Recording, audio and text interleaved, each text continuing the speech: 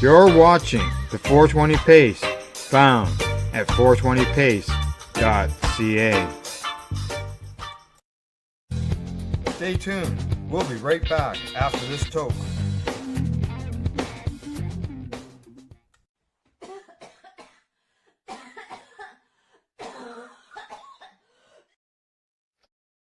You're listening to the Pace Radio Network here at paceradio.net. The views expressed by the individuals during opinions, and they may not be the same as those of their group or other organizations they may be involved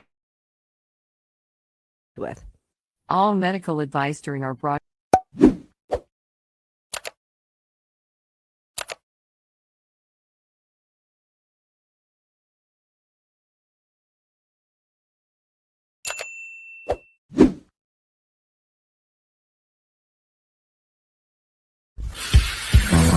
Oh yeah, baby, that's lovely.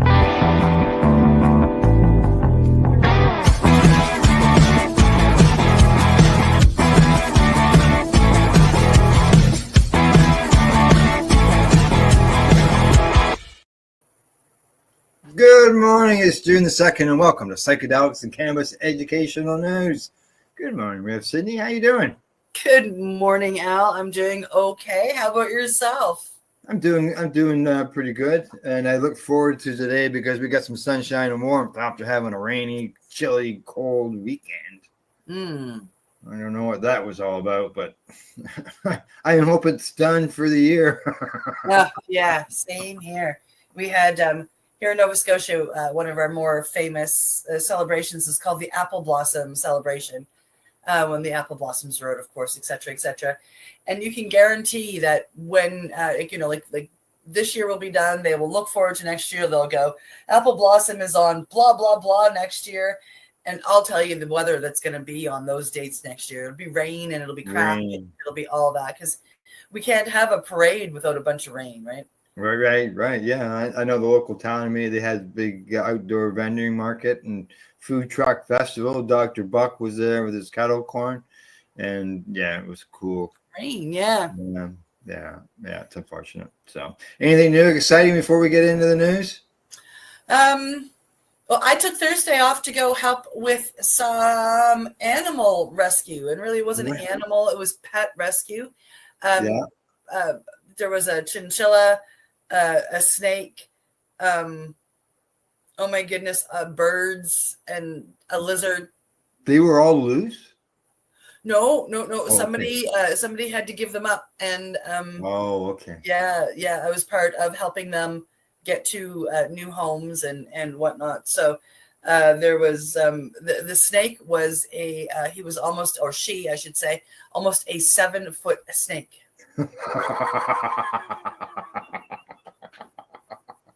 Well, I hope they all found new happy homes and everybody is everybody's going to be okay. Yes, the chinchilla is the last one to go, but the people who are taking it just need to. They didn't have enough room to take everything the day they came to get everything. So yeah, they'll be back for the chinchilla, and then that's it. Yay! All righty, good. I'm glad. I was thinking they got loose, and I'm like, oh my god. Alrighty, here we go with the news. First story is up.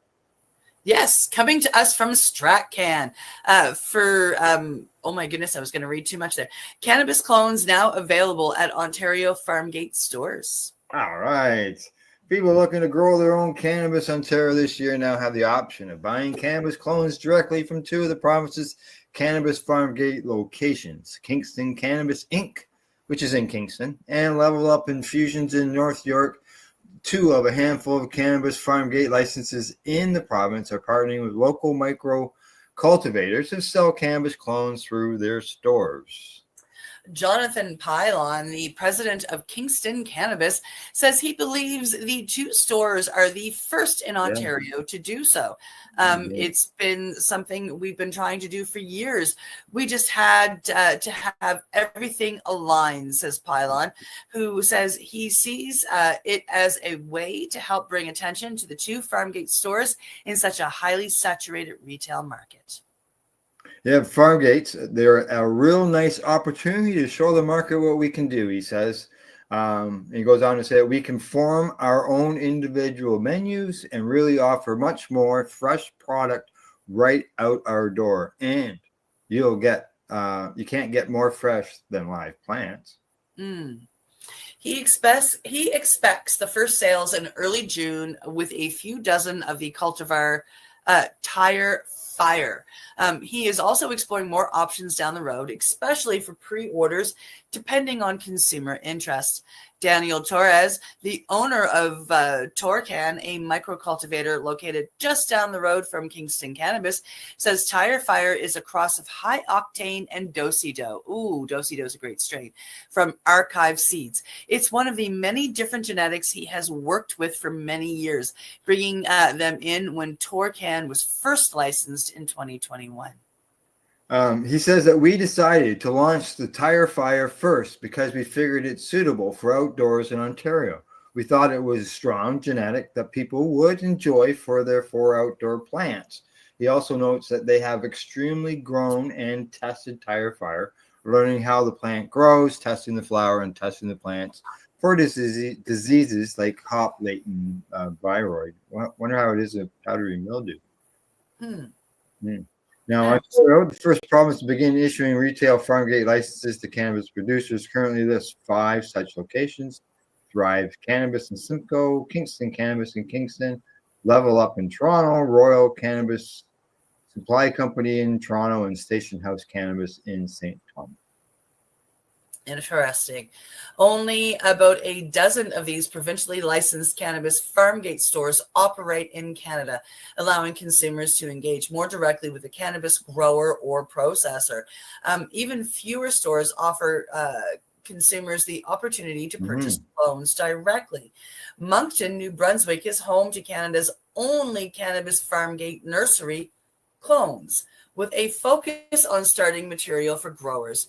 Hidden Harvest, the producer behind the Clone store and brand, has also worked with retailers in New Brunswick and PEI to offer clones to consumers at retail stores and even special events. I think this picture, this lady looks familiar. I know her. Yes. Do you? Other farm gate stores in the province, like Eco Canadian Organic, has offered clones for sale at their store in Rexton. British Columbia's direct delivery program has also allowed cultivators and nurseries to sell clones directly to retailers, bypassing the provincial distribution warehouse. Wow. Yeah. Very interesting. Yeah, I see I my think, friend at Eco there in the story. yes. That's it. She looks familiar. I think we've seen her before. I'd like to see, like, as they said in that story, in one quick line there was about having the clones in the store and having them pre-sold, or the customer orders them.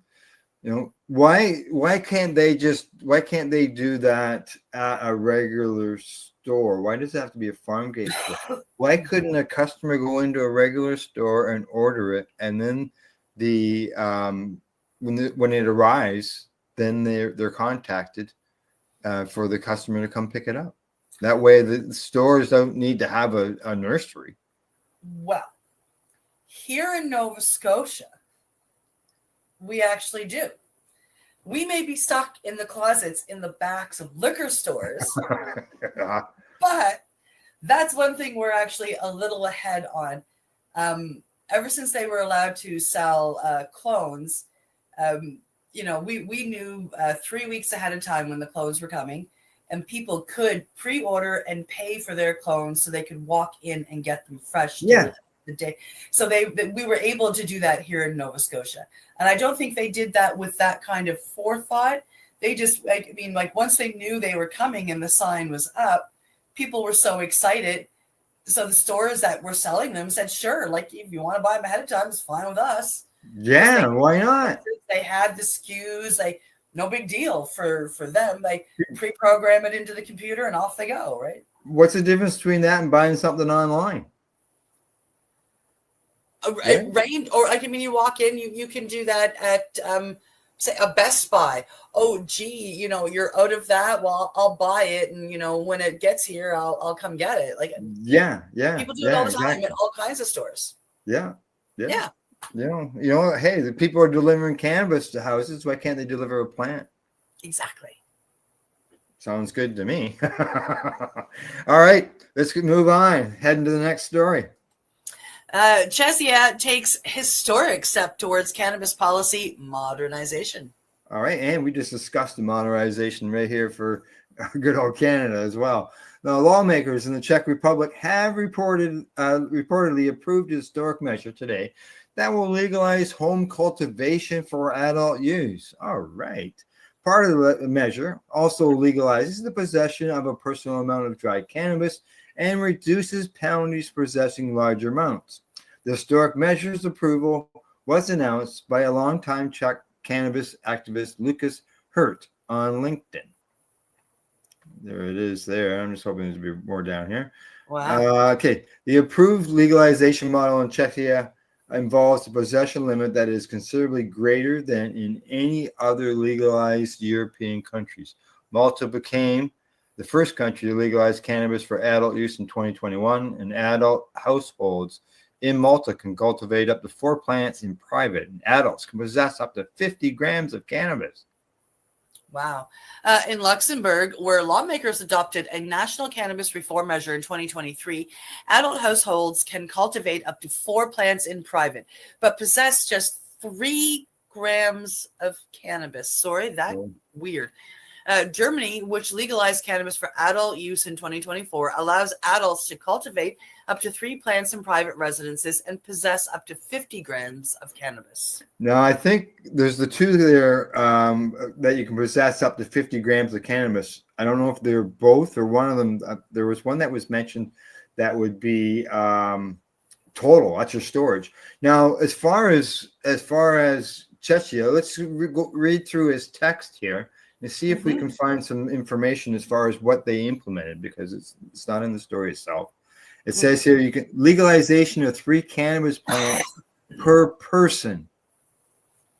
Possession of up to 100 grams of dried cannabis, and significant lowering of punishments for possessing larger amounts. Yeah, he says after more than 2 years of intense and most voluntary work, I am incredibly pleased to announce that we made it. Cannabis prohibition has just suffered the biggest blow in 70 years in Central Europe, and the Czech Republic will now become the 3rd country in Europe after Germany and Malta, where adults over 21 can legally grow, harvest, dry, possess, and store their own cannabis.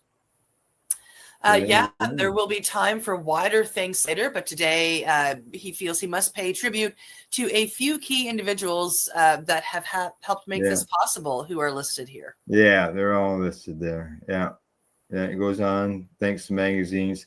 He says, yes, 100 grams is not enough. And no, not everything we fought for has passed, but still, this is a monumental and precedent-setting change. And to top it off, we have also legalized the medical use of psilocybin mushrooms.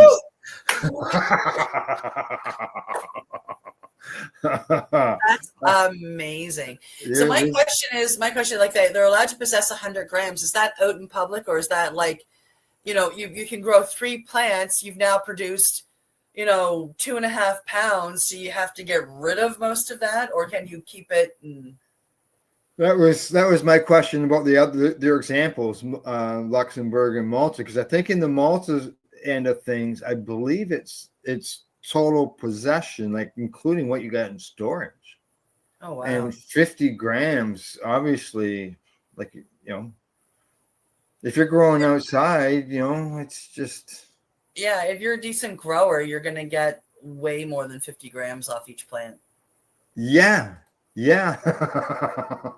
those are I was a new grower when I was growing, and I mean, like I was 50 grams. Well, that's those 2 branches.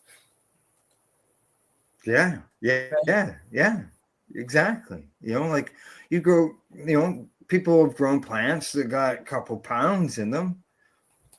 That's partly genetics and scalability as well. It's all it all works together, but yeah.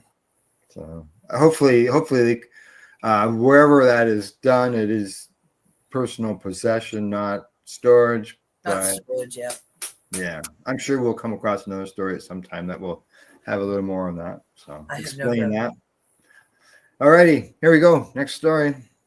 Coming to us from Green State, THC found in popular mainstream candies. Mainstream candies and popular sounds like something that's normally bought at a regular store. Yeah, we're talking like, walk into your grocery store, Yeah. get these Haribo gummies that, Wow. normally you can eat handfuls of it, and the only thing you're going to get is too much sugar. Correct. Well, almost every American can relate to the experience of walking into a cool convenience store and grabbing their favorite Haribo gummy snacks. For a few in the Netherlands, that candy treat turned into a wild ride. So far, 3 bags of Happy Cola Fizz candies, similar to those found in the United States, has contained THC. The Dutch Food and Consumer Product Safety Authority issued the recall earlier this week for the fizzy cola candies. Several members of the same family fell ill after sharing a package. Dutch media reports this. The police investigated and discovered that the cola sweets contained THC. Only 3 bags have been cited as causing problems, specifically dizziness. Haribo issued a recall for the entire batch as a precaution. Candies that could be impacted have a best before date of January 2026, with batch production number listed here. Haribo is working closely with the Dutch authorities to discover how it was contaminated and ensure no other products have been distributed with cannabis inside. Cannabis has been a cultural staple in the Netherlands for generations. Is it ever? I was just there. It was awesome. With coffee shops serving as a vacation highlight for many tourists. Hey, almost 600 cannabis cafes straddle over 100 municipalities. These spaces are tolerated by the government, but still remain illegal. The Dutch government recently expanded an experimental program to understand how to manage cannabis supply chain from seed to sale. There are 80 coffee shops taking part as an investigatory teams figure out how to manage cannabis distribution and production compliance. Even with this new government involvement, it is still illegal to add THC to bags of traditional candies that children are likely to eat. As the case unfolds, many are watching to see how this happened to such a large corporate brand. Yeah, I'm curious. I'll be excited to see that story when it comes out. Yeah, well, hey, when it comes out, we'll make sure that we follow up on that for sure. So, yeah, it's you hear about that happening at Halloween. Somebody's come out and said that they accidentally got swapped or whatever, right? But a major company. Yeah, I mean, it's I'm completely baffled by it. I mean, like, I can make some jokes, but it's not overly funny when a kid gets stoned that shouldn't have gotten stoned, or somebody who has a very low tolerance or intolerance for THC gets some gummies, and now they can't move for 5 days because they're so. And I've seen that. I have seen a man, and one of my best friends is 240 pounds, and it's not that he's fat. He's a big, tall, huge, big guy, dude. 5 milligrams would knock that man out for 2.5 days. 5. Yeah. 5 milligrams, and he would be done. He has zero tolerance. So it happens, and this is why we need to be careful. Yeah, big time, for sure. All righty. We got one more story before we go to break, and here we go. Coming to us from International Cannabis Business Conference, UK poll finds majority support decriminalizing cannabis. Good stuff. I always like to hear these things like this. The YouGov UK poll has conducted, which was conducted May the 28th, the same day that the news broke about the London Drugs Commission recommending that cannabis be decriminalized. London Mayor Sir Sadiq Khan, who established the commission in 2022, quickly endorsed the cannabis decriminalization recommendation, The YouGov UK poll asked adults in the UK, would you support or oppose decriminalizing possession of small amounts of cannabis for personal use? And these are the results. Yeah, so here we have 23% are strongly supportive, 31 are somewhat supportive. So that brings us up to 54% right there. Yeah. The majority have got it. Somewhat opposed at 15%, strongly opposed at 19%, and don't know, so they don't really care. Probably 13%. So definitely with we've got 34 were opposed. Yeah. They're doing okay. That's pretty amazing. Yeah. And as you can see from this poll data, a combined 54% of poll respondents expressed support for the public policy change, with only 34 directly opposed, and 13 being undecided, which is just awesome. Yeah. When the results are filtered by region, support for cannabis decriminalization is even stronger in London, with a combined 56% of survey respondents expressing support for decriminalization and only 30% of respondents directly opposing it. As is often the case with cannabis policy modernization polls, younger respondents were more likely to support decriminalization compared to older respondents.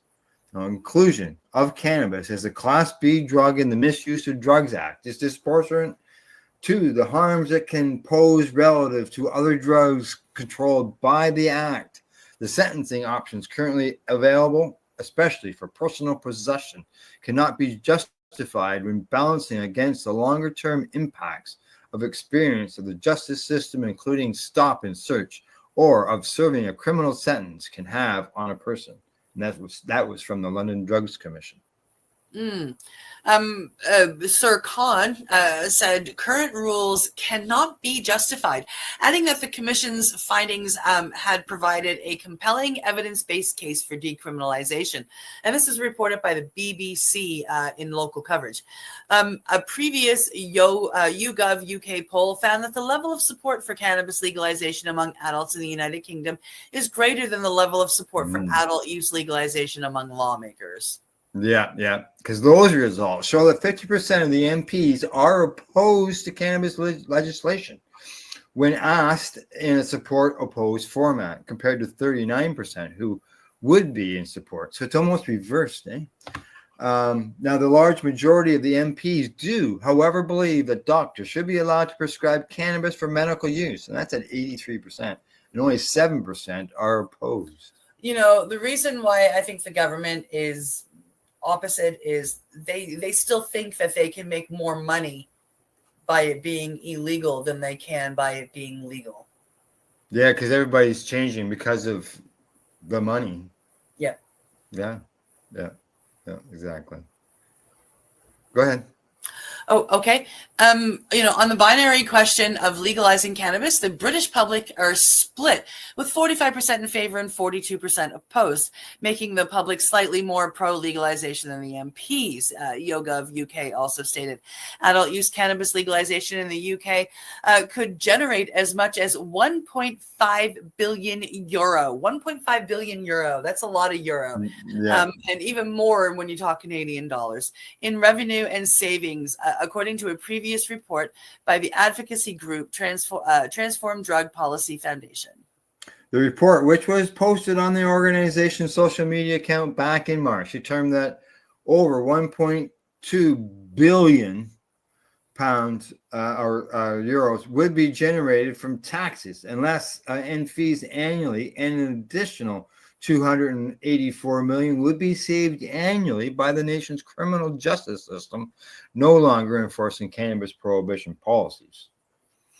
There would be costs incurred by government, by regulatory infrastructure, inspection, monitoring, compliance, trading standards, but largely covered by licensing and other fees, according to the organization. Go ahead.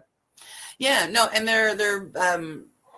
their tweet. Is this a tweet here? I'm not sure if this is a tweet or a different form of. Well, that's their tweet on X, correct? Yeah.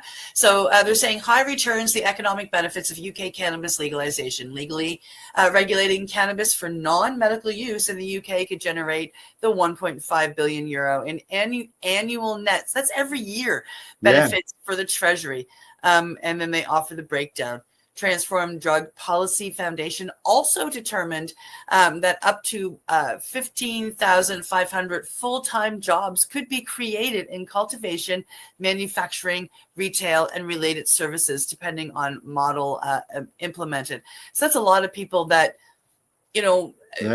offers an opportunity to a lot of people that worked in an illegal sector to come forward and do what they do well in the legal sector and make money and be profitable, and it's awesome. And there's so many, we've reported in the past so many children over there that could use access to cannabis oil for epilepsy, and they get denied.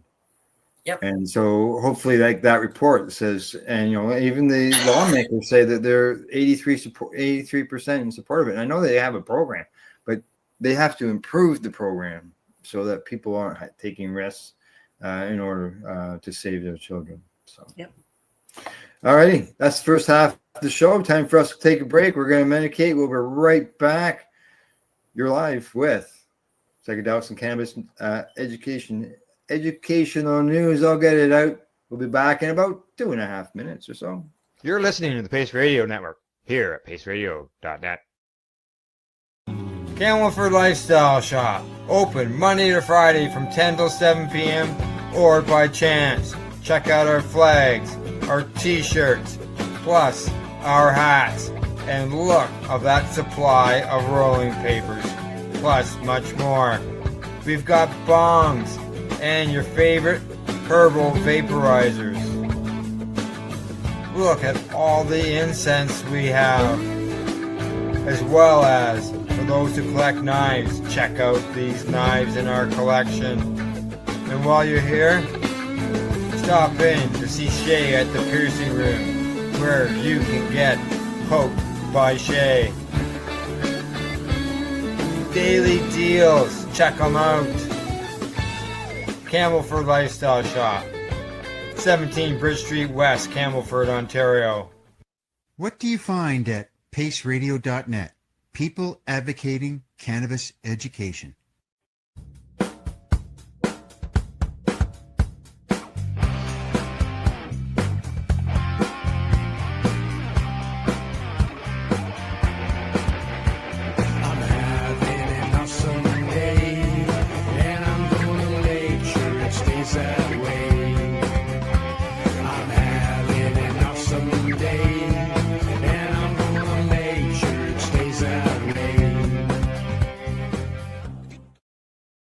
Limestone City Hydroponics is Kingston, Ontario's hydroponics shop. Take your growing to the next level and create the optimal environment with a tent kit, or maximize your yield with an ebb and flow flood table kit. Either way, Limestone City Hydroponics has more sizes and options to fit your needs. Are you looking for the power of the sun that adapts to your budget? Then look no further, as they have professional grow lighting. They have indoor grow systems that are easy and cost effective, with many options to fit your living space and lifestyle. Cultivate your growing potential. We have everything you need to succeed. And if you can't make it to the store, they offer local delivery to the greater Kingston area. Remember, when you're looking for experts to help you grow, then look no further than the locally owned Limestone City Hydroponics, 105 Sunderland Drive in Kingston, Ontario. Call them at 613-548-0420.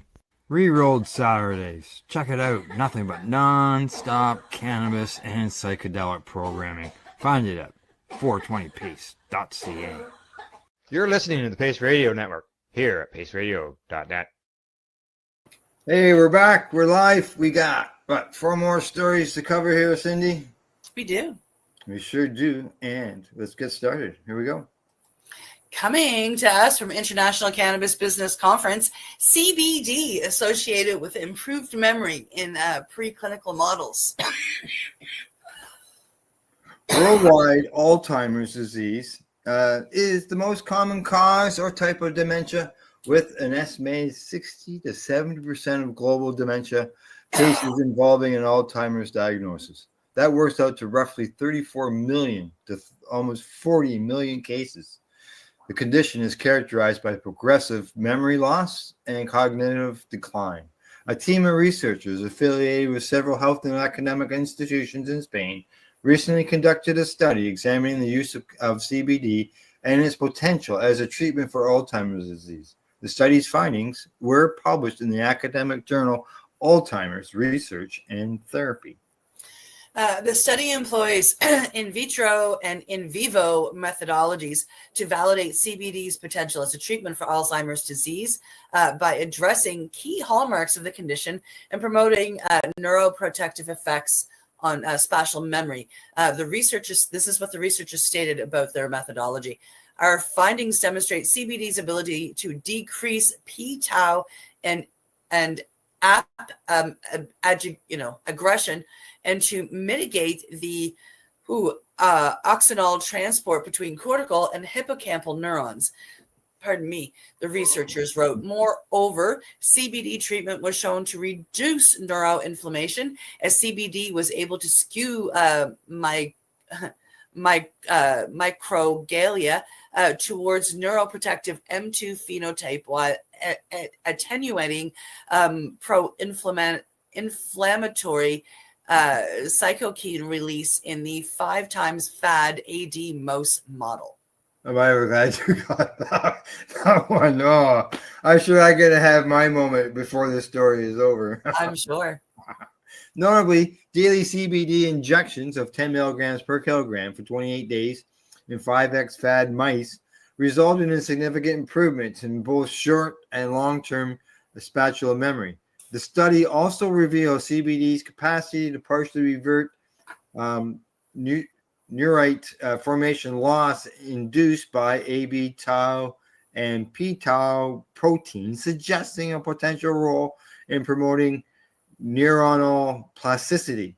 The researchers added additional CBD treatment led to the reduction in reactive oxygen species formation and increased neuronal viability with the presence of AD-associated protein aggregates.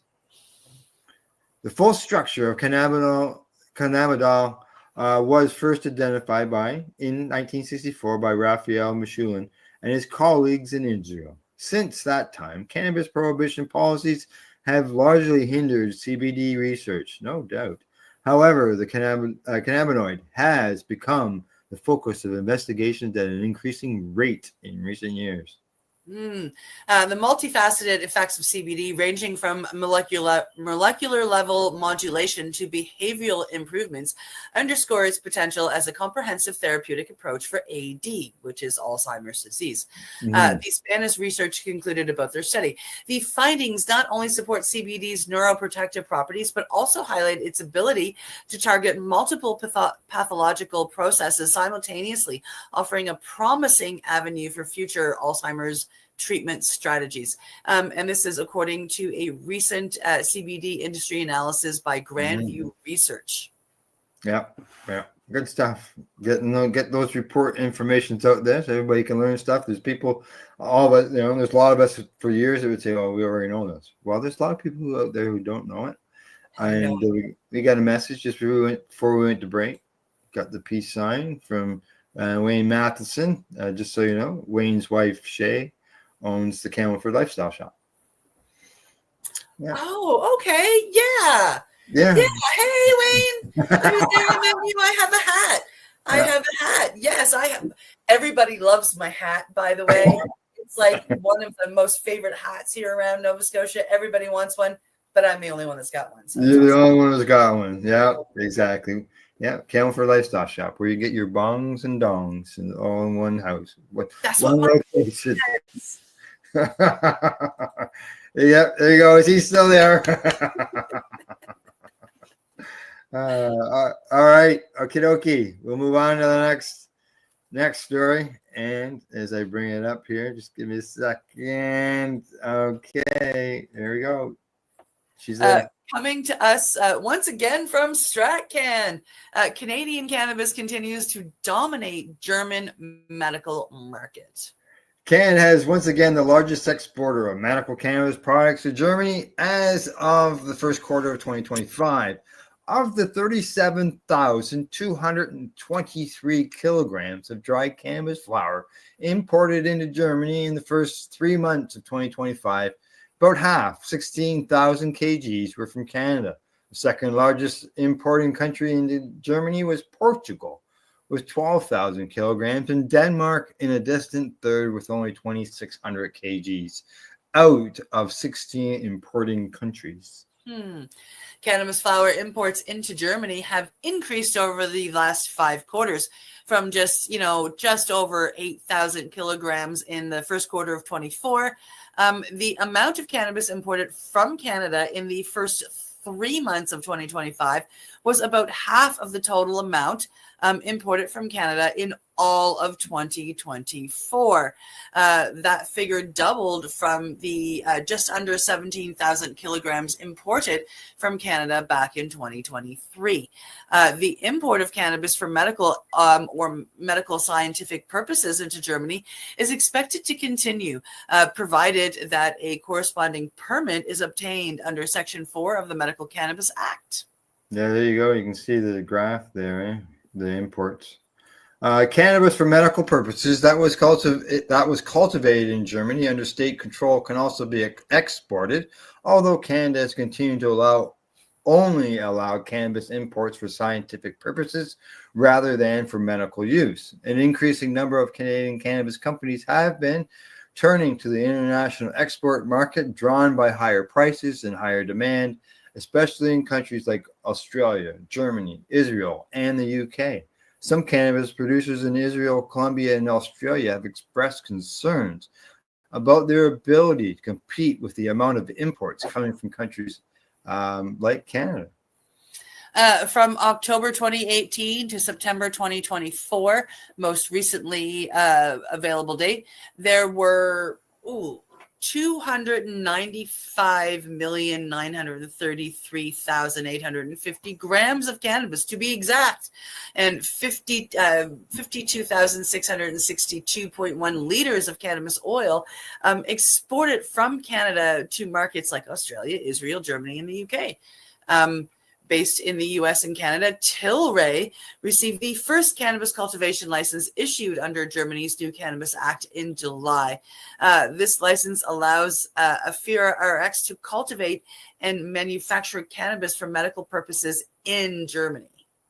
The American Cannabis Company, which operates in Canada, the United States, Europe, Australia, and Latin America, was the first to receive a cannabis production license in the country. Canadian cannabis company Aurora and German company Demacan are also now licensed for production in the country as well. And in February 2024, Germany passed the German Medical Cannabis Act, expanding the country's medical cannabis laws.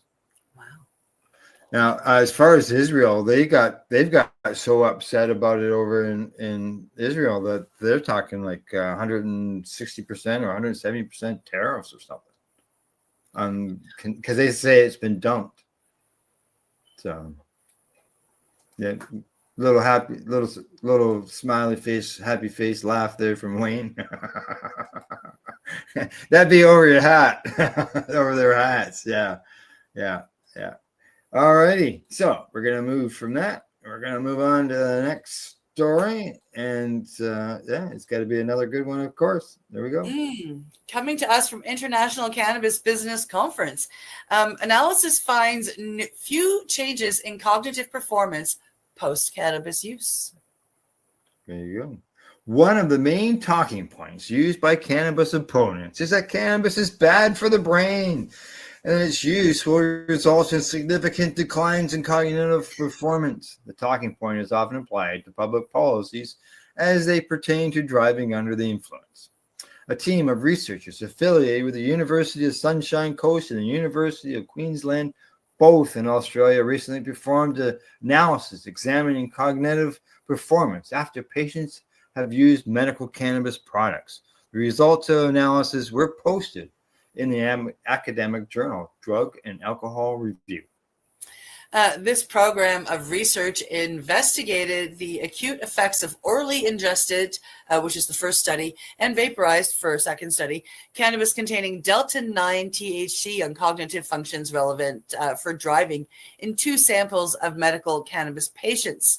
And the researchers wrote, participants completed counterbalanced baseline, no cannabis, and cannabis consumption post-cannabis appointments scheduled approximately 1 week apart.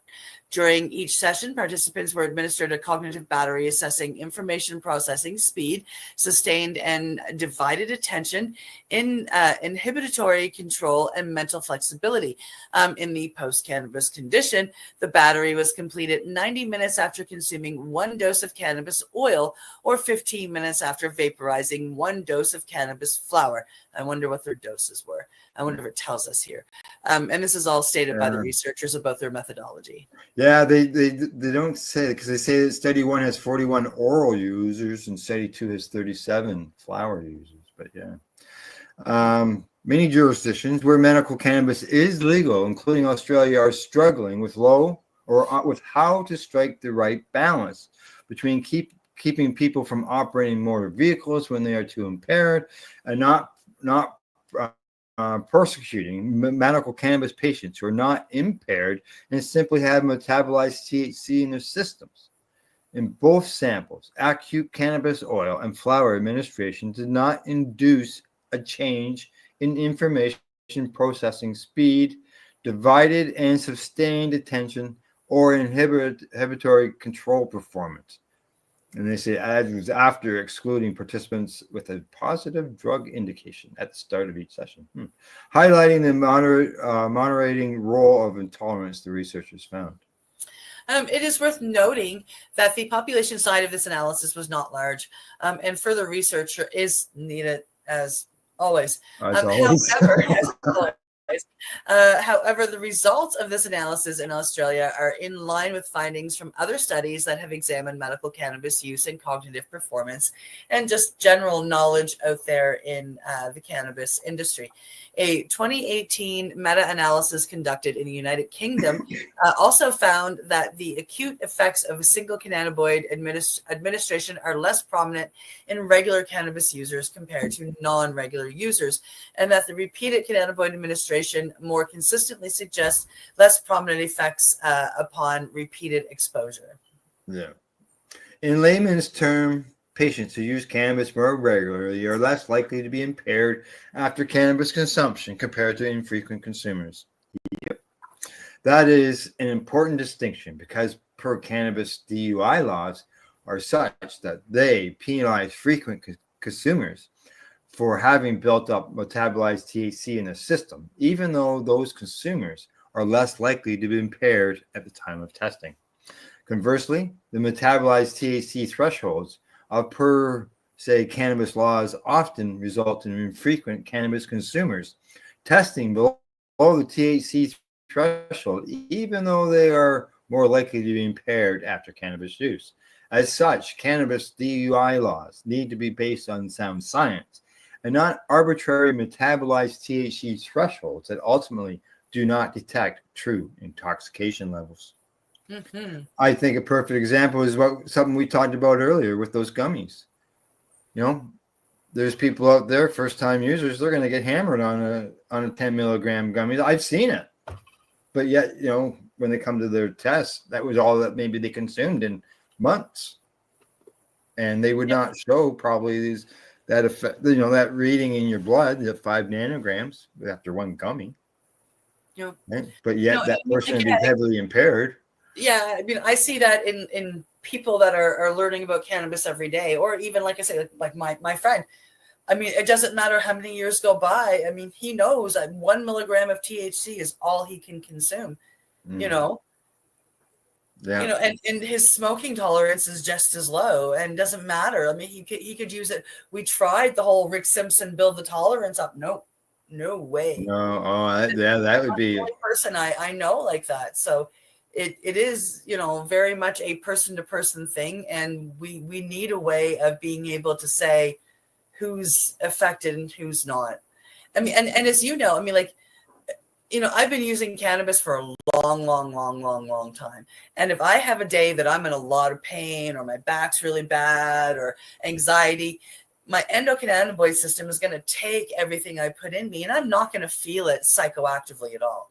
But if I'm having a day that my pain is low and my anxiety is low, I smoke that same joint and I'm going to be high.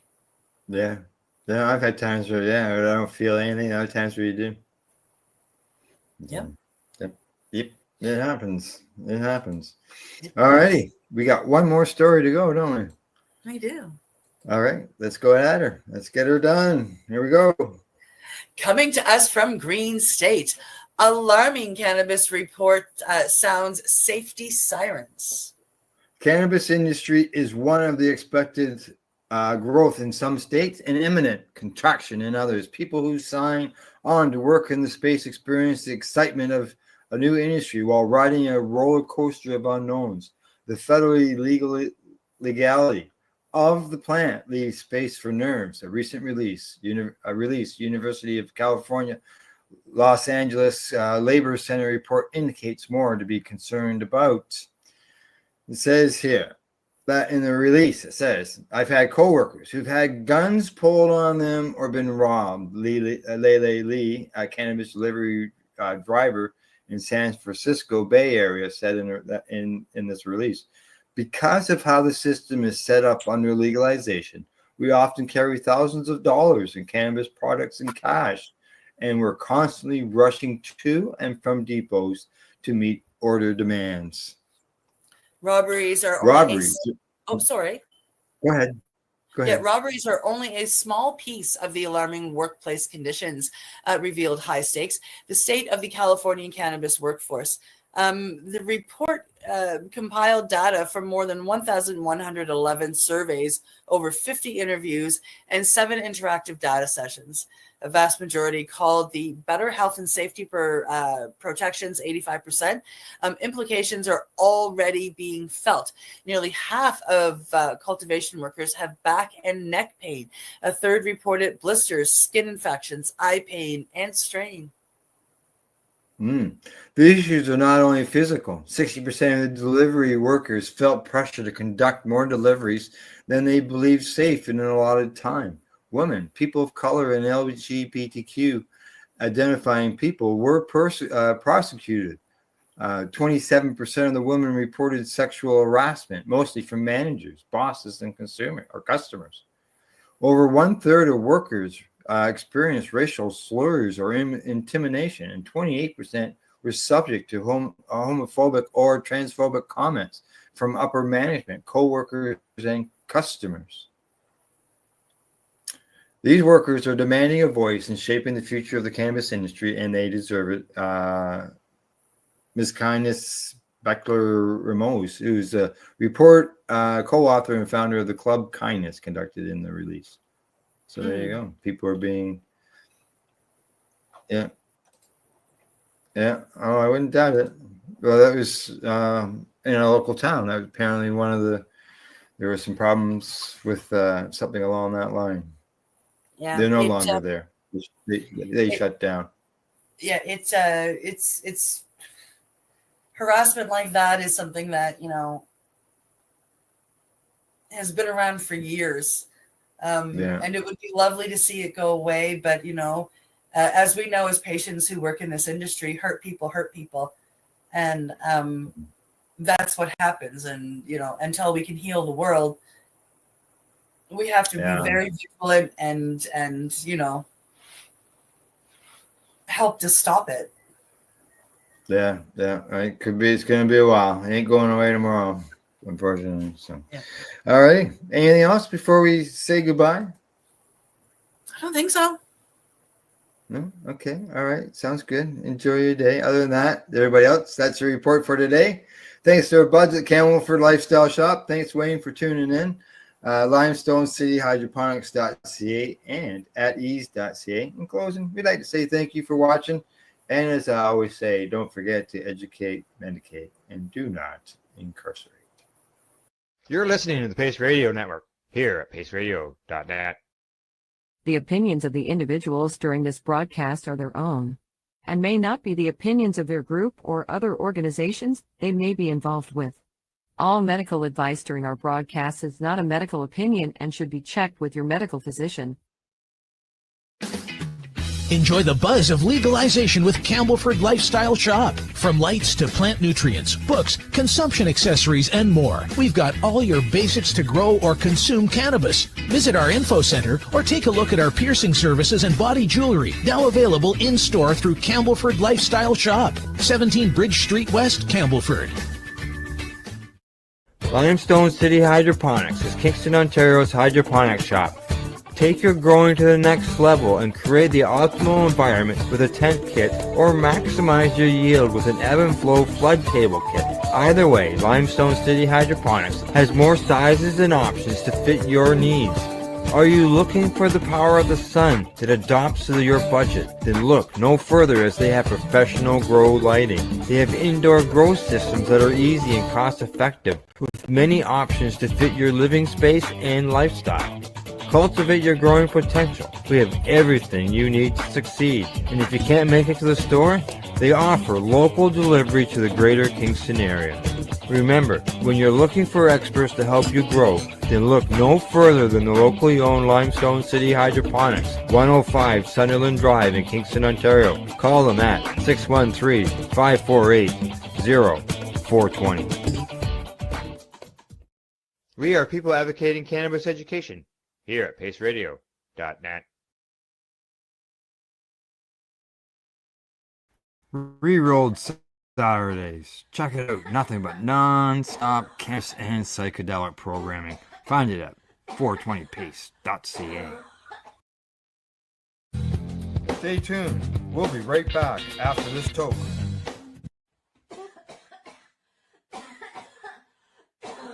You're watching the Hi Guys podcast with Al and the other Al on the 420 Pace Project. The opinions of the individuals during this broadcast are their own and may not be the opinions of their group or other organizations they may be involved with. All medical advice during our broadcast is not a medical opinion and should be checked with your medical physician.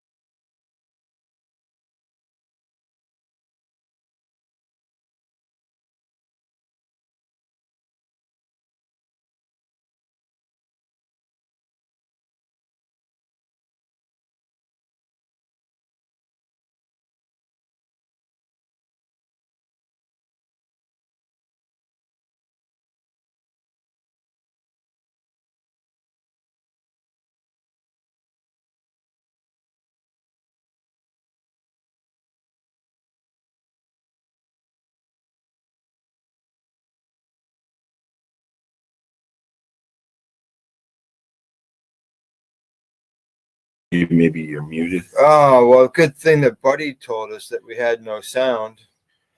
Yeah, I was muted, I guess. Did you fix it? Yeah, I did. Al made a mistake. Should we start again? Well, we could, but, I don't know. People can see you now. Okay, you want to hide. You got to Here. There we go. We'll start again. Okay. All right. Thanks, Buddy Weeds. Hit the thingy. Hit the thing. You want to start? Yep. You want to start again? Sure. Okay. We're just gonna do this. I'll be quiet now. You'll be quiet. Okay. I gotta go find. Take two. Take two. I think this is it. Yeah, I think this is it. Just here. This is what Al wants me to do. Stay tuned. We'll be right back after this toke.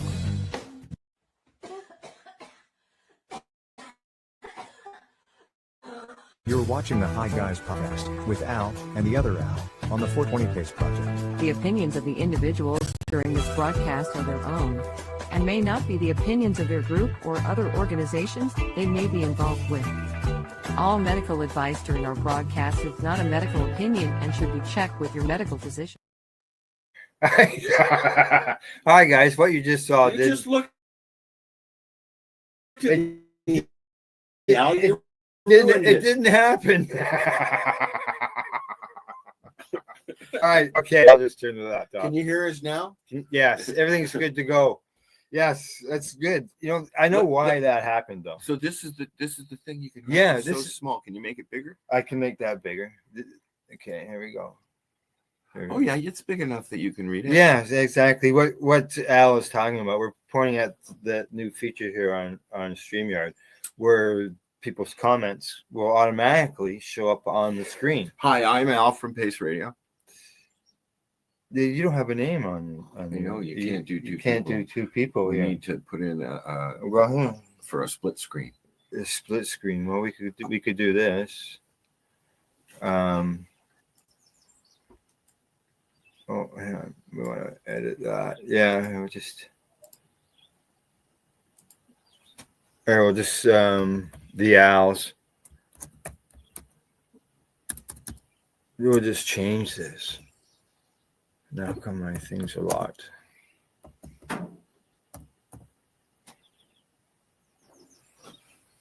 Or should we just The go? owls. Should we just go?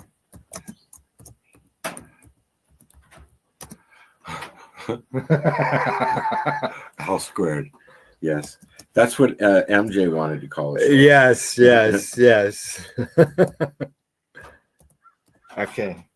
All right. I think I got it there now. How's that look? And you'll have to excuse the dog barking. I do have Rosa here, and Al has his Tessa here, and I feel bad because it's her home and she's tied up around the corner, and my dog's just sitting there.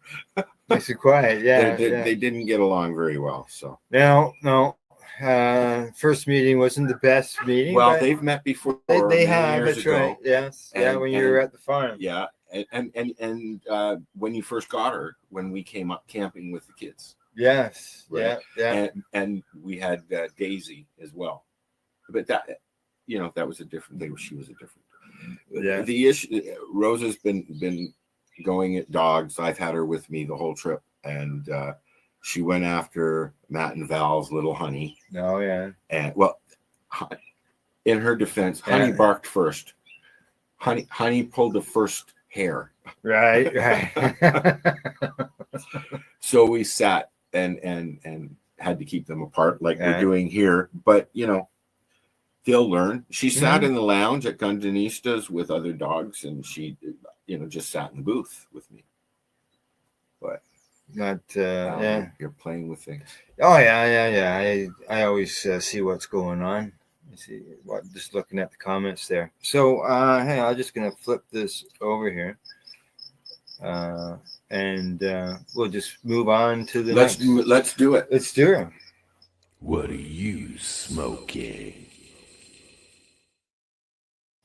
What are you smoking now? I'm smoking some green crack that I got on the Grand River reservation. Yeah. And I also got some black tuna because I've had Robert Platt's horn on. Platt's horn? Plat- Platt's horn. Yes. Something like that. Who is gone now, rest in peace. Yes. I've had him on the show and a couple of his other guys, and Robert was one of the original members of what they called the Black Tuna Gang. Yes. And they were drug smugglers pilots, and they would fly in from wherever they were picking up and drop bales the size of tuna, the shape of tuna, I'm sure in some cases, into the Mexican, Probably weighed more than tuna. the Gulf of Mexico and the Florida Keys and all that. It's not called the Gulf of Mexico anymore. It is Gulf everywhere of- but one country. The Gulf of America. So, anyways, Robert told us the stories, and they've made a documentary about the Mhm. Black Tuna Gang. They were featured in a few movies as well. Yeah. They would drop bales from airplanes close to the beach, and they would have people in boats to pick it up. And that's how they got the name the Black Tuna Gang. Black Tuna Gang. Black Tuna. So, being that, obviously you can tell already, the show's going to be a little different today, being that we're together here. And Just so, a sec. Just a sec. oh, okay. That's just a wall between us. We can't see I each don't other. want to see you. Right. Okay. So, yeah, we're already, as you can see, I'm also outside. We're not in the office For the first time. for the here. first time, and it'll be interesting going forward. I'll probably Well, hang something you off the could set door. something I up could more go out permanent there. here. Yeah, You know, yeah. it'll It'll give me 1 minute. It'll give me a spot to smoke and be able to do my podcasting. Lay down. Lay Yeah. down, please. Is it a cat? It's Garfield. Yeah. Oh, okay. Rose is barking at Garfield. We have a cat. Yeah. Oh yeah. I And know. I don't know. But it's not your cat. Correct. Right? And there's Tessa again. And then it's this again. It's not your cat. We have three cats around here. And she's just gonna So- stare. They're gonna stare at each other for a little while. Garfield, yeah. He's under the truck staring at Rosa, and Rosa is panting. Yes. Yeah. So back to what we were. Yeah. So we've got not only I asked there, or the segment there, what you're smoking. You got all those stuff. I'm smoking Trophy Wife. We also Just straight up. Well, what else we got to smoke? We today? also have some samples that I was given by a friend. Al's going to try them, and because I can't vape. And there's different shatters in a resin. Yeah, shatter there. Another shatter. Shatter. Shatter. It's starting to sound like the Rolling Stones. I got my dab rig here. I wonder if I should go with my shatterizer. Well, that's what I have. If I should. run back to the car, I don't have it here. Yeah, I should get my shatterizer before we get into that. And what we'll do when I go to do that, I'll play a song. We'll play Dr. a song, High. a Dr. High song. I'm enjoying some of the songs I really enjoy. One song. Do you have the RSO song? I do, but not as a single. I'm just checking here. If it's it's not there. Al's playing DJ today. Yeah. No, I don't have it as a single. Maybe we can load the video. Well, I could try. It's not it. a fast computer. But it's not just that. It's just there's so much. Okay, don't worry about it. Bandwidth. We will right? stick it in there somewhere. Satellite stuff, right? Oh yes, I forgot. Yes. Yeah. But who knows? You just never know. It might work out. Oh, I know. I actually did. I couldn't. It wouldn't allow me. Actually, it wouldn't allow me. I couldn't download this morning. When I was at the farm in Hastings, I was on Rogers. I was just using my phone as a Wi-Fi. Yeah. And before we had that the tornado that went through, everything was fine. But then when they hooked it up again, I hardly got a signal. Oh. You got some reclaim going on in that thing. The ashtray? No. Oh, that's the. Yeah, I know it's dirty. Here's a question it's really dirty for our listener watchers. What do you do with your reclaim? Do you like it? I love reclaim. Oh, that? Yeah. Oh, no, actually, I just clean it. I like reclaim. Yeah. Yeah. I'm looking here. I'm at Dr. High Music, which is Dr. High's YouTube page, and I'm not seeing the RSO. video. Right. Do, do, do, do, He's got a lot of music here. do, do. There it is right There there. it is right there. So Okay. we're going to listen to Well, RSO Well, say. hang on, let me bring it up here. Okay. Dr. High. By Dr. High. RSO Saved Me by Dr. High. I like this song. I like the way that he put it together. Yeah. Yeah, man. Okay, blow it up there. No, I can't do that because then I can't see You the have to screen. share it first. Yeah. Okay, here we go.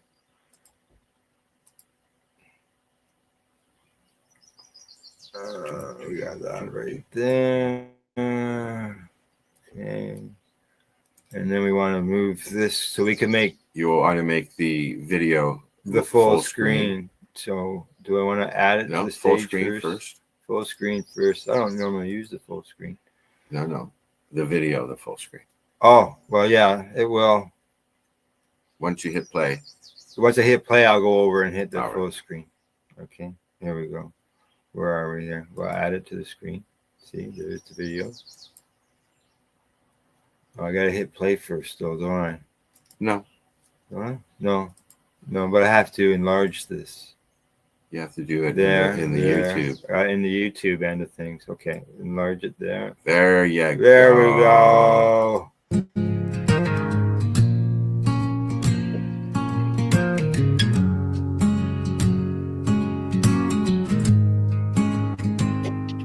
Doctor said the road was dark and long. Treatments came, but nothing felt strong. In the quiet, I searched for a sign. Found a name that lit up my mind. Rick Simpson's tale of healing and fight. A humble man bringing shadows to light. From the earth, an oil so pure. Whispers of a natural cure. RSO saved me, lifted me high, brought back the stars to my weary sky. From the depths I rose anew, grateful for the gift of this healing dew.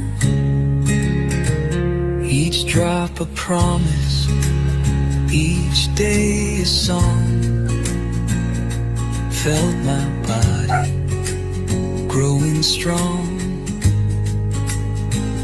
Nausea faded, appetite returned. In the gentle glow, my spirit burned. Skeptics question, but I believe in nature's arms. I was relieved.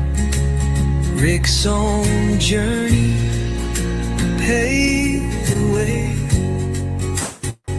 for souls like mine to find our day.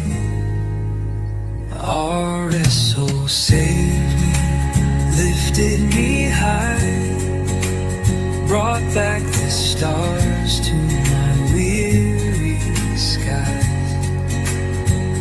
From the depths I rose anew, grateful for the gift of this healing dew.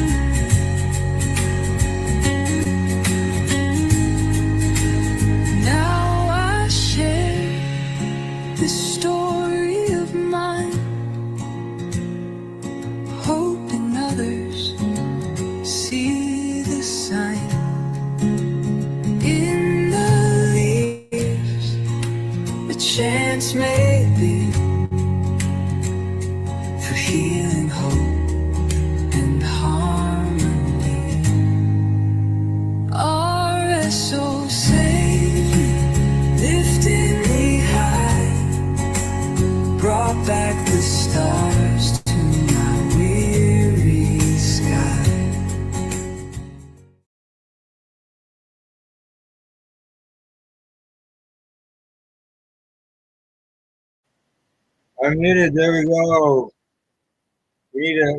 Sometimes we need a separate control board. There we go. We're unmuted. We're back. The reason I asked Al to play that today is because this last week at Grow Up, Rick made an appearance via video. Oh, yes. And did a little talk to the crowd. Mm-hmm.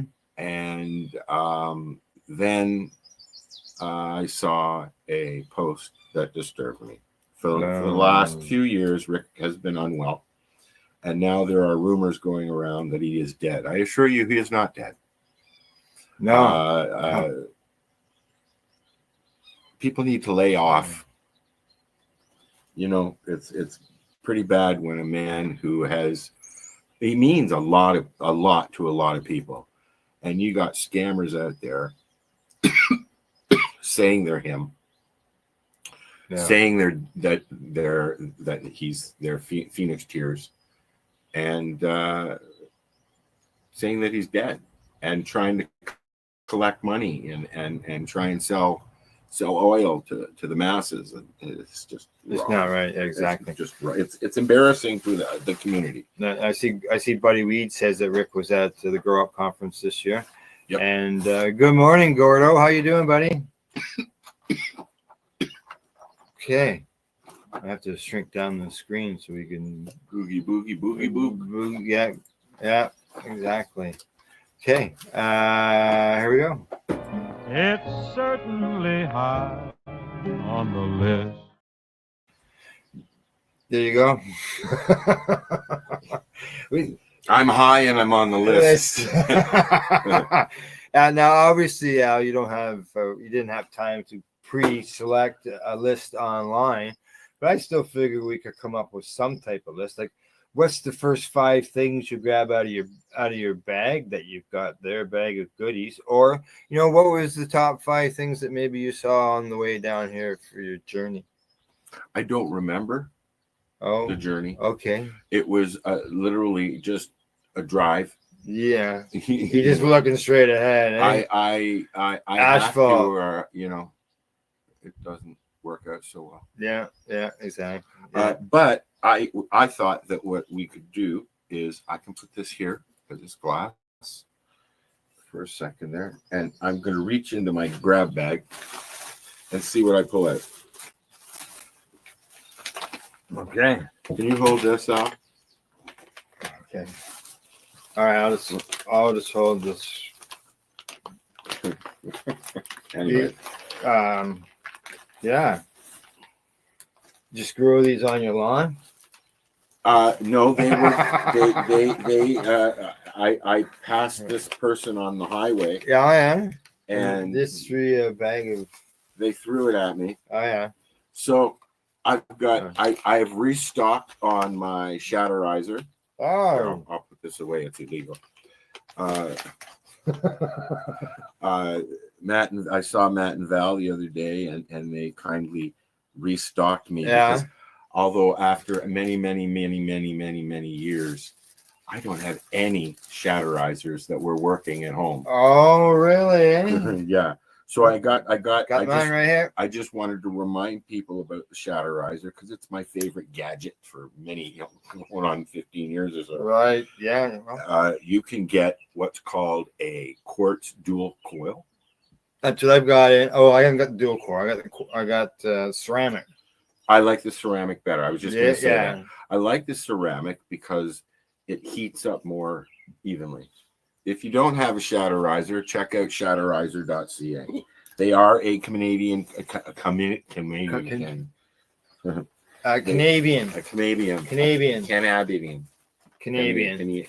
Hey, look, I found my mouse. Oh. And don't forget to feed it. I'm going to give. Did it shit in the bag? Well, it's mouse, yeah. Oh, don't talk to me about mice. So Shatterizer has all kinds of different tops and stuff like that. They have they also have the bubbler. Do you have a bubbler? You have a bubbler. I have a bubbler, yes. Yeah. Mine broke. This is the base of the bubbler. I do that. And the top. And the back. Yeah. of the other one. I'm They just mix and match, you know, whatever I've got going.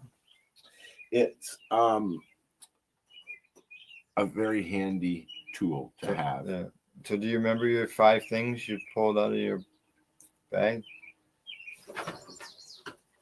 Thanks for reminding me, Al. I guess the next question is, did you? What do you? Oh, It's a Rosa queen has bee. found a buzzer. The queen bee. So okay, It's, let's look at this. Pollinating with the flowers. Something else I got on my way down here, Al. Yeah. Is if I can find it. I gotta look at you at the screen instead of looking sideways to you. We've got some oh my god shatter. You don't want to eat that from Endgame. I've had that before. No, Rosa. Don't be eating that. That'll hurt. Here's a nice little. Okay, this is number 3. I found this little thing here, and what it is it's a little RSO switch. Oh. That you. I don't know where it came from or who it is. Yeah, there you go. Okay, but you take the top off. Kind of gooped. You take the top off and you twist the bottom. Oh. And it pushes it out the top. Yes, sir. Yeah, just you gotta wait a minute. We need some RSO coming up the hose. Yeah. Oh, there it comes. There it is. There it is. There it is right there. You can see the little bubble up there. Maybe use your beard as a background. It's white. Well, the door is white too. Is that working? No. But anyway, it's a little syringe, and it's a personal thing. So, and then you've got your RSO for the day. Or you could just go on a piece of paper. Yeah. And this is from. I have mine in a 5 gram jar. Can you hold that up so it's close enough? My arm doesn't go that way. Okay. That's the company. It's a legal. That's this stuff. That's this stuff. Oh, really? It's illegal.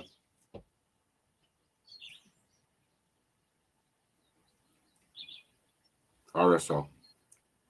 Yeah, balanced RSO. 411, 413. Terpenes on there. CBG, 27 milligrams per gram of. I really CBG. like that they're listing terpenes now.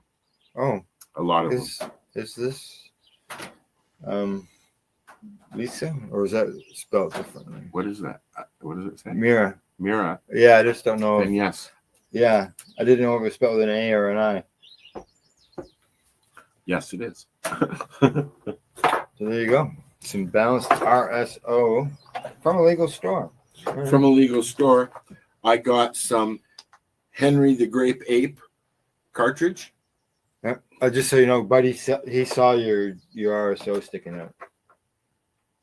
Oh. You can see it on the end of your. But I've got a dank tool. There you go. That's where you load up your shatterizer. I believe that was 5. Okay. Move on. All right. So move from that to this.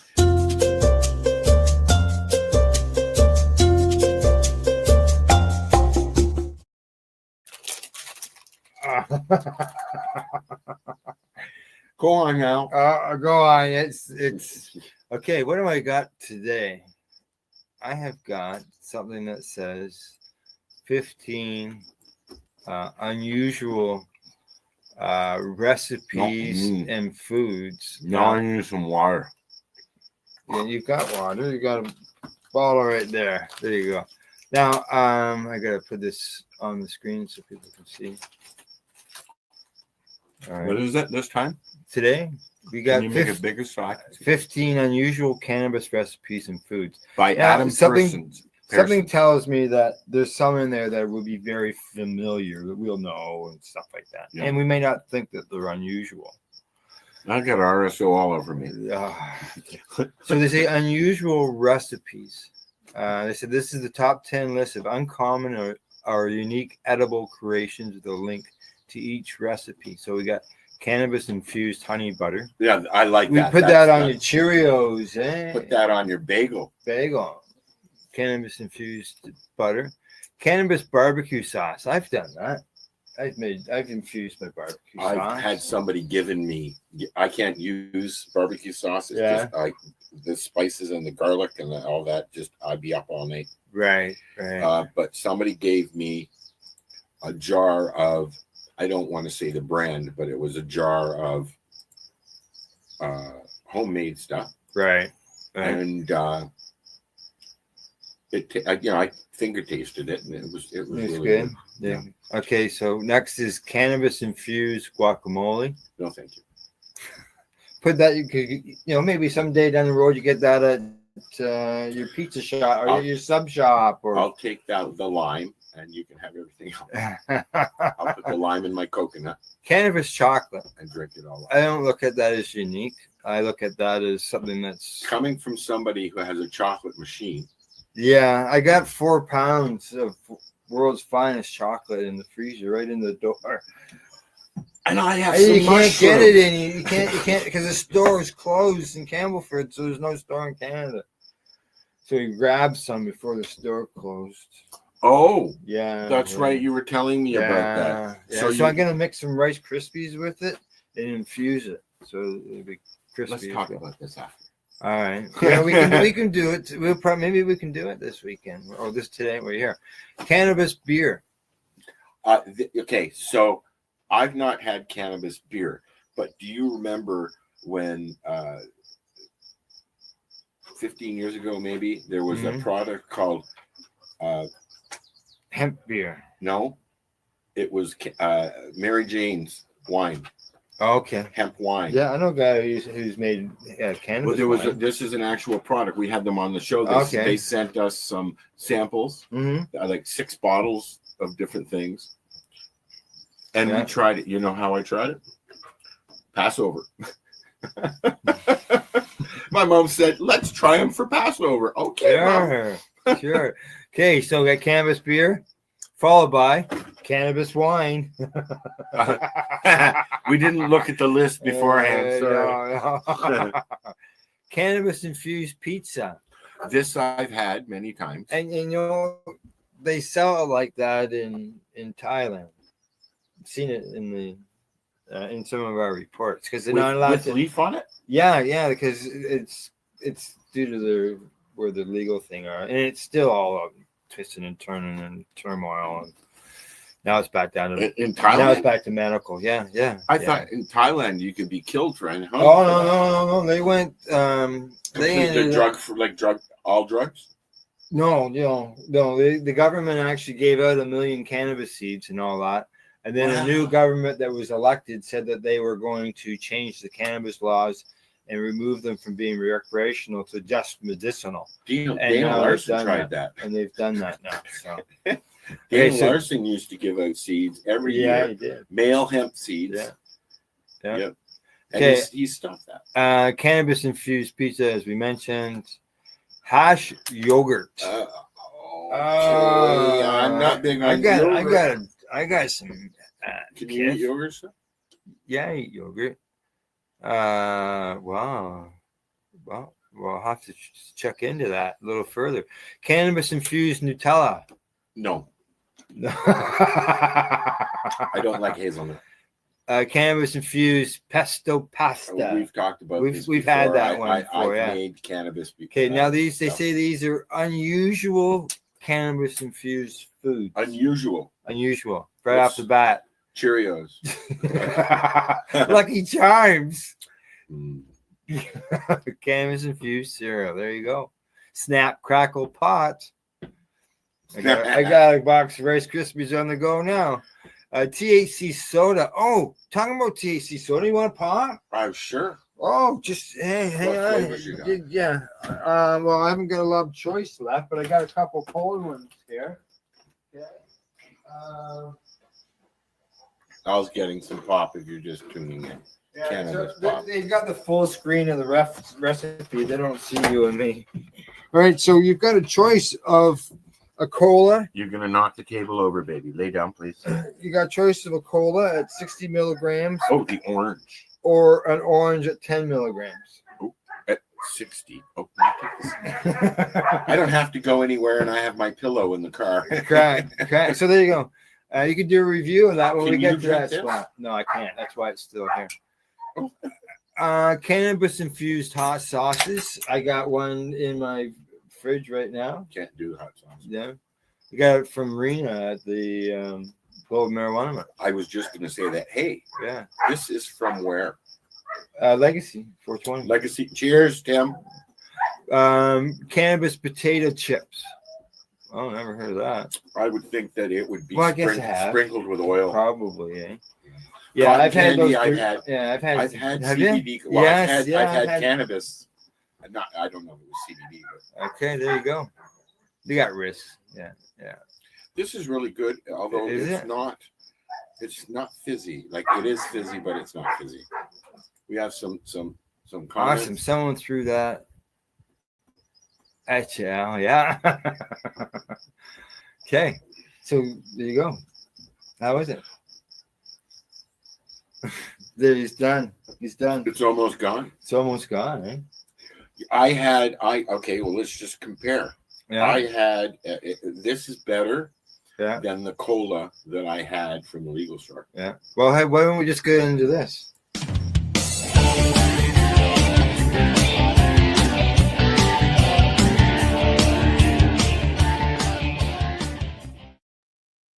An infused iced tea would be good. They do have, like I said, they do have infused iced tea, and the cola still going down. It's better than the legal store. Yeah. I think the product review section today is going to be lengthy. Well, yeah, we have resin number 3, shatter number 4, number 3, 4, 2, 3, and 5, and I have a diamond. Yeah, and then I've got some stuff over here I got a review on as well. Start doing it. I'm doing the pop. Okay, you're doing the pop. Okay, so what will I do? Okay, I'm going to start off with a double. Okay. Oh, that's a nice little battery. Yes. What I've got here, okay, is a battery by Tribal. I like Tribal. I've been. They've. Oh, that's the 1964. Yeah, that's product review number 2. Oh, okay. You're going through the battery first. Going with the battery first. Okay, you can see it's just recharged. It has so you can turn it up and down, so you can see the temperature. Yeah, there's actually a screen, a digital screen there. Okay, and on the digital screen, it gives you the voltage. You can go down to 1.8, I think, and then you can go up to 4 point something. So you can adjust it. 4.8, yeah, that's the one I do that has. It has the graph that shows you the strength of the battery, how much, how long your last toke was. And what's the price? Well, I'm not done yet. Okay. Okay, that toke was 3 seconds. And how long? 3.005. What's the longest you can go? I know the shatterizer. 15. The longest you can go 15. Shuts off at 12. Yeah. And so far, and it also counts your puffs. So far since I got this thing, 716 puffs. How long have you had it? About 2.5 weeks. Maybe. You smoke a lot of pot out. and there's other features, but I'm not exactly sure. So how much did this cost me? This cost me $47. No, I got it on sale at Spirit Leaf in Campbellford. When we go for our road tour, we'll be stopping there. Okay. We're gonna take my dog on a weed tour. $16 on sale. The one that I bought at Grand River was $15 for the pen and $15 for the cartridge, and I got a pineapple Express ripoff Yeah. called Pineapple Fuzz. Oh. So Yeah, I like it. So yeah, this it works good. It was recommended to me by Dr. Buck. Oh yes, I remember Buck. Yeah, and when I went into the store, the bud tender, Kendra was her name. She showed me, I don't know, probably at least a dozen different options for me to look at. And in the end, I still went with the one that was recommended. I like the tribal product. I Yeah. hear the 1964 products are supposed to be very good. Okay, no, And it's a liquid diamond, is it not? yeah, 1964, which I just happen to have the package still with me. I keep all the packages from the Yeah. cartridges and stuff that So, I've been using. It. With the tribal, 285 puffs is what I got the first. Excuse me? On the first charge. And it's counting your puffs for you. Correct. Oh. Yeah, like I said, I'm at 716. You think I counted that? and that's on the first charge. And first charge. That came out of the pack, right out of the package, basically. Or yeah, I plugged once. it in, and Okay, it didn't take much to charge it. Okay, so now as far as the 1964, it is resin vape, 1 grammer. I believe it's much like the 1964 hat. It is Blue Dream. Form. It's Blue Dream. Blue Dream. And as far as it's just cannabis extract, that's all it contains. Nothing else. It's equivalent to 4 grams. And does it give you your terpenes and stuff or no? Doesn't tell you that. Oh yes, it does. It does on the other side, on the front. Total THC is 76. CBD is 2.1. CBD, yeah, okay. Oh, that's a lot of CBD. Yeah.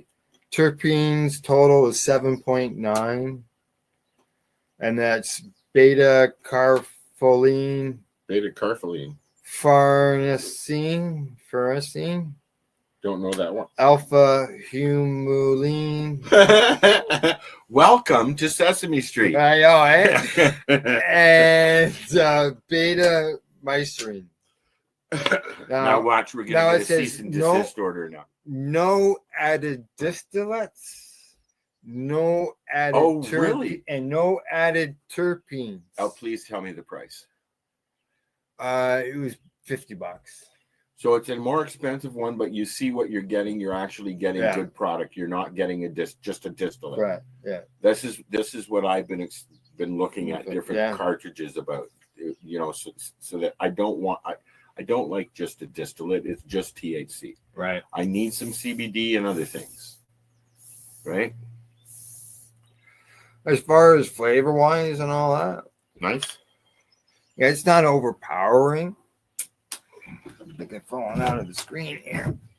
Ow. Moving over closer to you. And I see we got some messages going on. I can't read them on the little screen. I come to visit you and you move over. Oh, cheers, dude. Game Pro. Way to go, buddy. Thanks for stopping in. Hi. You got a gram. Game Pro's asking how much. You got a gram.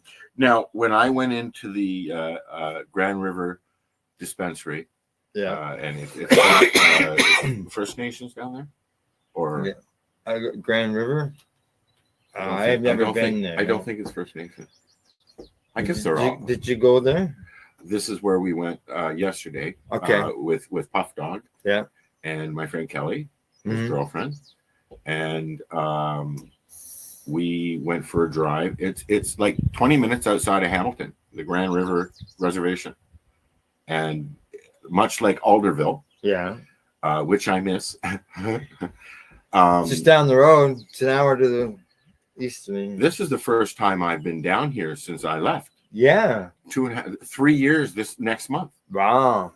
Right. Yeah. Al helped me pack up my farm, and I haven't. You know what? I purposely came along the 407, so I didn't have to go past the farm. I don't want to see it. Oh, okay. Yeah. You came up to 115, so you didn't even go by it. Yeah. Right from Hamilton, right over. Okay. Well, at least you know it was free from when you got to Brockville. It was always free from Brockville, wasn't it? No. Actually, just started June 1st. I saw the signs. Yeah, June 1st is when I saw the signs.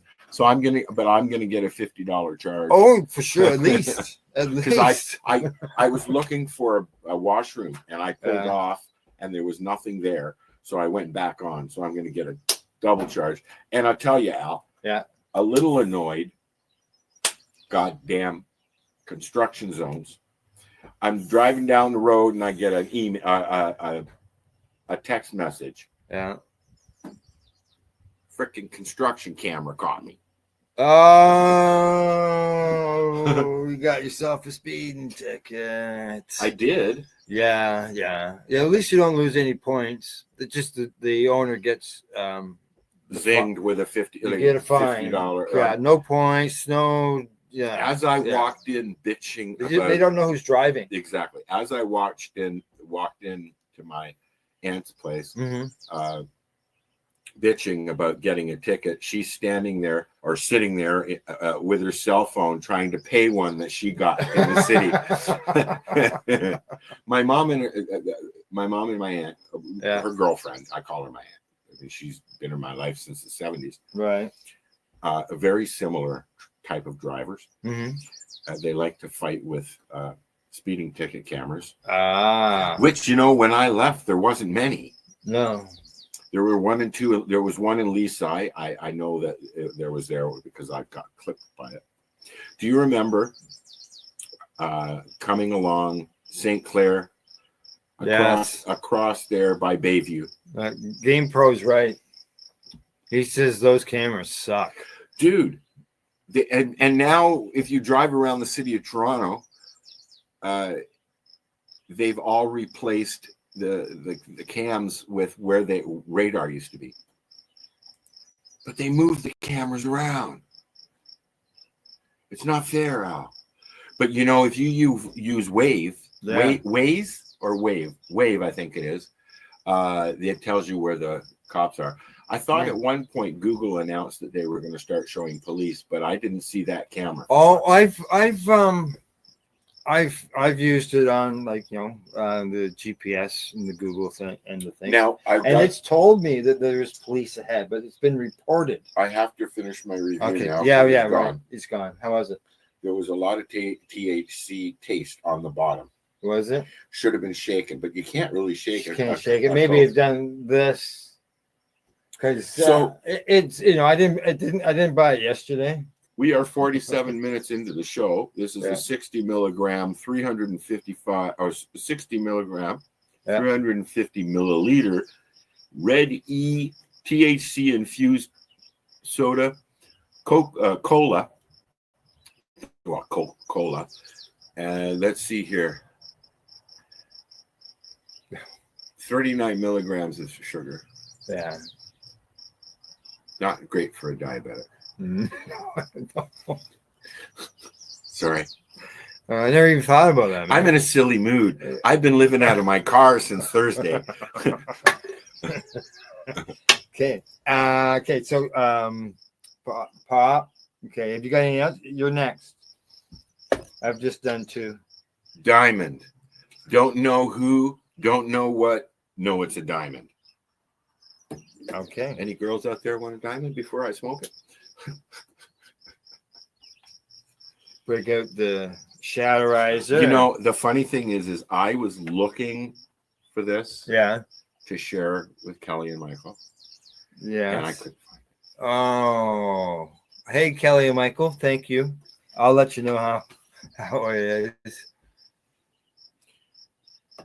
Al's gonna try some diamond. Oh wait, that's a real diamond. Oh, there's a nice big chunky shit for you. Look at that! Oh my god! You want me taking the rest home now? You don't want me to put, huh? You want that's about what I would put in it. This one right here. Yeah, like this. Like it is. Like I'm looking at this thing. I don't normally pick it up by my hands. But I don't know. Is there any other way to pick that up? Because it's like tweezers. Tweezers would work, I guess. Like you could cut yourself on that. I did. Okay. All right.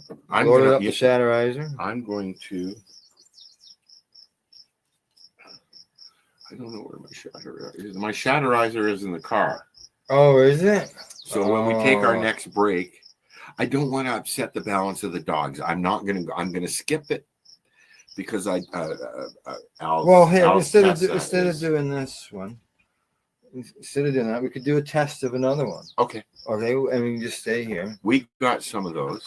Okay, now this I have discussed this. One split. I have discussed this. This is from One Split.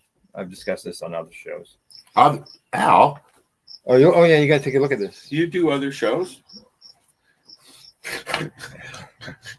You know what? When I started doing how many fingers are on one hand? I don't know if there's enough. Doing several shows of my own, and then all of Al's as well, producing them. And I think I was doing 7 shows a week. Yeah. You're up to what, 5?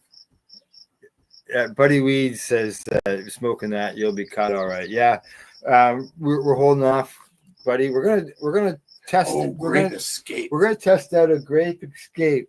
This is as I said, it's Grape Escape. It's store-bought cannabis. Legal. It's also the same strain. Legal. It's also he just doesn't want to say legal. It's also the same strain name of cannabis that I've been growing for 15 years. I might need a nap later. Yeah, that's fine. Okay, so they're pre-rolls. They're pre-rolls. Okay, and they come in a little like. And you get 5, correct? 7. 7. See, go ahead now. I'll tell you about what I bought last week. So you get 7 of these. They're in this little box. This is 26% total THC. And CBD is 1. That's generally a good way to be. Yeah, mycerine, carfilene, and limonene. You know, you're doing a lot of these reviews lately, Al. You really should learn how to pronounce all of these. I'll never do it. You should hear me during the news when we get some of these stories in medical terms. I know. I watch it, and both you and Cindy are like. Okay. This was packaged on November the 5th, 2024. So pre-rolled doobies. Now it's listed. Can we go swimming now? No, there's a hole in the bottom of the There's a hole. The hole is like this big, man. So it's listed in one store that I went looking because what it was, Grandma Peaches. You know, Joanne? She contacted me and said, "Hey, Al, I found Grape Escape in a vape, not this Al. Yeah, vape cart at a local store." So I went and looked it up. And I went, "Holy shit!" Right? And I wanted to know about the company and everything. And so when after I got talking with her, I did a search of the local stores to see if they had it on their website, and all I could find was Bud. So I thought, okay. So I went to one of the stores about Bud, and as I walked out of the store with the package, I looked down, and it has Mom and Dad listed, which is Grape Stomper and Grape OG. Ooh, and those are the actual. On the Grape Escape is a very popular. The Grape, and so I looked it up online at a different place, and it was Seed Finder. And it had those strains listed for Grape Escape. Well, you know what I was told when I got these from my original Grape Escape. I got it from the breeder. He even sold seeds of Grape Escape. Yeah, and the seeds are even labeled Grape Escape. But they were across. Something big just flowed by. All right. Okay. They were crossed Shishka berry with Godbud. I like Godbud. So, like, how do you get the same name, Grape Escape, with totally different strains? More and more and more and more and more, I'm starting to see the lineage on the packaging now, and it tells you because. I did one of the little in video things on Purple Kush because Yeah, we gotta get this going here. Because Purple Kush is a very popular strain. Mm-hmm. Oh yeah. I've grown it. No, Pink Kush, right? Oh, Pink Kush. But it's a popular strain, and I actually did a video on the lineage, which I find interesting. And then if you get across, you go and you check both strains, and you come up with a buzz. Don't get any of the peanuts. I can't eat nuts, so don't get any nuts. Oh, I won't even keep them near you. Oh, I'm not allergic to them, man. We're good. I'm not allergic to them. I just can't eat them. Almost killed Al. I just can't eat. It would be the Al show then. Yeah, it wouldn't be. You just change the name to the 420 show. That's all. So there you go. Well, now I'm worried because I had. No, I won't. No, you're good. You're good. You won't. I'm good. It's all right. Just checking. But Remember when you didn't have to worry about shit like that? Yeah, you could take peanut butter to school. Yeah, but seriously, I can't eat peanuts. It's not allergic to them. I just can't. He's got Crohn's. He can't process them. And it would send me to a hospital. So I didn't come visit you to sit in the hospital. No, you already did that, though. You already did that. 2 days. Yeah, I have done that, haven't I? Last time I was in the hospital, actually, that was the last time we were together. Was it? Or no, maybe not. No, Karma Cup. No, at the farm you were. Yeah, at the farm. farm. Right. Yeah, but at an event, we're talking about that earlier. Karma Cup. But yeah, and it's not an event. So this is Grape 8. Grape Escape, correct. This is Grape Escape. So what's the difference between the strains Grape 8 and Great Escape? Oh well, I don't know what the mums are or the other ones. So what I did is I took the strain names that I was told that my Grape Escape was crossed with. And I went looking online, did some searching, and it came up with Nukin. How about? So I don't know what I'm growing, man. Fuck. So when I put a song on, because I drove from Hamilton.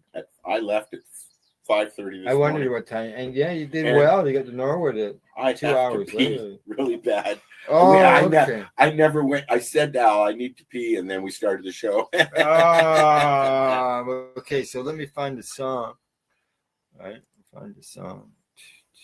I haven't done this road trip in a long time. Eh? Yeah, I got one right here. I'm stopping every 3-4 hours to pee now. When I was 18 years old, it was 5 or 6 hours. You know what else can make you pee other than driving along? Peanuts.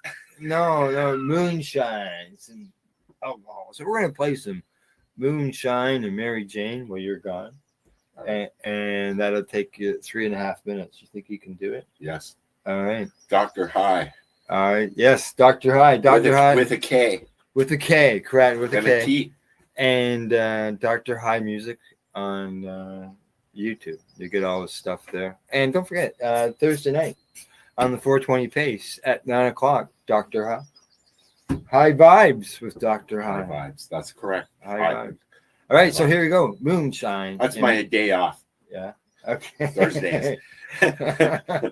No, I got a podcast to do. Here we go.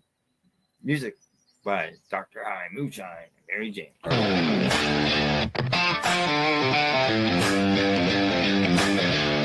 The ones who run the fire and the ones who burn the fuel. Granddaddy ran whiskey through the Georgia pines. Joints made them thick as vines. Me, I got both running through my veins. Born to be wild, got that outlaw name. Back road smoking, flask in my hand. Kicking up dust, I don't need no plan. Pass me that blunt, pour me that shine. We gon' be outlaws till the end of time. We don't sip slow, we don't puff light. Pour it up strong, roll it up right. A little too high, a little too drunk. Till we living life, we don't give a damn. Moonshine in my left and Mary Jane in my right. Riding through the back roads in the dead of night.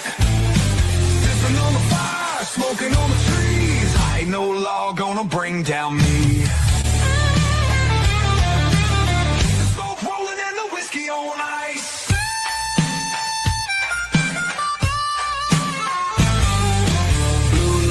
They're trying to chase me down. Now I'm pedal to the floor, I ain't slowing now. Hide the stash, ditch the jar. Keep my boots running till I'm out this town. Back at the bar, we still going strong. Smoke in the air, whiskey in my song. The preacher said I need to change my ways. Told him I'll pray, but not today. We don't give a damn. Moonshine in my left hand, Mary Jane in my right. Riding through the back roads in the dead of night. Sipping on the fire, smoking on the trees. Ain't no law gonna bring down me.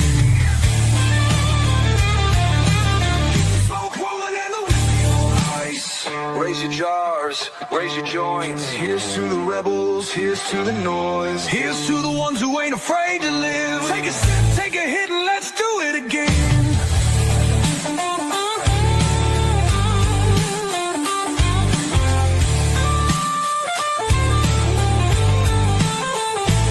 Moonshine in my left hand, Mary Jane in my right. Riding through the back roads in the dead of night. Sipping on the fire, smoking on the trees. Ain't no law gonna bring down me. Smoke rolling and the whiskey on ice.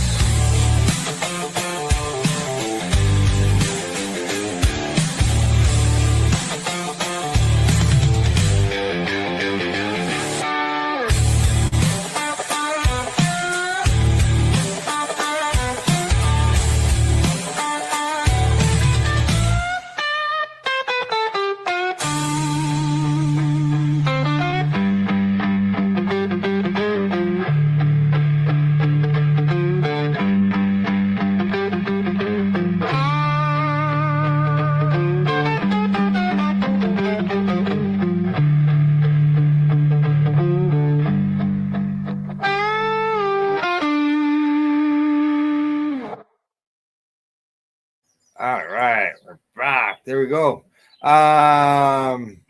Mary Jane. Moonshine. I Mary- saw her on Moonshine, Friday. Mary Jane. Did you see? Did I you see saw her? Mary Jane in Mountain Valley. Yeah. And how was Mary Jane? She was really stoned. Was she? Is that anything unusual? She was going to pick up Timmy's at the airport. Oh. Oh, I shouldn't have put the two together. She was hotboxing on the 401. I guarantee you. Her license plate number is, and it is a red BMW. No, I'm kidding. All right. Just so you know, that joint went out while the music was Did it playing. really? Yeah, yeah. That's not a good sign for a pre-roll. It means it's too tight. Buddy Weeds asked, can you reach out to the breeder to find out? Yes, I can. That's his thing. He likes to do that. Me, I can. I just forget. Yeah. I haven't yet, but yeah, I can send him a message. I'm starting to feel this. Oh, well, it tells you on the back. I think I'm starting Do to not feel. drive or operate machinery. I'm not. It's parked over there. Okay.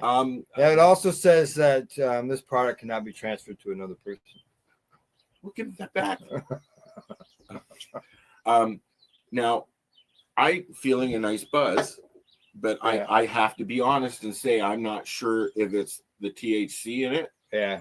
Or the sugar. Sugar. I'm diabetic. Yeah, right. So it's a little of both. Peace. Yes. But here's something, just a quick off-topic thing, because that's my thing. Yeah. We Did got you more know? Okay. judging to do. You know, a lot of people What do you call it? do this. Peace. Yeah, peace. Yeah. This is not peace. This is actually a very bad sign. Oh. This is peace. Do you know who I learned that from? Is that because it looks like okay or something? I don't know the reasoning, but this is the way you do peace. And Yeah. you know who told me this? Not told me, but Yeah. Ringo Starr. Oh. He explained the whole difference between this Yeah. and that. It's a sign language thing, obviously. Right. Right. So this has one meaning and this has another meaning, and this meaning is not peace. I think this is more shove it up your. Sorry, I just gave everybody the bird. I'm sorry, my finger did that. I'm gonna check to see what the meaning of it. No, I'm gonna. I've got my cell what phone my right phone here, and I- uses for the little. Look at that. Oh, you can see that. It's got, Okay. you got, oh, that's okay. Oh, that's okay. Correct. okay. That's that. I'm totally wrong there. Fucked up. Al, don't swear on the fucking show, please. You'll get the censors involved. Do you remember when every time there you somebody go. swore? It is that way. See? Yes, I told you. He didn't believe me, so he had to Google it. I didn't Google it. I was just wondering what the avatar was on my phone, in my text messages. And this, of course, we know what this is. Yeah. My That's phone all. has You know too. that I learned that from Top Gun. Did you? No. Okay. What else we got? Product we got to check out here. I think that we should try some. You want? What did you load your Shadowizer with the same stuff that I didn't got? go. I went pee instead of to the car. Oh right. Do we want to play another song? And I'll limp over to the car, get my Shadowizer and load it. Okay. Do we have? Well, here I got. Okay. Did you? I've got a you bud. tried it? Did you try No, I it? haven't yet. I've got a bud here. I'll do a review on this bud that you gave. Okay. This is something. So that, let me tell you the story here. Sure. The Yeah. reason I got this. Yeah. Okay. This is black tuna. Oh. Black tuna. Did we not tell this story already? You did, yeah, right at the beginning of the show. Okay, so Robert Platshorn, one of the black tuna gang, a group of blah blah blah blah blah criminals who distributed weed in the 70s. He's going to try this strain. I didn't want to. It's a very heavy indica, and I really have been driving, and I don't want to fall asleep because then I'll be up all night yammering in Al's ear, and his wife will be in the house going, "Fuck Al, you're taking too long out there." Okay. I don't think your wife likes me. What? I'm just kidding. Just so you know, I'm going to. I see we got some shares already. I haven't shared it yet. I haven't either. So I'm gonna share. And you know usually what happens when I. If you like what we're doing, check out the other shows. 420 Pace Project. Al and I do this. It's a combination of my network, 420 Radio, and Al's Pace Radio.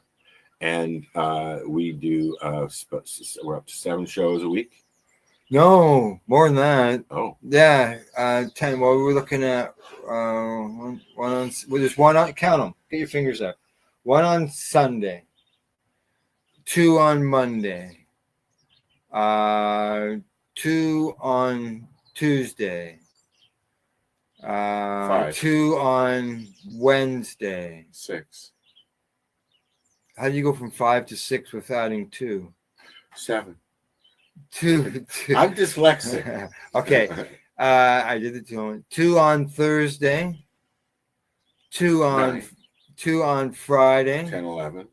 And then 2 on Saturday. Those are the rerolls. Saturday we do the reroll. Saturday. That's the 2 shows on Saturday. Okay, and we do a daytime and a nighttime, so you can sit there and veg out and fast forward and all that kind of crap as well on our YouTube channel. Like and say hello. Yes, exactly. I just offended the whole deaf community. Did you? Oh, okay. I don't want to. I'm going to get banned on Facebook because I usually share it too quickly. You know what? I got a 7-day timeout for posting. For posting my show. Yeah. In my group. Really? Okay. So this is the blue. This is black tuna. Black tuna. Okay. So do you want me to here? Let me look up what it is, and we can discuss this. So what'd you do to get that? Okay, you just shared it. Okay, I'm just going by what I'm seeing, Buddy Weeds. As far as me, Buddy, I always get it for over posting too quickly. You have to give like a 5 count or something in between each share, or you'll be on the bad list for 24 hours. On the naughty, and you get a spanking list. You can't share stuff. And all I'm doing is sharing our shows. But the rules are rules, I guess. I do it well. So that ground up very nicely. Did it? How's it sniff? Smells nice. Sniffs nice. Yeah. Okay. Yeah. So what am I? Okay, black tuna. Black tuna. You're gonna look it up. You're gonna read off some info on it. Tuna strain. Okay. There it is, right there. You know, I bought this rolling box here. I've seen that. I need a rolling box. I bought it. There's no screen though, is there? Yes. Oh, there is. Yeah, I bet you I bought this close to 20 years ago. Okay. At least Black in that tuna. area. Yeah. The question I Googled black tuna, sativa or indica. It is a 50-50 indica sativa split. All right. The genetics are known for a strong smell, a narcotic effect. Black tuna packs a potent punch. It is one of the nicer highs. High levels, 22 to 28%, may help relieve symptoms of depression, chronic pain, and stress. Well, let's find out. I guess I should roll the other nug. So Al, okay, I just want to point something out because Al doesn't talk about his personal shit much. He doesn't use a grinder. He has a pad here. I use a grinder. Come on, I'm trying to make a story, Al. Okay. Well, I was going. I've never. Yeah, like look at the hash built up on this. I have a little tiny. I have a keychain. Oh, buddy. 2 Instagram accounts gone in one day. You know what? I saw somebody. Just James, our friend Just James from Nova Scotia, that worked at Pharmacist in Nova Scotia with her ex-husband Chris Ans. She lost her accounts. Yeah. So yeah, I've had this box for years. Look at the hash on this. It's all the hash on this. I want to build one of these. What? So hang on, and sure, then I'll smoke that. Look at the fucking look. Achoo. Yeah, you can see. How and you can how see long? right here. It's full on How this long? side. It's full there. You can see right. How long it take? I'll have to take a look at my photos because I think I documented it. Yeah, I saw the last one you did. I thought, but okay. Photos can be deceiving. Every time I've seen this box before because I've been to Al's place numerous times. But the interesting thing I find out is when he takes a picture of it and posts it, it looks like a big fucking thing. So I'm like, wow, look at that. But I mean, still. The big one's downstairs. Oh, so you have the big one. Yeah. Don't let go. It's no. Can you grind? Here, never mind. I'm going to make one of these. Now, my question to our listeners and the watchers: if I started making cannabis-themed charcuterie boards or mixing boards or whatever you want to call them, would you buy one? I don't know. They're going to be made. The one downstairs, like 4 of these driftwood from Lake Superior. Yeah. What do you think? Well, if you can get the screen for it. I'm getting a screen. Oh, I want to get a if you're going to tiny CNC machine. Yeah. They're like this big, tiny CNC machine, and make charcuterie boards, rolling boards, and boxes. Oh, keep you busy. You got any markets you could sell them at there? Like, why not? A market? Yeah, like got any vendors markets?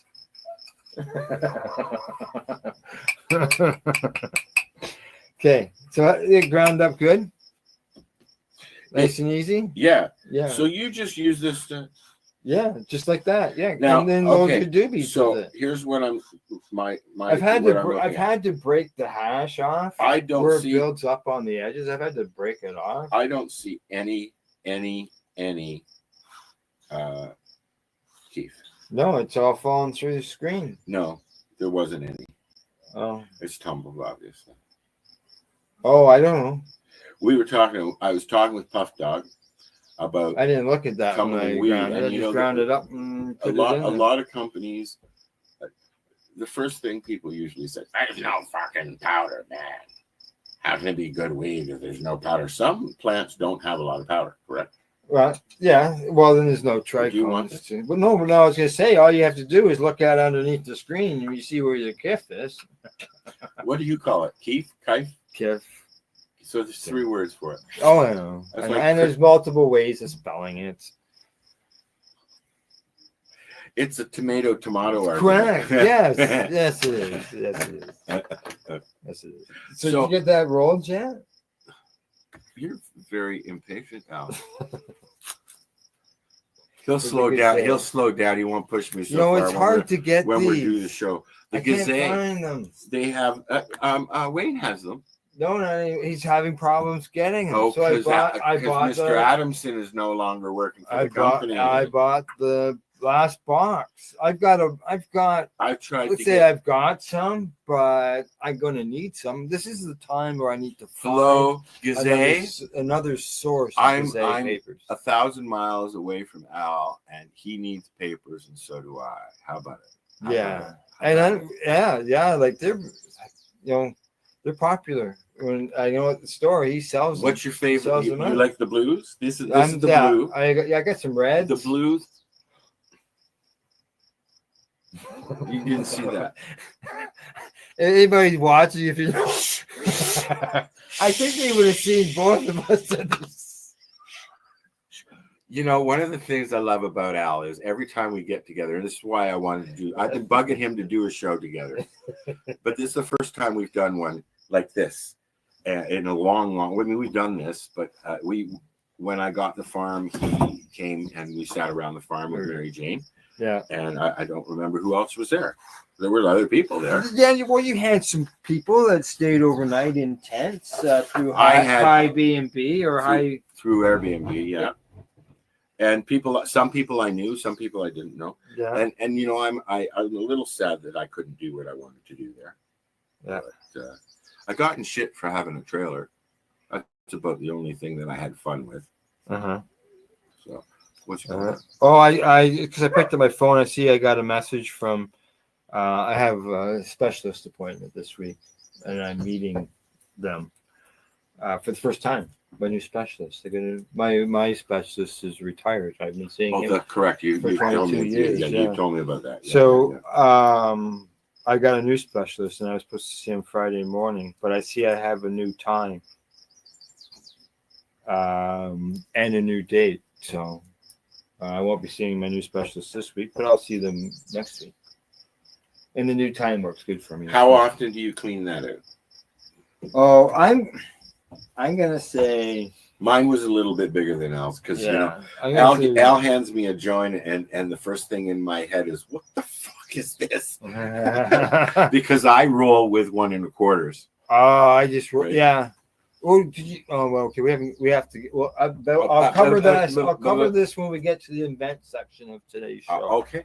But we're still doing testing samples. This is going to be a long show. Yeah. What's the Facebook? Well, we're on. You know, we've done a lot of shows together, but we've never just sat. And I know. We have a 4-hour limit on LinkedIn. All right. And we're at what, an hour and 15 minutes. You got anything? You got anything else to do? Yeah, I know you have other things. I have a podcast. What podcast are you doing today? I'll be doing a Time for Hemp podcast with Casper and Al Byrne and me behind Al. Yeah, and we're talking with Dr. Uma Delaland. Can I ask somebody who's listening? Is the audio okay? You can hear us okay? Like, is it like normal? Just wanna because know. I don't have my Because- mic. We're just using the mic off the laptop. I know that with my laptop, my Apple, Yeah. Marcel says it sounds Yeah. the same. Oh yeah. Yeah, there you go. Buddy Lee's Dr. Uma is awesome. Yes, exactly.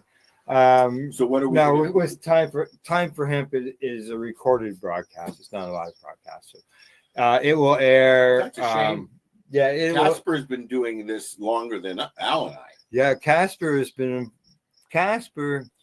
described as the father of marijuana TV.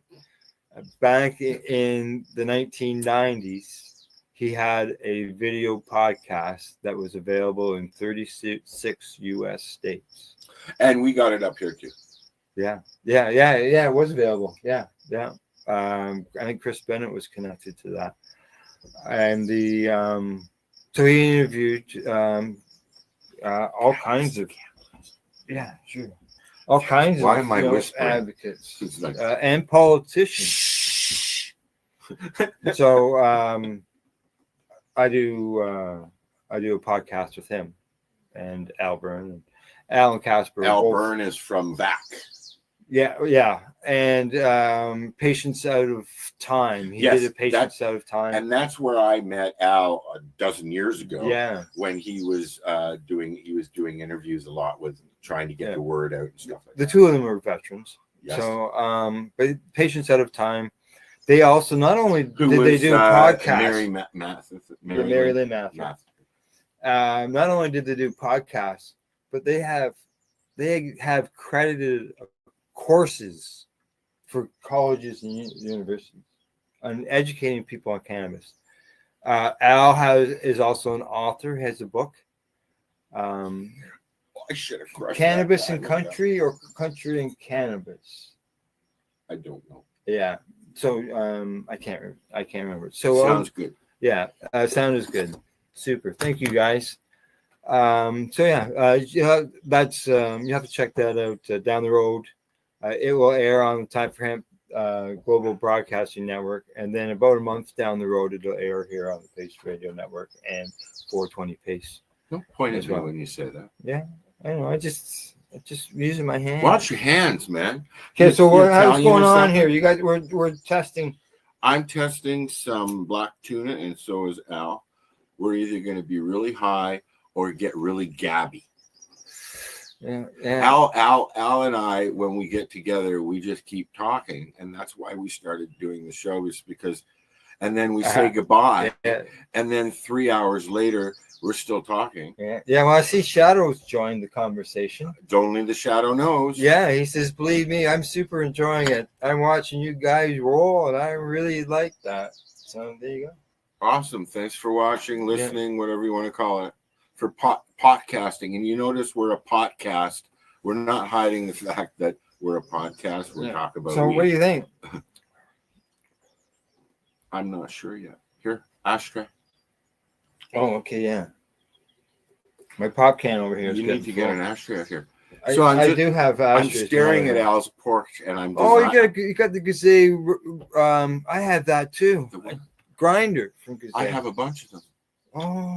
I got a big box. Yeah, I remember for- getting that box. We gave it all. I for, got for some grinders giveaways. somewhere. Yeah, I've still Yeah, got I forgot all about them, but 4 yeah, or 5 sorry. Gazette thingies. Yeah. They're actually really good grinders. Yeah. It's just not big enough.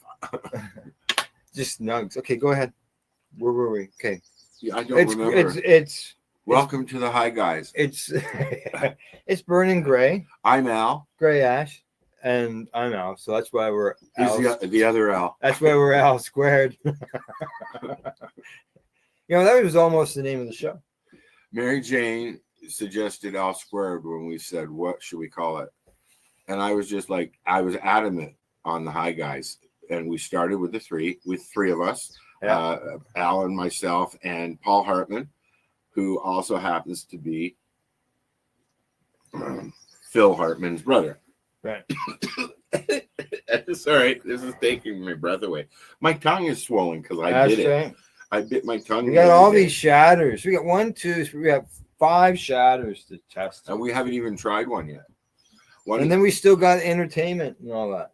Should we just keep moving along? Or It's only 11:24. and we'll just keep talking, I think so.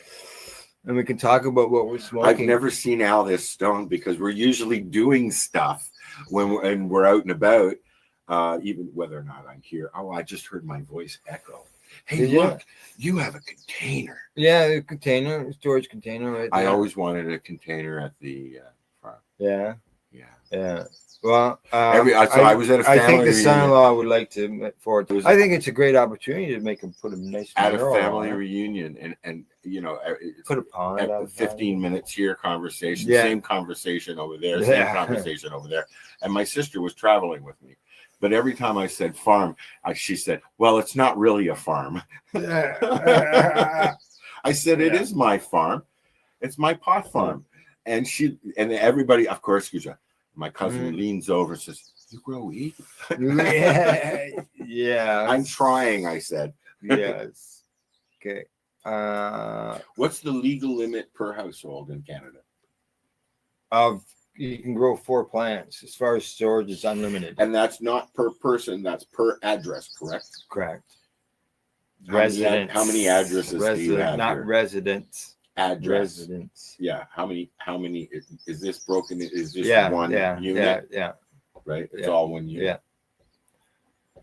So I could technically grow 9 plants here. I got 4 of my recreational and I got 5 of my legal. Do you remember the Manifold. TY Expo? They drove a semi truck into the middle of the place. Yes, and it was the a trailer. grow trailer. Everything you everything needed. was set up. I would like to come up with a concept and put them on the market of turning. I'm sure people do it already, but I'd like to figure out a way to have a model of a grow room that you could literally, you've got your water container, you got your hydro, you're like all solar and all that, all wired up. A company comes, picks it up, drops it where you want it. Well, self-contained. Did you ever watch? Oh, okay, that way. Okay. Well, I was gonna say if you're looking for like a big setup, It's you can secure. watch. It sounds similar to the Union, the movie, The Union. Yes. They buried the train And cars. We had Adam on the show several times. Yeah, we had him on the I show would too. consider him a friend. Yeah. I really enjoy talking to him. He's a brilliant Yeah, guy. yeah. He did the Culture High as well. He's an amazing Yeah. producer. He did Like Bruce, I think it was called. It was a Bruce Lee document kind of movie. Okay, yeah. I know there was a movie called that. I can't remember the name of it. Just Like Bruce or something like that.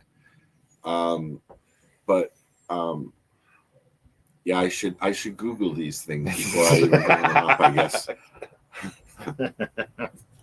Right. Well, Travis, I'm losing interest in doing the show. Okay, so we better move on to the next part. We're testing in the next in the next segment.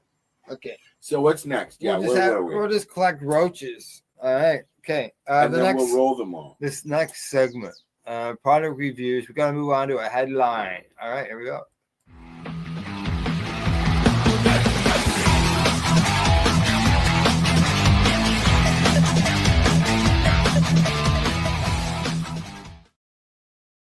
All right, I got a. This is your headline. Okay, here we go. Here's the headline: Ontario College. This is why Al stammers when he's reading the news, because he's outside and you can hardly see the fucking thing. Exactly. Okay, here we go. I'm gonna bring it up. It'll take the whole screen because I just happen to have. Oh no, I gotta add it. Now, there we go. There we go. Ontario College offers. You do realize you knew you were doing a show, right? Yeah. Ontario College to offer first post-secondary certificate. So I'm sorry. As a I know you grow, but there's people out there that don't know how to grow. You can actually take a certificate in cannabis production. Correct. A lot of universities in the United States, colleges, private teaching. There's a lot of places, but you can learn everything you need to learn just by taking a course, watching YouTube. I love DIY stuff. I go and I watch stuff on YouTube, and then I try and do it. Yeah. for grow stuff too. Right. What's your problem there? Well, Hi. Yes. No, how come that? I'm gonna put that back up. There we go. What I'd like to know where our listeners are from. I know Gordo is from Scotland. This is correct. Yes. Yeah. I can't remember Buddy. I can't remember Buddy Weeds either. Yeah. Niagara College. Yes. Yeah, they're the one that are offering this course, where you can learn how to. It's a post-secondary credentials, okay, graduate certificate program. Launches in the Just give them a minute. Wow. He's had a lot to smoke. You know what? You know what? Have you done the show this Stone before? No. You know what? I looking at it and I was reading the story. Can we just say fuck it? No, but I do have a follow-up story. Okay. Go ahead. Follow up. Okay. As far as that news story and that story there, I just see that the headline or the story date was 2017.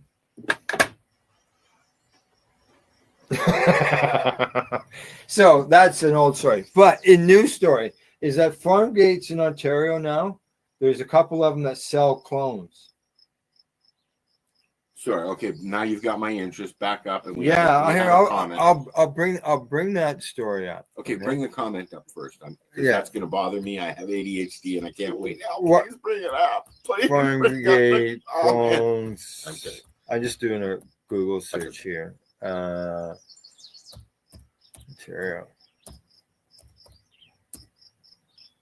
Okay, there we go. Right there. Okay. Close that off. Yes, yeah. I'm 18 or I'm 21 or whatever. I'm an adult now. Okay. Now let's see. We're gonna share this. Cannabis clones in in Ontario. You get them at farm gate stores. There's the story right there. Let's see. Kingston. You turned around right the first time. Kingston cannabis. No, you didn't. You were slow. But it has Kingston clones. cannabis? Yeah, Okay. you can go to North York and get clones. I just went past Kingston. Did you? Yes. Let's see. They figured June. They have them in June. We and it's at farm gate locations. But why couldn't you? Where is it? It says here, first sales in June. The strain that is available is called Tire Fire. It says it's suitable for outdoors in Ontario. You should get some. Find out if they're suitable for out where you are. And they ship to you? That I'm just going to find out if you have to buy them. Part of the conversation that Puff Dog and I had was about how you would get away, not get away with. I mean, you can just do it. How do you clippings? Somebody needs to be able to send clones and clippings to somebody in fucking. Well, they have ways that Ontario. they can mail them. Well, we've done a little research on my show, and you can get these containers that are about the same size as the torpedo bottles, and they have a way to keep the plant from moving around too much in there. Little holders, and a little LED light that's good for 72 hours. And the bottle is small enough to put into a tube. Yeah. And we looked at stuff, and now I thought, like for traveling, you could get yourself a bin, stick a fucking a sun blaster on the top of your lid. Yeah. Close it down. I could do that easily in my car. I have a plug right in the back. Just plug it in. Right. It's good mobile. And you are allowed to transport 4 plants without bud anywhere in Canada. Okay, now please tell me that's correct. Yeah, 4 plants. Thank you. Go ahead, Al. Okay. Oh, Buddy's in Chatham. Oh, just so you know, Chatham or Buddy, Ridgetown, got family in the area. Word up. Okay. Now back to the story here. It says here, Farmgate is really nice. Okay. I lost the spot. Okay. Okay, there we go. He says Farmgate's a really nice opportunity, and so on and so forth. So he goes on and say he expects the first sales in early June, with a few dozen of the cultivar tire fire, as I mentioned. He's also exploring more options down the road, especially for pre-orders, depending on the consumer's interest. So that's Farmgate. He wants to do pre-orders at Farmgate. Why could you not go into any cannabis store that offers clones on a pre-order basis? So when they come in, like your order does from Amazon, or your order from Shein or wherever comes from, and it arrives, like, you know, you can order something from a store. I'm just trying to think. Let's say you order something from Walmart, and you can have it delivered to Walmart, and then you go pick it up at Walmart. Well, why couldn't you order clones to come into your local store and you go in and pick it up? That way they're not required to have a nursery. You know, you pick it up that day. If you don't pick it up that day, then it's your responsibility. There's lots of different ways to ship now. Yeah. And more. We've been talking about it, like I said, for a while now, for a few years now. Because the guys have stuff. Al has stuff that he could send me. I just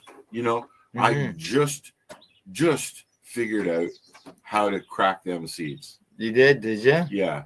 I got. You know what I did? I didn't pussyfoot around. I took a goddamn seed and threw it in the fucking soil. Did you? Has it broken top? Has it broken in the soil? Before I left. Good stuff. You got babysitters? Same people looking after my Stephen. Stuff. I miss you, Stephen. I'm coming home, buddy. All righty. Good stuff. All right. So that was the headlines. You can buy clones here in Ontario, Farmgate. Dab. And I finally got it through. That's as high as I can lift my hand. All right. Okay, we're moving on.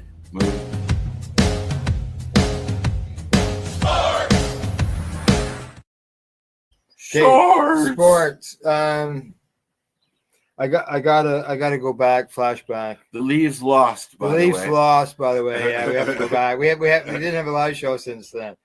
They not only did they lose, they really lost to the same teams they lost last time. You know, I can't watch the game live. So what we watch is because I don't have a subscription to Prime. Yeah, and I do. That's the one I have. Do they have the playoffs on Prime? I know they have the regular season. Everything. Yeah. Yeah. It came with your subscription. Well, we do have a subscription to that. It came. Well, okay. Well, we didn't have it. I have a prescription on Prime. Yeah. Take two and go to bed. It's a Prime subscription. So we've been watching it on. We've been watching Steve Daggle's SDPN, and basically what he does is he's watching the game, and he's doing the play-by-play. You save your roaches. No, go ahead. And he does the play-by-play. We should see if we can fill this. So you get everything, and he's got the overlay on the screen, so you see the score, you see the shots on net and stuff like that. And game 5 and game 7. No, that'll fall out. Or you pick up the grinder. That's what I meant. Yeah. We're in Toronto. They're on home ice. Okay, those two games on home ice, combined score was 12-2.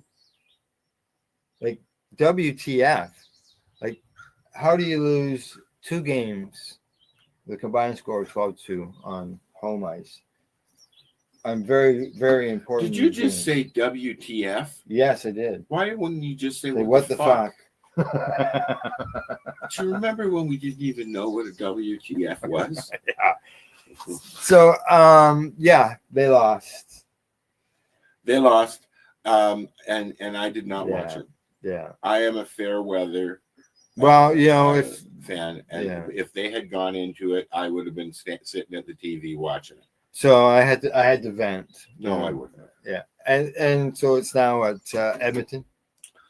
Okay, but Edmonton, it's a repeat. It's a repeat. It's a repeat of last year. Of last year. Let's hope the Stanley repeat Cup. ends there, and the new beginning starts, and we have a Canadian Stanley Cup champion. What's going on with the Blue Jays? What's going on with the Blue Jays?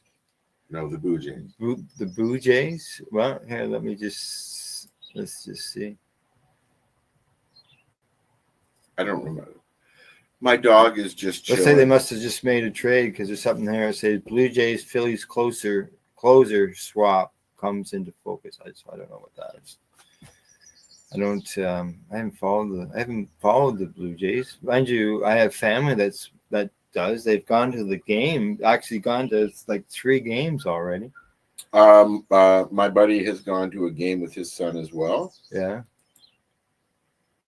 Okay, let me just see if I can find standings to see how they are. I'm sure a viewer already knows.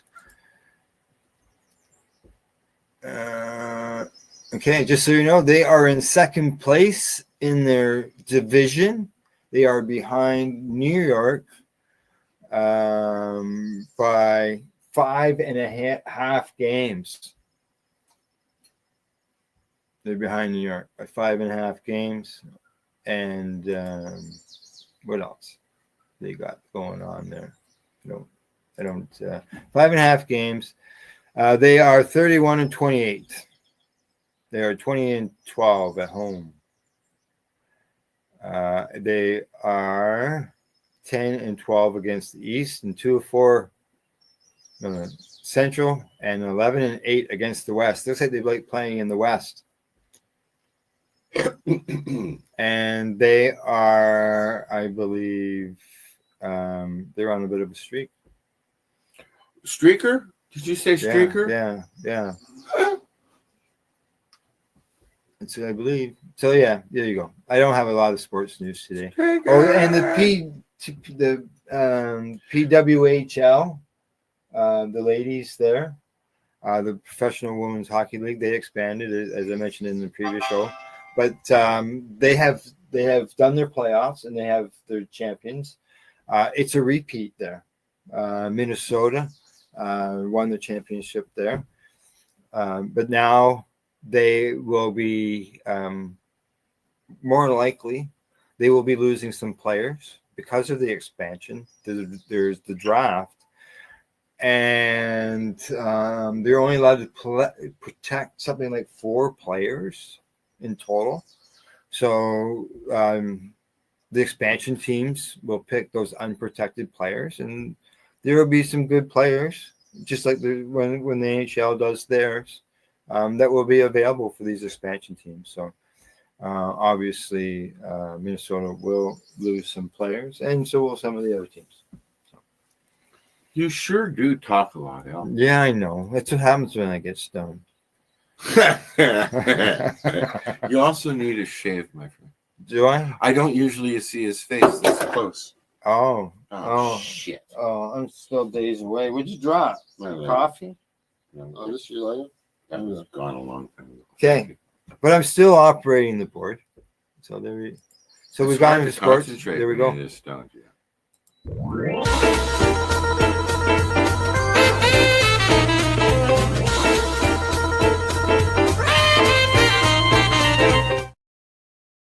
Yeah. All right. Entertainment and you're very entertaining. Recreation. I'm enjoying just being able to see what goes behind the scenes. Eh? Yeah, because I don't really operate the board during the show. It's not for lack of trying. I just forget to push the button when I'm supposed to. Okay. Believe me, the same thing happens on the 420 radio show Fridays at 7 p.m. Oh, okay. Eastern time. I was trying to remember what in Nova Scotia, 8 p.m. Nova Scotia time. because that's where everybody else is. Mary Jane and I are in Ontario, and Darcy and Lenny and Squiggy, Marcel, are in Marcel. East Coast. He's going to kill me if he hears that. Okay, all right. Oh, the rolling derby. Yes, this. I saw something about this, and I was like, huh. Oh, this is yet again. This is like the third show that I've discussed this in. Why wouldn't you share something about it? Oh. You're a hoarder, Al. You keep everything to yourself. I sure. We're not in the. Oh, there we are. Is that our talk show? Oh yeah, it is. I'm really thirsty. Hang on, I just want to. I'm not going to shot glass it. No, I know, but you know how you said. Oh, well, I can do that. I like doing things like that. Okay. Don't shake it. Oh, it's still cold. Still cold. This is orange. 10 milligrams. I figure another 10 milligrams can't hurt. Yeah. Well, the pop never goes bad, but I don't know. It does lose it. Is it something that could lose its fizz because flat. Old fall it as right. Wow. How was the last one? It wasn't flat. It wasn't fizzy like a Coca-Cola. Oh, okay, yeah. It wasn't a lot of acid. We'll see this now. This might just get chugged. Okay, well, I just want to point it over there. Did you spin it? I spun it. I just spun it. That's all. All right, we're good. We're dry. All right. That's why I'm drinking it, because I'm dry. You're dry. Cannabis makes your mouth dry. So here we go. This is an event. Why? There we go. Okay. This is called Rolling Derby. Okay. It's a rolling contest. It's a rolling contest. This is not just a rolling contest. This is more fizzy than this was. Now, you keep that over there because I'm going to put this over here. Okay. And put it down here. I was going to use it. This is a worldwide rolling derby. Worldwide online, and it's also in person. So video or you can be in the crowd. No, this is for up until June 30th. Okay, they will be holding events in California, live events in California, and people from around the world can enter through YouTube as well as X. I'm going to go through the website here and read the rules and how it's all done. Did you want to do the Shatterizer with the? You got your Shatterizer? It's in the car. Oh. So I thought when we end the show, I'll run out to the car and get my Shatterizer. Okay, and then we can just continue sitting here and doing the show. Okay.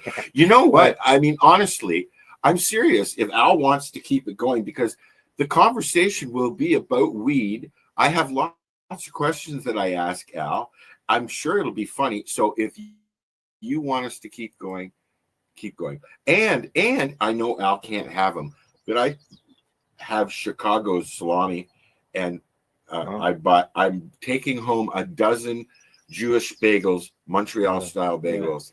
Now I see Buddy Weeds has mentioned a lot of infused pops have infusion stick to the sides of the can. And Tweed had an issue with that because they were one of the first ones to put out a cola, and people complained because I think they rectified that by the coating inside. It's more of a plastic coating, not it will still do it right metal to metal. Yeah, but it's because it's metal to metal, or it's not metal. To metal, yeah. There's I remember that, Buddy Weeds. I remember that. Yeah. Okay, now rolling derby. If you think I'm wrong or full of shit, please tell me. No, I remember it was a problem here in Canada. I remember it, and I believe it was Tweed.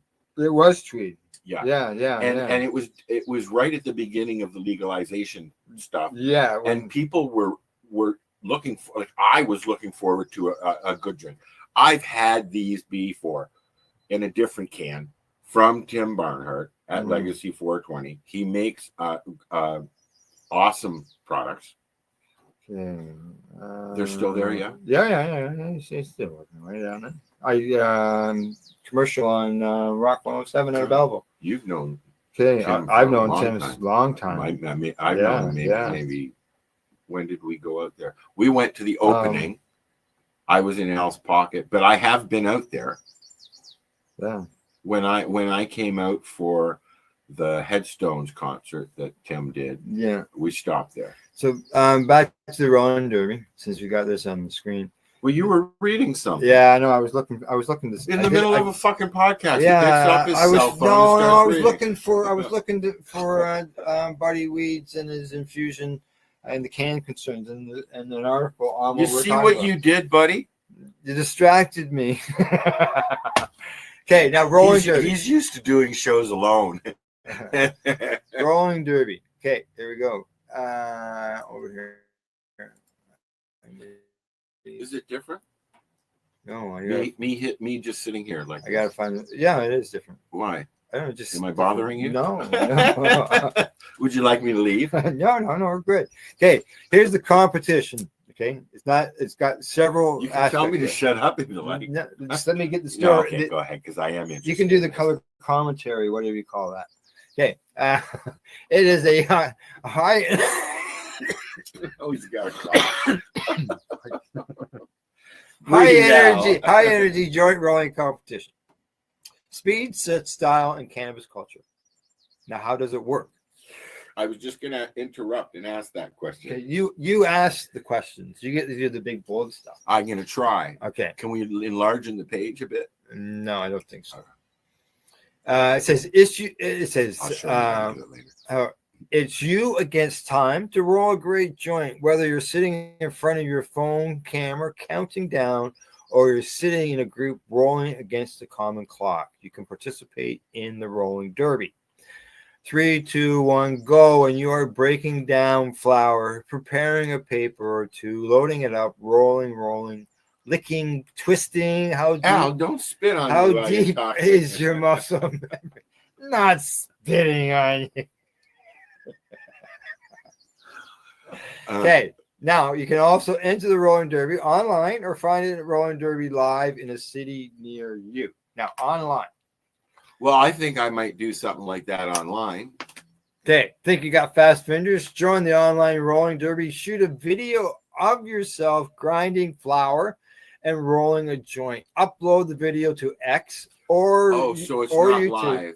Or, no, you upload to X or YouTube, not the one that you're doing, unless you want to do it live and then send it to them, which you're more than welcome to do. I'm sure. we could send them a clip. Yeah. Upload the video to X or YouTube with the hashtag Rolling Derby. You can win glory and prizes. So why don't you, with your phone, go to YouTube and search out hashtag Rolling Derby and see if you see it. Because this started last Wednesday. All right. Oh, it's already active. Yeah. Could I have the can, please? Yes. There you go. Okay. Now it says for the Derby rules: 1 gram of flour. Start with a whole nug. Okay, it's got to be a whole, just complete nug. If you want a paper, tip, or crutch, prepare that in advance. Okay, put that in. Roll it ahead of time. Now, pulling out the paper, rolling paper will start the clock. Okay, so as soon as you pull out your paper, the clock starts. Keep your hands in the frame at all times. Grind or shred flour after the timer is running. Okay. Hashtag Rolling Derby. I'm trying. I'm dyslexic. Yeah, I know that. Go ahead, keep going. Okay. I got too much in my hands. Show your empty grinder after grinder. Okay. Now, into a king size rolling papers, 1 gram does not fit well into 1 1/4. So they say king size paper. So I loaded it up. I typed in Rolling Derby. Yeah. To see if it pops up on Google. You did. Okay. Yeah. You know what I got? I want you to do your YouTube search. Okay. You know what? I just want to. Yeah. Sure. Do you mind if you got horse racing? I got roller derby. Roller derby. That's for later. We can go roller derbying later. Okay. No, not anymore. We used to roller skate every weekend at the Terrace in Toronto. Toronto, correct. Now declare when you're done and hold up your creation. Right? Too much excess material left behind can add time. I don't have a creation. That would be the joint that you rolled. We didn't do it. Al rode this. I rolled up, but we didn't do a time run. Okay. Too much excess material left behind can add time. Now, video guidelines. It's got to be done in portrait style. Okay. So that's straight up and down. That's that works. Not real.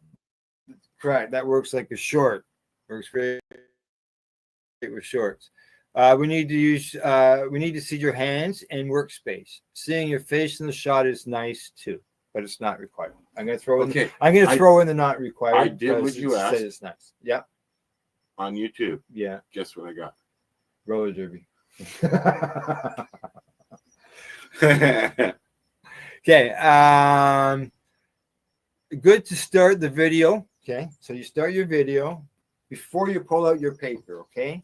When you start your video with a brief personal introduction, and these are some suggestions: your name or your handle, where you're from, where to find you online, maybe your joint rolling philosophy, approach, or story.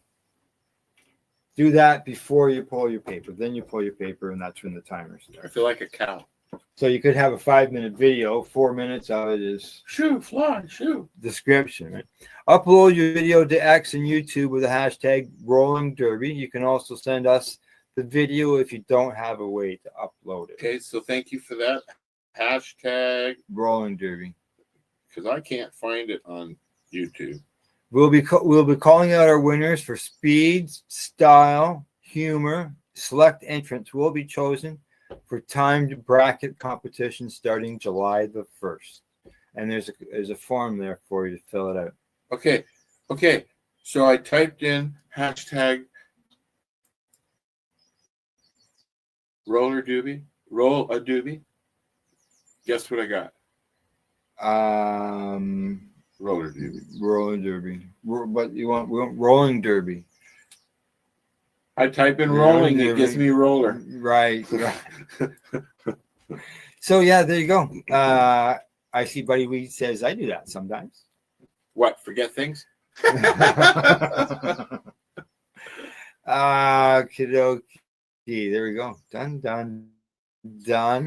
I'm gonna remove that. Oh, I'm looking forward to hearing the sound this evening that I missed from the farm. Sorry, I'm stoned and I have ADHD. Yeah, okay. And what Al's talking about is, and it's even before loud, the crickets and it's mostly frogs. Yeah, mostly frogs. I had a pond, so I had frogs.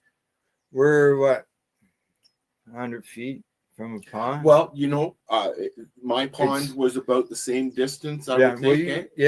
Well, and it's loud, almost deafening. I'll record. So I've got a recording on my website somewhere. Yeah, I have it on my Facebook page. I have everything on YouTube because that's what we're doing now. Oh yeah. Okay. So there you go. There's some. I don't have a list of events or anything like that. I like this little chat thing so people can actually see that we're having a conversation. It makes it more interactive. I think it adds to everything, right? Okay. All right. Look, Al, we have 4 people watching. Yep. Entertainment events. That'll change by shows. What entertainment? You watching any new shows on TV? I have not watched any TV since Wednesday. Oh, what about going into Wednesday?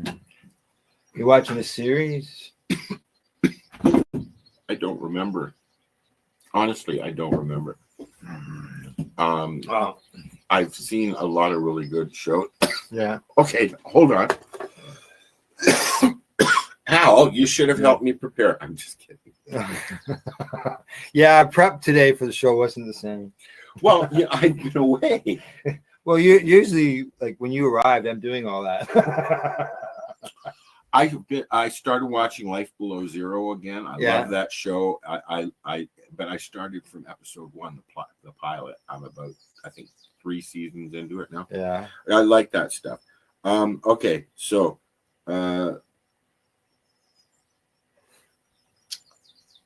you know what I've been enjoying? No. The new channel. We're going to tell us, though. The new channel. You're being silly now. Yeah. The new channels that are on Prime. Okay. I like the Magnolia Network. Oh, that's the home. No. That's Oh. they used to all do it together. Now they've split everything up. They have their own channel. Okay. Like kind of what we do. You have your channel, I have my channel, but we put it on the network and it's all together. Okay. Yeah. Correct. Everything's under the 420 so the page.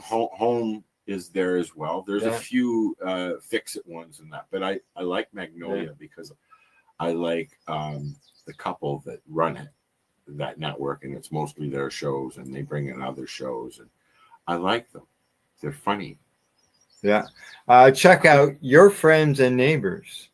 I've been enjoying it lately. I'll have to look at it. Yeah. What's that on, buddy? Oh. That's I'm assuming Prime because you're talking about Prime. Yeah. Okay. Yeah. So here's a cool show that I watched called Grizzly Bear, Cubs, and Me. And what it's about is living in the a set of 6 cubs, 2 of each from mothers who were either killed or they ran away or they hit by, that kind of thing, right? Mm-hmm. They moved the bears to a reserve in Russia. Oh. And they're black bears. Yeah. And it's a reality show about the whole process of weaning them, helping them live, and then letting them out in the wild. Okay. What are you looking for, bud? There it is. I just had a thought. So keep going. Yeah, I'm listening to you. You had 2 shatterizers here, and I could be using them too. That was my thought. Exactly. I got 2 shatterizers here. What? If the battery is still good, if the battery's good, because I don't know what state it's. I have. If you're watching Sherry Ann, I have your mic cozies. They're in the car. If he doesn't get them when I leave, it's his fault. Al, would you remind me? I have the microphone things in the car. Is it dead? Yeah, it was a good idea. I don't see any light. Hang on. 5. Yeah. I'm just making sure I'm getting it. I'm burning my fingers, dude. Yeah, no, battery's dead. The one thing that I forgot to bring, roach clip. Oh, roach clip. What kind of roach clip do you use, buddy? I use a forceps. Oh, for surgeries. Yeah, it just clips it tight, and then I can just people see me use it on the show. Yeah. Right. Okay. They look like a fork. I'm getting a headache from that last joint. Oh yeah. I don't know why. Man, that was his joint. Yeah, exactly. Really? I don't know why. Everybody else does. Cold tea. Yeah. So let me try. You got said alcohol. You got some hash? Yes. You got some hash? You want to try the apple? I got the apple, or I got the dewdrop. I've not tried the apple. I have a dewdrop. You haven't tried the apple. Okay, so did you find out how many dews the dewdrop can drop if a dewdrop could drop dew? We're gonna run a song. I'm gonna go get. Hi, Dave. I hope you're feeling better. Yeah, I hope you're feeling better, Dave. And congratulations to Dave too for the accessory of the year at the Grow Up Conference. Woo-woo! I did not know that because what, Al? I've been away. You've been away. This is the first time I've gone anywhere in 3 years. When I was living back in Toronto, I took the kids. Buddy Weese met Sherry Ann. Oh, what'd you think of her? Sherry Ann He says she's amazing. Sherry Ann met Remo. So I said, and did he do this? And she said several times. Yeah.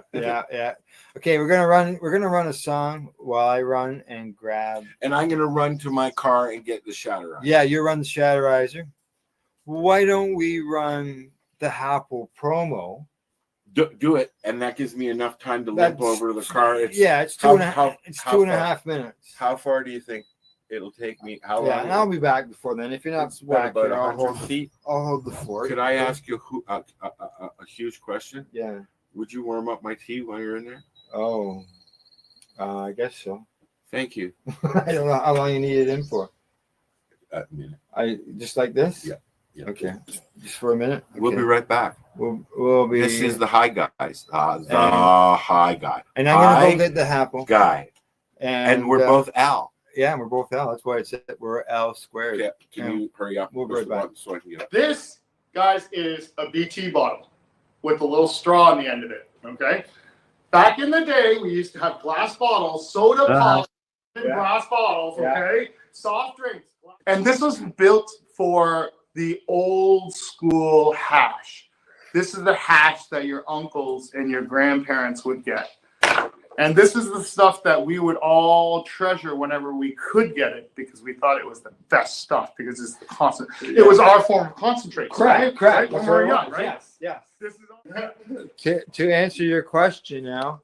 Oh, here we go. Forward. Now you're going to cut this out if it doesn't work, right? Yeah.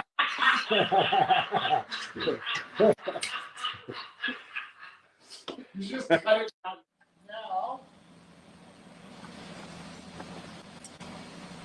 These are the 3 tools I use to form and shape the happens.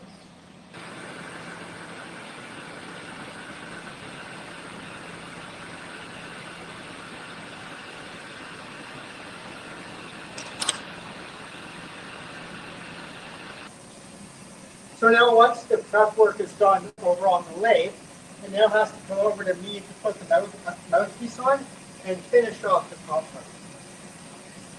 So first up, I just need to clean up and close off the top and select over.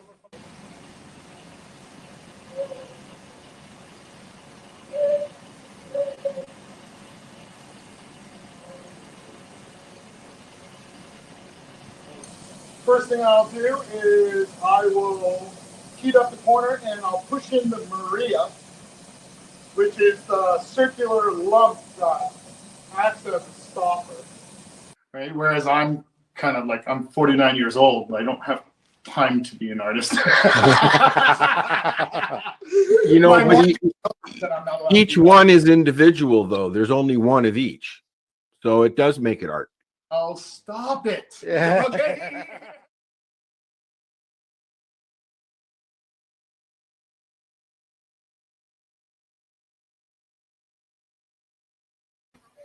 There you go. There's the Apple. That is just a promo of the documentary, the actual documentary that we did from all the video footage that was there that we did while we were there.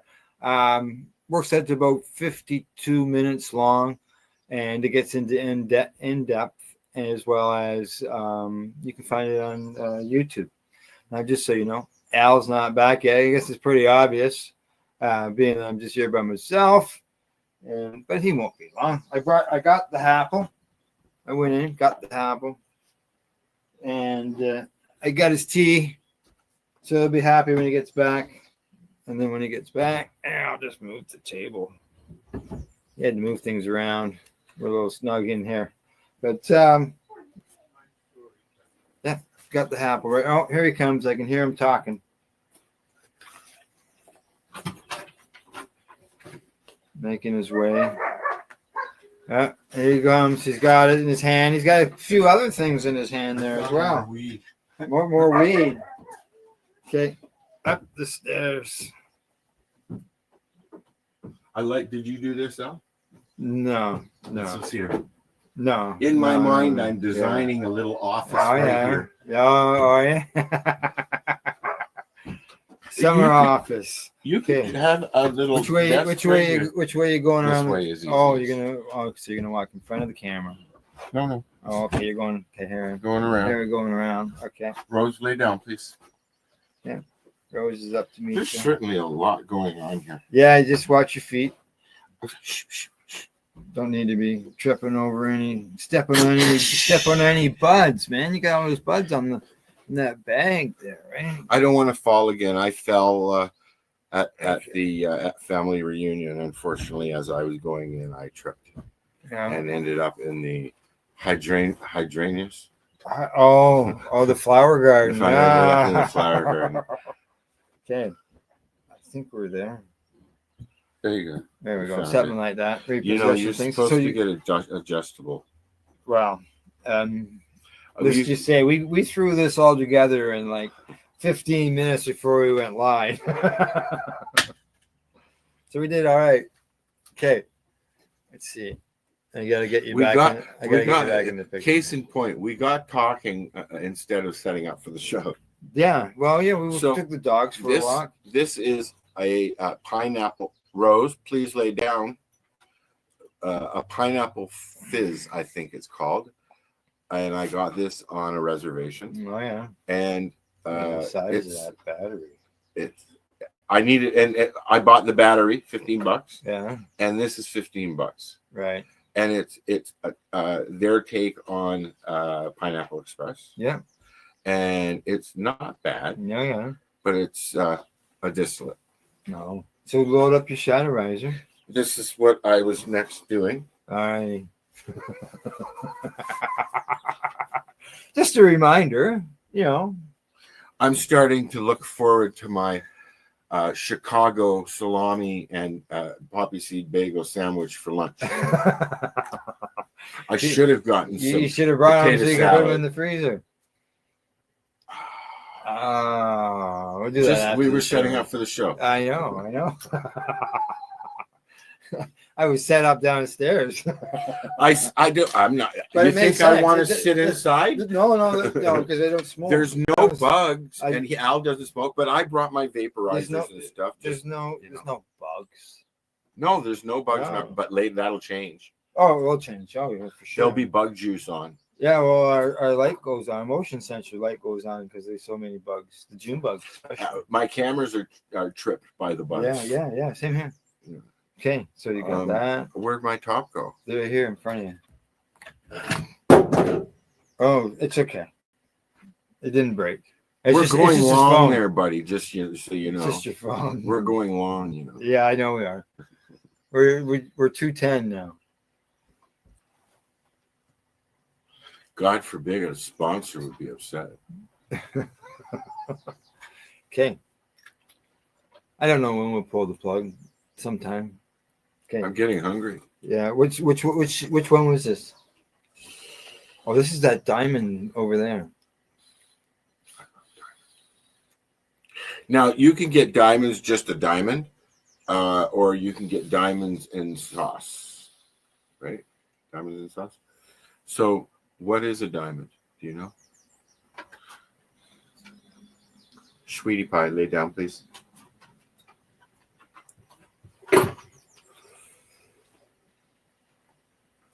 We need some smoking music. Yeah, well, hang on. Let me see what we got there. We might have some smoking music. Ooh, this is way too. Oh.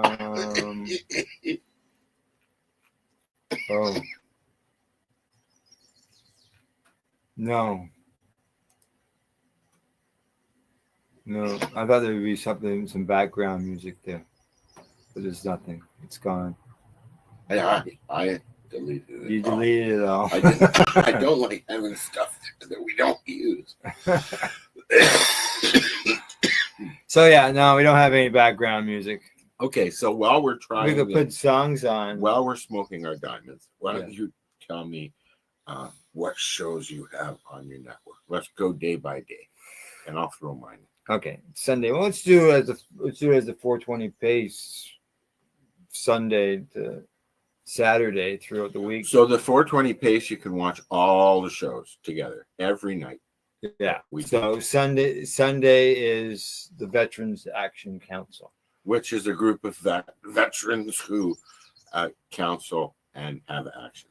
Yeah, and they speak on behalf of veterans and cannabis patients worldwide. It's a very serious show. Yeah, they go to they speak in front of the UN.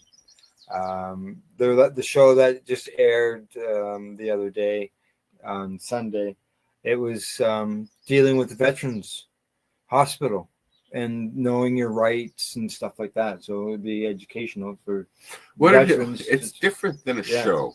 It's a group. It's a round table. A round table. It's a round table. I was trying to come up with the word while you were, and it didn't happen fast enough. It's very well done. Sometimes there's 4 or 5 people. Sometimes there's, Yeah, sometimes there's 3. Sometimes there's 8. Yep. Yeah. And it's different. It's different people. You get your group, and then you've got different guests and stuff like that come on, and different council members. Different. Oh, they have the main. The main group, yeah. And then different members join in. This is what I was trying to describe. Yeah. And sometimes it's not always, those people would be people who, maybe attend, 2 or 4 or whatever. 12, 7. Yeah, whatever. The odd odd one. Now, from Sunday is Monday, and Monday, Monday morning at 10. We just so the Veterans National Council is at 8 o'clock. That's Eastern I was time. trying to be a little more like this is a lot of time to spend on one of our shows. It was. I thought the same thing, but you asked questions, so I had to answer them. Now, Monday we have the psychedelics and cannabis educational news, which is Al and Cindy. And then Monday, that's at 10. And then at 2 p.m. Is Cannabis and Coffee with Marijuana. Which started on my network a long time ago. Yeah. And then on Tuesday, the Hi the Hi Guys are on. And then at also, and that's at 10. I'm going to use that clip. That was a good clip. 10 o'clock. I think so. Eastern time. And it's usually an hour and a half long. But today's a special broadcast. We're together. 2 hours and talkie. 2:15 right now. We should sit here and raise money and go for 24 hours. I'm here until go until 7 a.m. We can only go to 12 hours on YouTube as long as we can run. Yeah. We could do that when after. What do you want for free? We can do that tonight. There might be a Hi Guys tonight. There might be a Hi Guys. There might be a Hi Guys tonight. Okay. Shows tonight? No. Oh, we could. Well, we'll see how. Maybe 3 to 4. I'll bring my computer out. Yeah. Because I have a battery in mine. Yeah. And we can do a Hi Guys around the fire. Sure. Yeah, we have a fire up there. We got wood at the pile right over here, and we can have a fire. You have bug spray? We have a thermosol. We'll see you about midnight. Not right. Al goes to bed at 10. No. Sometimes. Sometimes I sometimes. Okay. So where were we? Say good night. No, I'm kidding. I honestly don't remember, buddy. The fire. Welcome to my brain. I was your. I like diamonds. I mean, diamonds are diamonds. Do you know how to make? I'm not getting a lot of taste off of it. No, there's no taste at all. No. Usually, there's that. Okay, so what I do know is the diamond does not have much taste. It's a distillate. Oh. So the diamonds and sauce. The sauce is a byproduct of making it, I guess. But there's a lot of but they add terpenes to it, so you get some flavor. Yeah. So you get flavor with the sauce, but you won't get it with the diamond. Sorry, bitch. Yeah, no, I don't actually. One time I've bought any, it was actually a vape cartridge that had. I've had recently had liquid diamonds. Yeah, anything recent. Yeah. Like we're out here with the frogs and the crickets. We're not out here. We're not out here near the green markets and things like that. Or is it a full moon tonight? I don't know what it is tonight. I haven't got a clue. Probably not. We got that haze from the smoke. Yeah, we were going to mention We were that. gonna mention you that. know, I live up in Terrace Bay now, and I'm a few hundred kilometers away from the border with Manitoba. Unfortunately, the fires are spreading into Saskatchewan from Manitoba, and now we're trying to come into Ontario and go south into the States. And it's fire season. Terrace Bay, where I live, is under a no burn. Yeah. Right. We're green here. You can tell. It's beautiful here, Al. That's nice. Eh? This is Al's private zone. We only went for a short walk, but I don't walk. No, I know. That's I drove 3 hours and he made me walk. Well, you did well for 3 hours to get here. Yeah, you did really well. Just because of the time. I didn't go down to the 401. Yeah, and I left at 5:30 in the morning. Correct. I looked out the window and I saw the traffic was flowing in Hamilton, and I went, "Oh, time to go. I can see." And I didn't have anything to eat and any breakfast until I got all the way to Norwood. I was like, A&W. Where did you stop in Norwood? A&W.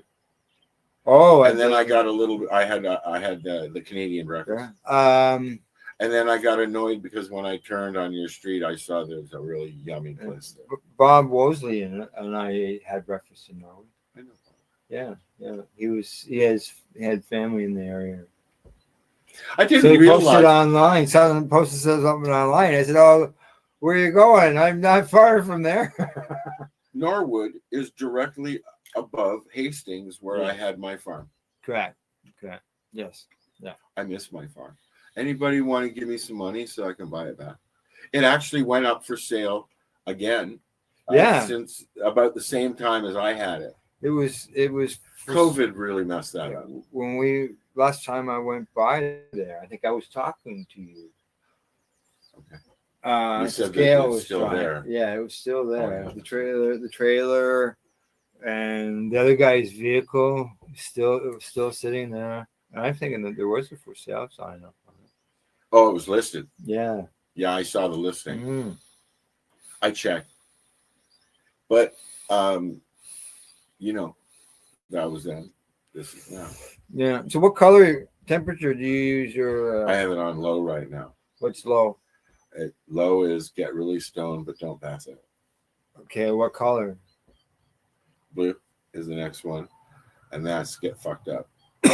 Red is hot? Red is oh my fucking god.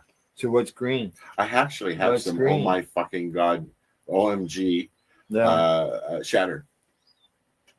Oh, did you? Yeah, well maybe we'll try that later. Yeah. We'll be sampling stuff. We're gonna later. be sampling.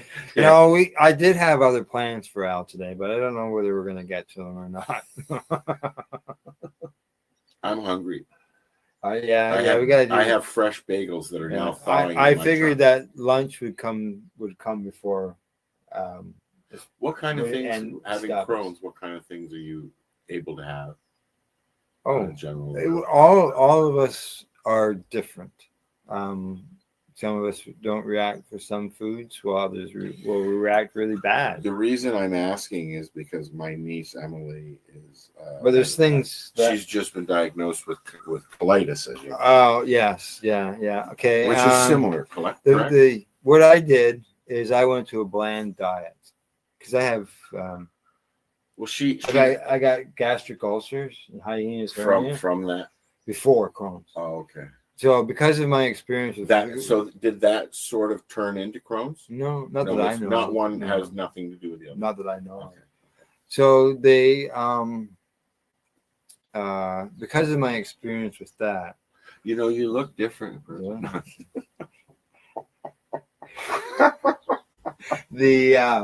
I'm Jerry Lewis. Nice to meet you. Because of my experience with that, dealing with my diet, it made it better easier to handle when I had to go to it again with Crohn's, because with the bland diet you get rid of everything. You get rid of what sets it off? Nuts, spices. Oh, I particularly can't. What sets off? You can't do spices. They don't know what sets off Crohn's disease. So it's individual. Yeah, it could be lifestyle, it could be stress, which is lifestyle. But you've had a pretty active lifestyle, Food. even with it. I look after myself. What are you saying, Al? You got it's take your medications, eat the things that you know that don't bother you. I do that. I try stuff. And like what I did is. But be honest, now and then you sneak something and you get in trouble, don't you? I know he does because I've seen him do it. I'll have something that I eat all the time that for some reason. And then it's an individual. Yeah. It could be the way it's prepared at a different. Well, for example, I had some chicken last Friday and it bothered me for a little bit afterwards. And I eat chicken all the time, but it doesn't all bother me all the time. But it could have been maybe that there was some skin there. Or and that would set a polyp or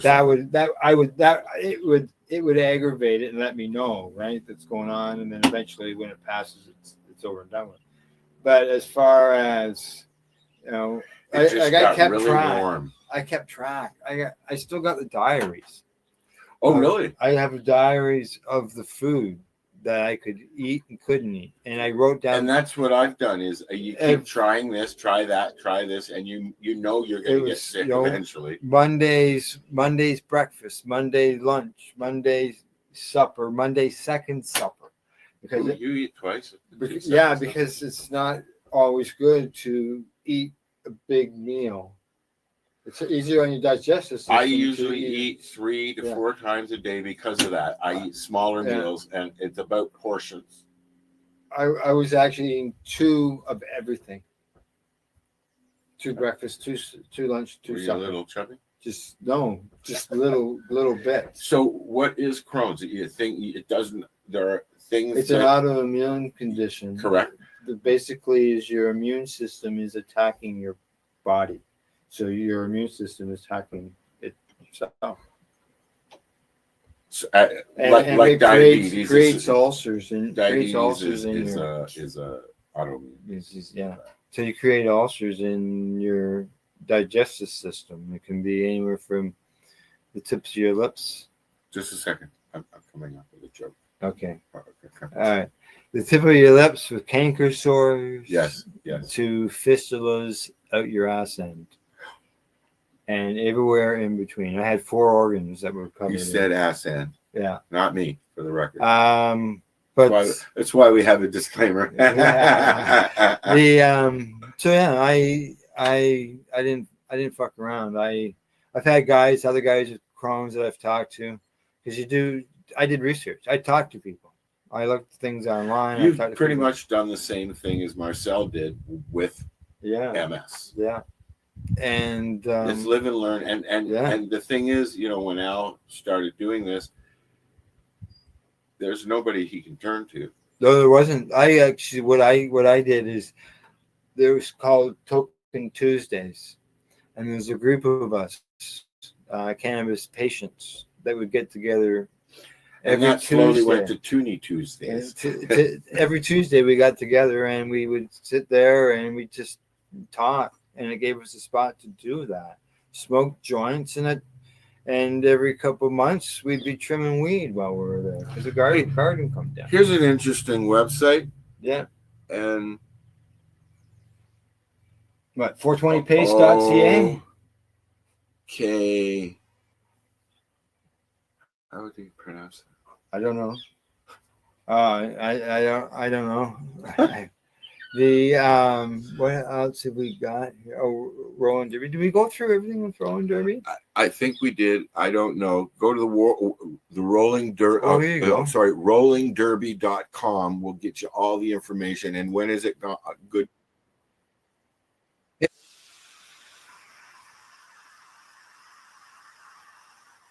Yeah.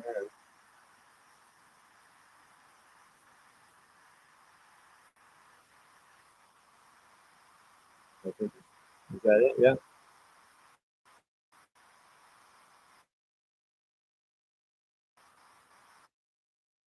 I actually watched this from Yeah. Oh.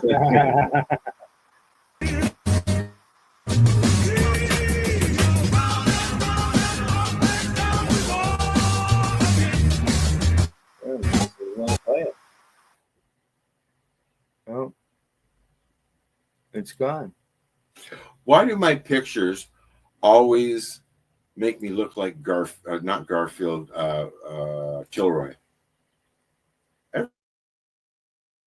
Every picture I take, when I do it, when I do it, when I do a selfie picture, headlines. Headlines. I know I'm trying to take off the page there behind. And for some reason, it's not doing what it. Oh my God! A defective day. Yeah, there we go. I took it out of the screen. It's gone. We're back. Okay, bye-bye now. Yeah, something didn't like that. Too much action going on there. Okay, well, you got anything else you want to talk about? Well, I'd like to talk about the fact that your computer is very dusty. It is very dusty. It's very old. I was told I'm doing very good with my laptop. You know what? Silver 6. You can't. I can't even see the fucking keys on mine.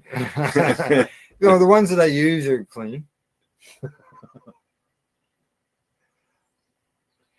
Right? The keyboard for my $1,000 4-in-1. Yeah. It's a laptop. It's a desktop. It's a blah blah blah blah blah top. Mm-hmm. Broke 3 months after I got the computer. Oh. It drives me nuts. So I have everything YouTube, Bluetooth, mm-hmm. Bluetooth. Yeah. Anyways. Okay. Yeah. No, this is 6 years old, man. Should we? Yeah. I think we say. I'm getting bored with myself. Yeah. When you do that, it's time to go. What are you saying? Well, we still got viewers. Should I stay? Should I go now? Yeah, okay. What we'll do is we'll leave. We'll come back later. Maybe we'll come back later. If we're not too stoned and laying on blankets and around the and fire. if we do something, we can, update you on what we do. I'm going to. I purposely didn't do any lives on the way down because I was trying to surprise the kids. Right. And I did. Did you? Oh, yeah, I did. I walked in the door and I walked up to David's room. Yeah. I said, is he in there? And I went like a cop bang. Okay. And he opened the door and I should have gone click. He opened the door and this is the face I got. Like, what the fuck are you doing here? Just so you know, we got a message. Okay. Buddy Weeds says, great show, guys. Good to see us together. Awesome surprise. Enjoy your visit. Al had to do sound effects. I do the sound effects. Thank you, buddy. It's always a pleasure to have you join us. Yes. On all our shows. Yeah, on all the broadcasts. You Yes. don't have much to do you? You just pop in and visit and, get involved in the conversation. Well, that's, it's nice, when we started doing this, that's what it was about. Yeah. About continuing the conversation. I like conversating and having it's ADHD, interaction. I may not do it very well sometimes. I lose track of shit and that, but the conversation's still there. Well, the other day, or I don't know, it was one show. So many now, I get mixed up. Gordo and Buddy Weeds, they get together. Don't get full of They yourself. have their own conversation. Yeah. Right, and they talk well, back and you know forth. what? And Having this chat thing, yeah, having this chat thing that pops up when somebody's talking, okay, while we're talking, is more interactive. I like that because we don't have to go. Oh, wait. There's a comment. Yeah. Well, the thing is, it just doesn't. Although it is, it very shows small. people. Right? It is very small. Well, it's because I have our screen minimized, so I can have the controls. Right. I'm gonna see if there's any way of making the screen bigger or not. Like if you can resize it, I'll look at it. It's because of because you can't squeeze that over. It doesn't shrink. It doesn't narrow up any. Right. So. All right. Say goodbye, Al. All right. Say goodbye, Al. Goodbye, Al. Goodbye, Al. See y'all next week. I'll be home though. You'll be home? I'll be home. All right. Well, thanks for tuning in, everybody. Other than that, see you later. Sorry. Gotta get that I right. went the wrong way. Hey, gotta get that right. Peace. All right. Bye bye.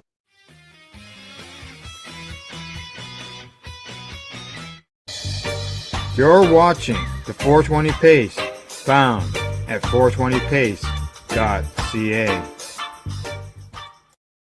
Rerolled Saturdays. Check it out. Nothing but non-stop cannabis and psychedelic programming. Find it at 420pace.ca.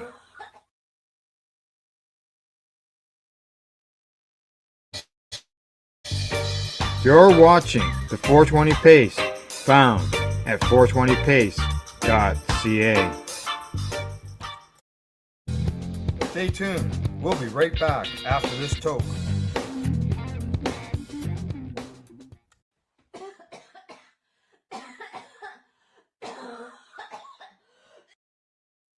You're listening to the Pace Radio Network here at paceradio.net.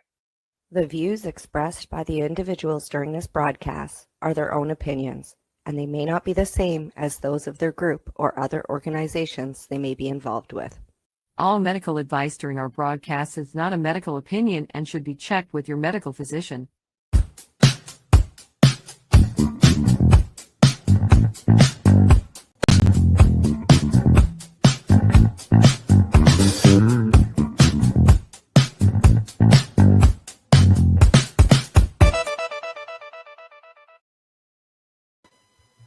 Hello and welcome to the Mushy Moment with myself and my awesome co-host, Reverend Cindy. We're live today on Tuesday, April 25th, 2023 on paceradio.net, Facebook, YouTube, Twitter, LinkedIn, Foxcast, Roku, and Fire Stick. And today we've got an awesome guest for you. But first, how you doing, Cindy? I'm doing great. How are you? I'm doing pretty darn good myself. So what do you got that's new? What's new for news? What's new for news? We have a pretty incredible guest on the show today. We just came back from more psychedelic spiritual medicine. And I bought a camper van. So the next time I come out, I can drive around and camp. And what kind of a camper van is it? It's a VW Westphalia. You hippie chick. Yes, Our guest today is author extraordinaire. He's an editor. He's the one of the main organizers in the Spirit Plant Medicine Conference here in Vancouver. He's got a pretty darn good vision all the way around. And his name is Stephen Gray. And he's the editor of this newly released book that I was lucky enough to go to the book release party on. Hello, Stephen Gray. How are you? I'm all right, thanks. Was that a good enough build-up? Oh, yeah, no problem. No worries, mate. Oh. So we like to start with one, fairly simple yet cool question that sometimes eats up quite a bit of time. I can imagine. What is it that brought you to the position you're in your journey? Right. As you say, that's it's hard to decide how much to say about that one, because at my age, there's a fairly long trail of the good, the bad, and the indifferent behind me at this point, But I'll start by confessing my age. Or at least my age group. I grew up. I came of age, you might say, in the late 1960s and early 1970s, which was pretty much the peak. Certainly in Canada, we were always a couple of years behind the U.S., especially California. But pretty much the peak of an era that was often referred to as the countercultural era. Sort of the pejorative term these days to describe the people of that time that picked up on that whole theme or thread was hippies, but we didn't call ourselves hippies at that point. In fact, I could get waylaid here, but the word that, people often take a word that's meant as an insult and they turn it around. So, black people take slur words and turn them around to make them words of pride. And so we called ourselves freaks. Like, in other words, a freak to the culture that we thought was pretty freaky. Anyway, so that my interest in this stuff goes back to then. There was I'll try to keep it short, but there was a kind of a marriage of interest in spirituality, particularly Asian spirituality and psychedelics at that time. And cannabis, of course, was a really big part of all that. And I got interested in both of those streams, if you will. And then that led to, there was a meme kind of going around at the time, which was, okay, so maybe you've had some amazing experiences, seen God or whatever on your psychedelic journey, but what are you going to do with the rest of your life? You can't just keep, going back to say hello there without doing something to ground that into your daily life. So for many people, it was something like meditation or yoga or whatever. For me, that became Tibetan Buddhism. Took me away from psychedelics for about 10 years or so, but then good old Terence McKenna reintroduced me to all that in the late 80s, and I suddenly went, oh, okay, right, psychedelics and ancient spirituality, they're connected very much so, right? So I got back into it, and a whole bunch of things have happened since then. I've done ayahuasca, lots of ayahuasca ceremonies, connected in more recent years with the Santo Daime, people who do ayahuasca in their church services, Native American church with peyote prayer ceremonies, etc. And then this conference that you mentioned in the intro, and then the cannabis book that came out in 2016, Cannabis and Spirituality, and now this new one that you guys have displayed there. So it's all kind of, been a long journey that's led to this moment. Amazing. Yeah. Well, I bet there's even better stories in there somewhere, though. Oh, I'm sure. Yeah. Like, that's Terence McKenna reintroduce you. Yeah, well, not actually. I did actually. Actually, I don't want to get too far into this one, but I was living in Los Angeles in the late 1980s. I was down there for 3 years, and somewhat near the end of that, their version of the Georgia Straight, basically the LA Weekly, kind of a similar format but way bigger because it was LA. The front cover of it was a weekly, and the front cover it had a head-to-toe photograph of Terence McKenna and an article about him, and it mentioned that he was doing something that weekend up in Ojai. It was about an hour or so north of LA. So I went for one of the 2 days and heard him talk and bought some of his tapes and a book and stuff. And that was how I got connected. I never actually knew him beyond that. So when does Dennis McKenna come into your life? Oh, well, actually, my first meeting with Dennis, he might remember it now because I've reminded him a couple of times. I was at a conference in Iquitos, Peru. That's in the north of Peru, in the Amazon jungle, which became a kind of a center for ayahuasca work and then ayahuasca tourism, which is has its pros and its cons as well. But nonetheless, I was at a conference and Dennis was the opening keynote speaker. I had never met him before. I knew who he was, of course, through the books that he and his brother did. After he gave a really good talk, and after his talk, I buttonholed him and I said, "Hey, nice to meet you. I've read a lot of the work, et cetera, and I really liked your talk." And he said, Dennis has always been humble, in my opinion, anyway. And he said, "Well, my brother's the one with the silver tongue." So that was my first meeting with Dennis. So you had a chance to meet Dennis and a chance to chat with him. I noticed that you spoke about ayahuasca. Was that the first psychedelic that you went to do? Oh, heck no. Like I say, I'm I'm from the LSD generation. So my first psychedelic, actually, don't want to get distracted on this one, sidetracked on this one either, but in my personal cosmology, cannabis is a psychedelic. It's not biochemically a psychedelic, but functionally, if you use it as a spiritual medicine, I consider it a psychedelic. So that goes back to that time as well. But when I was about, I don't know how old, 19 or 20, I started taking LSD. Probably did it 20 or 25 times before I, as I said, decided that I needed an ongoing practice and got involved with Tibetan Buddhism.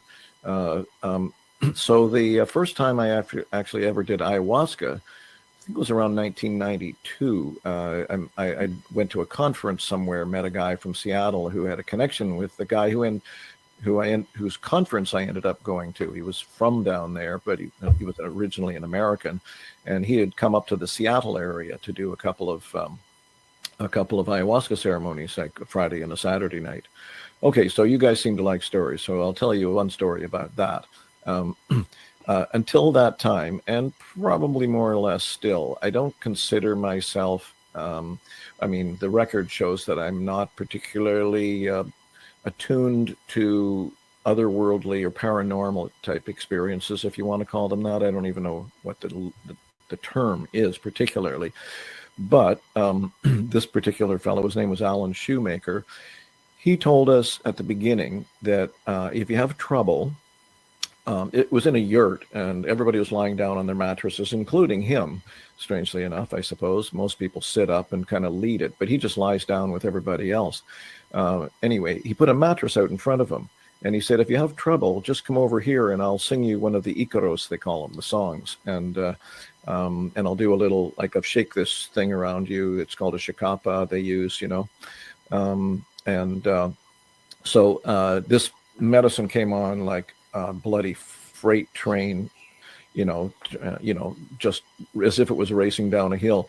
And it was almost as if somebody had opened a lid and a whole bunch of chaotic things all came flying out. So I just felt like this, an onslaught of stuff coming at me.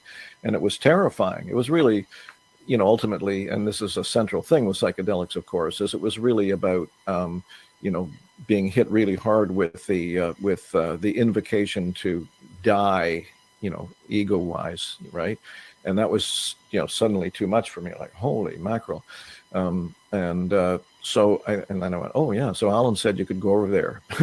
So I was so overwhelmed and shaky that I couldn't even walk. So I literally crawled. I was on the opposite side of the yurt, and I literally crawled across the yurt and tapped him on the foot because, as I said, he was lying down. And I said, yeah, I'm having a little trouble. You said, you come over for some help. He said, yeah, sure, lie down on the mattress. And he sang an Icaro and shook the shikapa around my head and neck and so on. And at the end, he sat me up and he said, when you have that kind of experience, it's just your ego hanging on, and you just need to trust the experience. And I still didn't feel any different. I still felt really shaky and kind of scared. So he left me. I looked back at my spot across the room, realized I still wasn't capable of walking, crawled back across the floor. I got about 6 feet away from my mattress, and in totally suddenly, like in no time or in a nanosecond, I got taken over by a large cat, like a jaguar or something like that. It just entered my body. It became me, or I became it, or something like that. And in no time, I went from being this shaky, scared kind of, kid or whatever, to suddenly feeling completely confident, completely graceful, and delighted, actually. And it was such a palpable experience for me that my buddy who had come with me and who was lying down with his eyes closed, lying down on the next mattress, sat up like this and went, what? Because he thought it was a black big cat coming toward him, right? And so it only lasted for, I don't know, a minute or something while this cat took me to my mattress, and then it dumped me off and left me. But it left me in a state of complete bliss and joy for the whole rest of the evening. So there's my first ayahuasca story there. Yeah. Nice. I like to call them mystic experiences. Yeah, sure. I call it that. The rest of the evening, actually, I had a very strong sense that there were beings above us, I didn't see anything. I didn't have any more visuals for the rest of the night. It was a felt experience. And I remember I got into a conversation with them, and it wasn't, like an auditory thing. It was, telepathy or whatever, but I'm going, who are you? And they said something like, well, we're here to empower you all and give you, some, I don't know, transmission or empowerment for the work ahead for yourself, right? But they felt like they were there, I mean, the whole night, the whole next 4 hours or so. And they felt to me like royalty was the term that came to my mind, like wow. royal beings of some kind or another. Yeah. That's awesome. Yeah. For me, ayahuasca is not about, hasn't been about going to other worlds particularly, as it is for some people, For me, it's about, and I think this is an opinion, But I think these medicines, their best use on the planet now is to be here, to be connect more with who we are on the ground here, and wake up to our true selves, our naturally existing selves of people who are awake, at peace, and compassionate, open-hearted, etc., and creative, of course. So when I felt like I've had contact with the others, if you will, on ayahuasca, it's more been about them teaching me how to be, more me or whatever, right? The strongest ayahuasca experience I ever had some years later, which was actually down as part of that conference that I mentioned earlier in Iquitos, it was so strong that normally those people, they pretty much always start right at 8 o'clock, and by around about 3 or 4 in the morning, you're ready to sleep. You get about 3, 4, 5 hours of sleep, get up in the morning, and then they have a sharing session, and then on your way. Well, this particular night, I didn't get a wink of sleep all night. I was flying right until like 8 in the morning, and then it's like, okay, everybody wake up. We're going to have our, our sharing now. So at some point I felt the presence of beings again. And I said, who are you? And the answer came back. They didn't say what they were. They said, we offer love.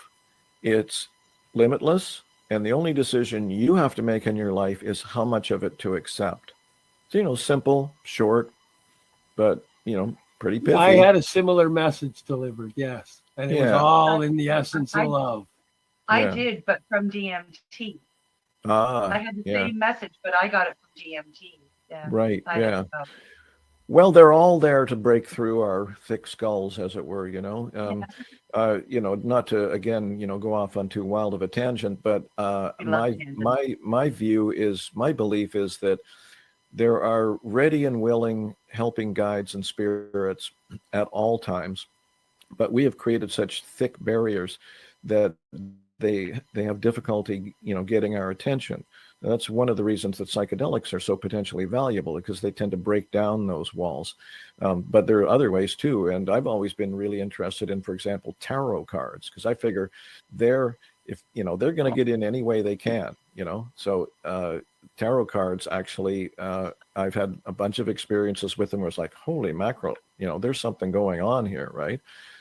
So yeah, basically, what I'm saying is the spirits, whatever you want to call them, the helpers, the guides, the teachers in the other world, so to speak, are ready, willing, and able anytime we can create an opening for them. I think that's one of the reasons that we tend to have so much noise in society is if there's lots of noise, you don't hear the subtle hints. Absolutely. Yeah, absolutely. And I mean, complete noise, visual, audio, there's just too much noise, and therefore you miss the subtle signs. Absolutely. No, we could talk about that one for hours.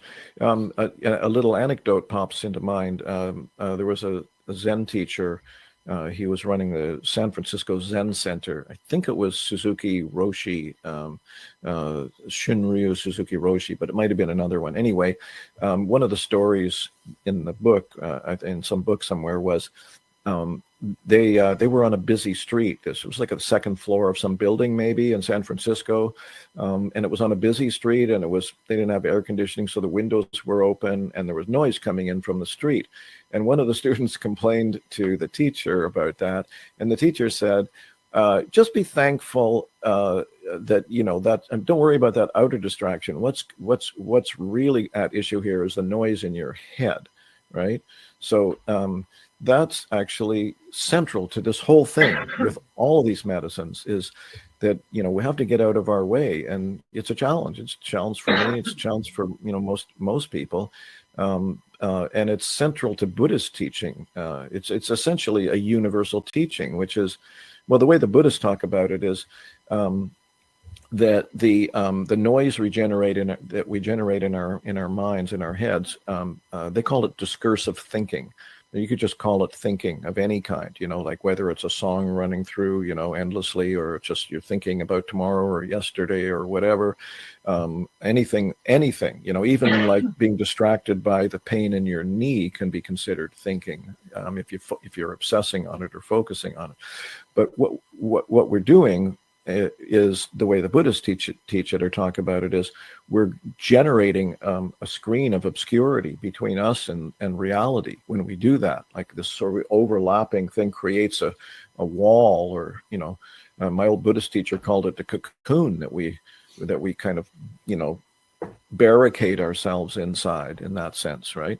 And so that whole idea of calming the mind, quieting the mind, is essential. It's central to everything that we're doing in this work of waking up. Well, I have to say that's one thing. Cindy and I are both CPTSD, which in itself, from a young age starts to create brain noise. It creates dysfunctional patterns, and a lot of it is thinking patterns with brain noise going on. Yeah. And I've been trying to meditate for quite a while, and I hit my levels of, and I've been doing my routines. But the one thing I have to say that we did the Cambo, which physically let my body hit a place of relaxation that I could never consciously hit because I didn't know that place. And my brain fought for a couple of days to catch up to it. And now we just did a 5-MeO with Gareth Moxie. I know Gareth. Yeah, so we just did a 5-MeO session with him. And what I found there was it was a next level of, it enabled my brain to find that piece of quiet. So I actually know now it's there and I can find it. But now I know what I'm looking for, because I'd never experienced that. I didn't even know what it was I'm looking for. Exactly. Yeah. No, that's a really good point. If you don't know, one of my favorite little sayings is, I don't know if you guys remember the old baseball manager, coach, catcher, etc., Yogi Berra from the. Yeah. Well, he was kind of famous for these sort of malapropisms where he'd say something that you kind of go like, does that actually make sense? But then you realize the meaning was there. And he said something like, if you don't know where you're going, or you should know where you're going, otherwise you'll end up somewhere else. So if you don't have a vision or an idea, like you just said, Steve, that such a thing is possible, then how can you work toward it or aspire to it or anything like that? And I think I sometimes call it the open secret. It's like, it's our true nature. Most people don't realize, I think this is still true, most people don't realize that it's in that gap, where we're able to quiet our minds, where we're able to get out of our own way, and the spirit is there, or reality is there, or however you want to term it, right? The poet, Persian mystic poet Rumi, right? Yes. Yeah, he's got all kinds of tasty little, lines and quatrains and stuff on that theme, like, don't let your thoughts cover the moon of your heart, that kind of thing, or let silence take you to the core of life, or silence is the language of God, all else is poor translation, right? In other words, silence meaning quieting the mind. And yes, and once you've had those experiences, that doesn't necessarily make it, particularly easy to nurture and develop and encourage that. Oh, I know I'm going to be struggling to find it.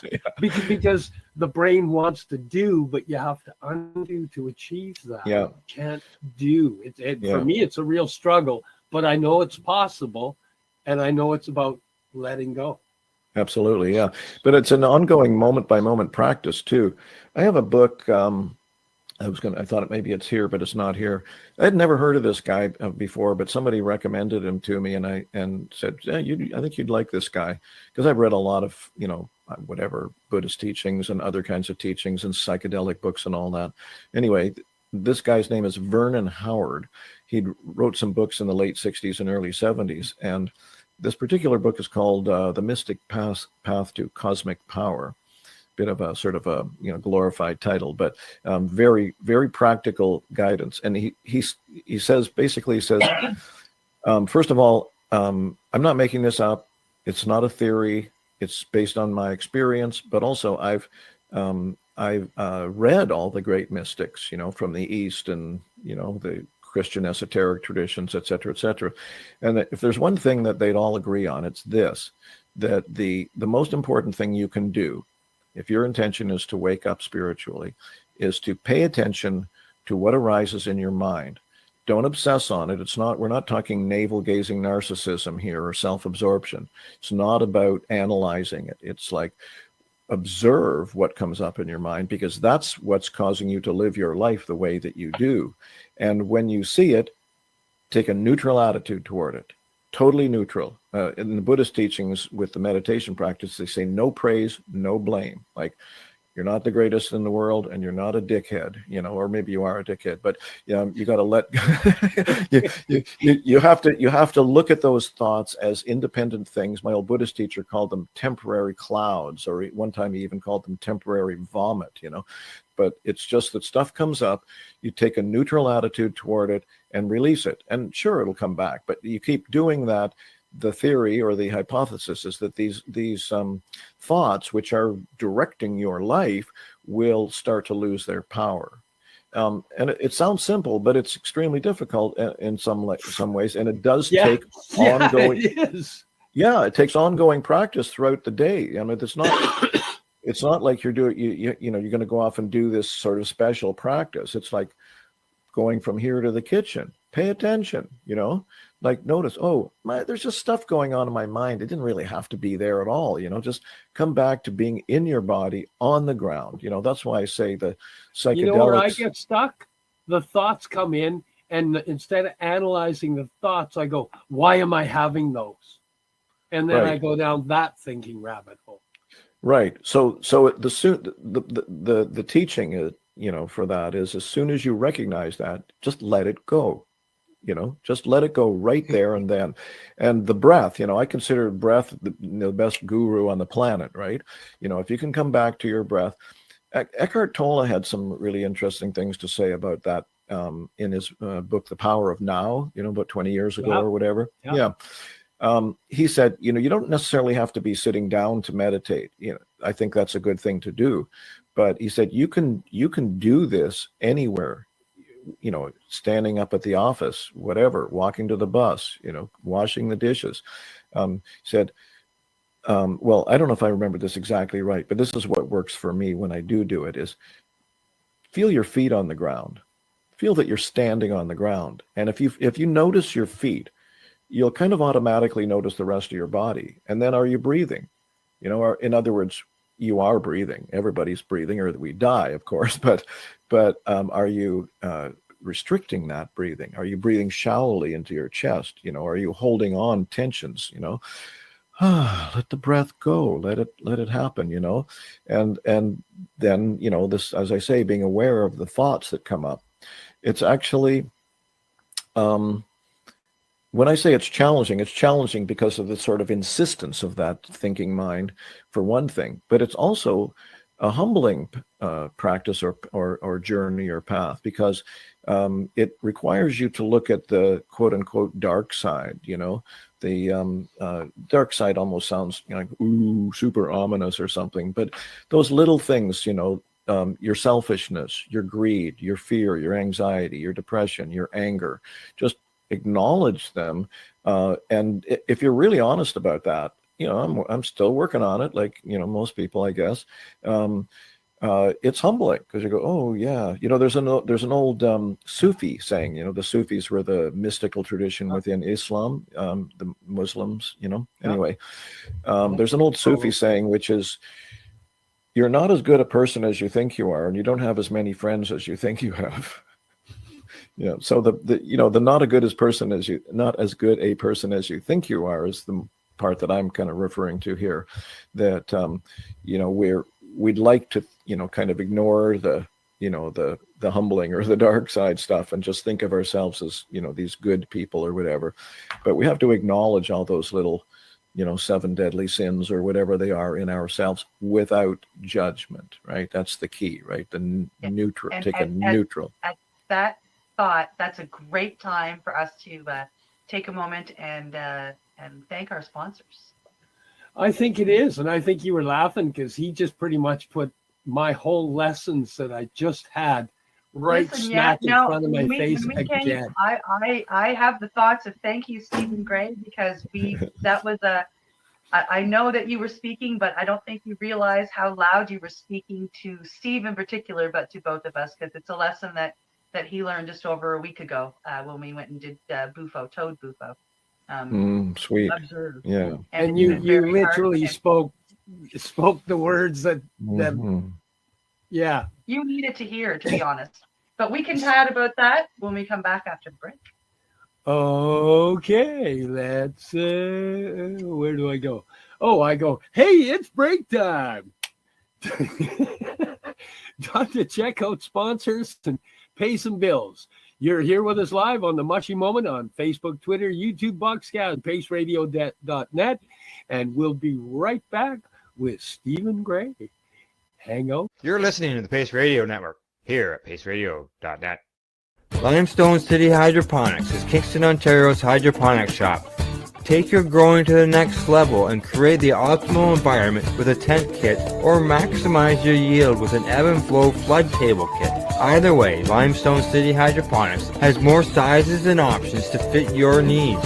Are you looking for the power of the sun that adapts to your budget? Then look no further, as they have professional grow lighting. They have indoor grow systems that are easy and cost effective with many options to fit your living space and lifestyle. Cultivate your growing potential. We have everything you need to succeed. And if you can't make it to the store, they offer local delivery to the greater Kingston area. Remember, when you're looking for experts to help you grow, then look no further than the locally owned Limestone City Hydroponics, 105 Sunderland Drive in Kingston, Ontario. Call them at 613-548-0420. Are you looking to get your medical cannabis grow license? Limestone City Hydroponics can help patients through the process of obtaining their license to grow medical cannabis. What's that? You don't have a doctor. If you meet the medical criteria, Limestone City Hydroponics has a nurse practitioner who can assess and provide medical cannabis prescriptions. What are you waiting for? Contact Limestone City Hydroponics at limestonecityhydroponics.ca or call them at 613-548-0420. What do you find at paceradio.net? People advocating cannabis education. Enjoy the buzz of legalization with Campbellford Lifestyle Shop. From lights to plant nutrients, books, consumption accessories, and more, we've got all your basics to grow or consume cannabis. Visit our info center or take a look at our piercing services and body jewelry, now available in-store through Campbellford Lifestyle Shop, 17 Bridge Street West, Campbellford. Rerolled Saturdays. Check it out. Nothing but non-stop cannabis and psychedelic programming. Find it at 420pace.ca.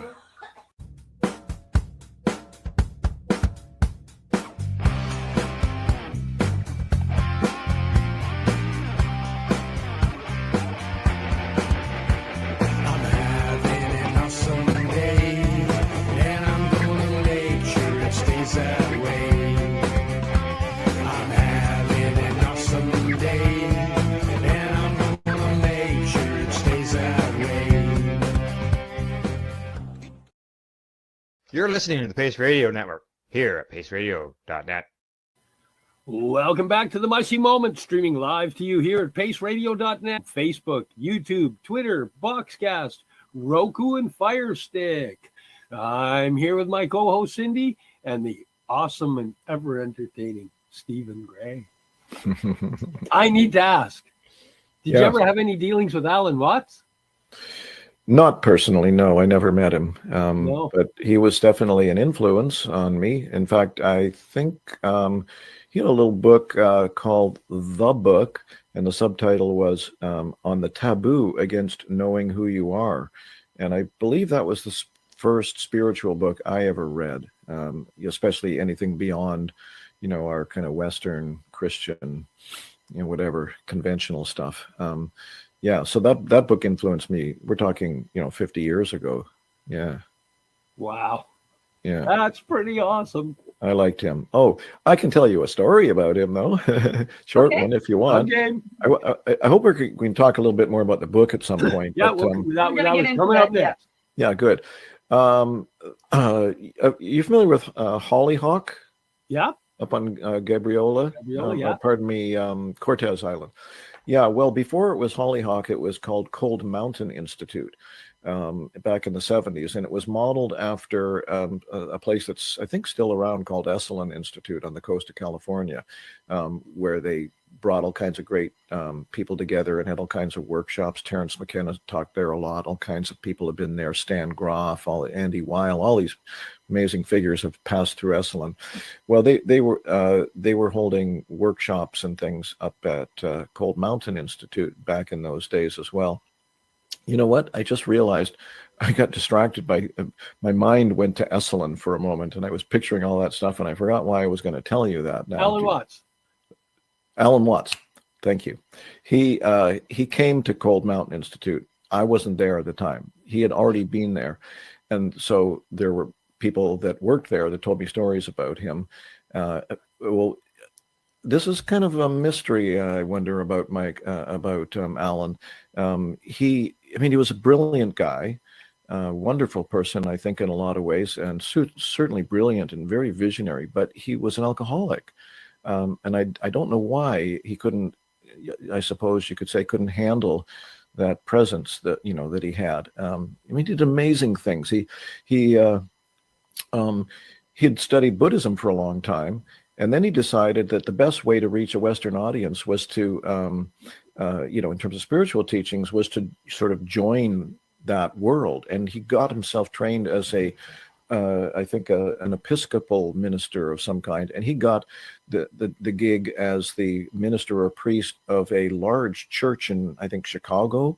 And he started turning things around and doing like a Christian church, and started doing things like Gregorian chant and, really interesting things like that. Anyway, he came to Cold Mountain Institute and he gave some talks. And a woman, I did meet this woman that was there with him.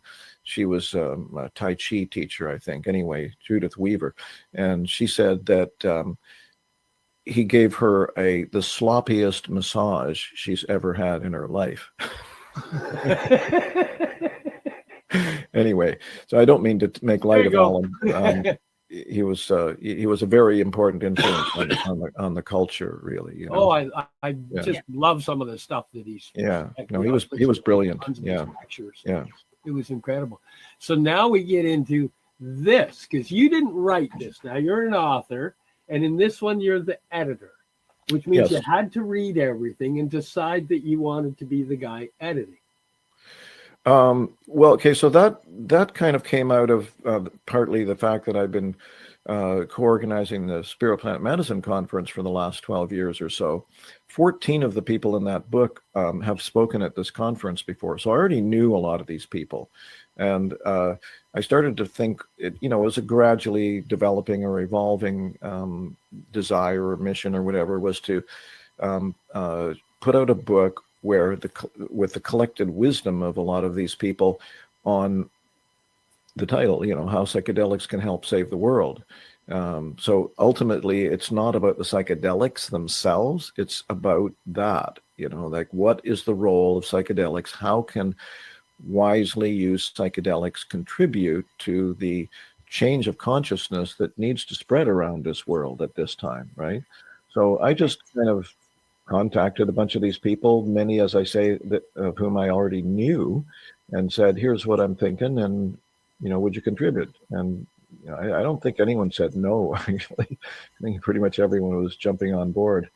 So that's how that came about, basically. And of all the contributions, is there anything in there that you think is profound? I think it's all profound, honestly. I do. In their own way. There's such a variety of voices. There are 4 or 5 people from indigenous backgrounds.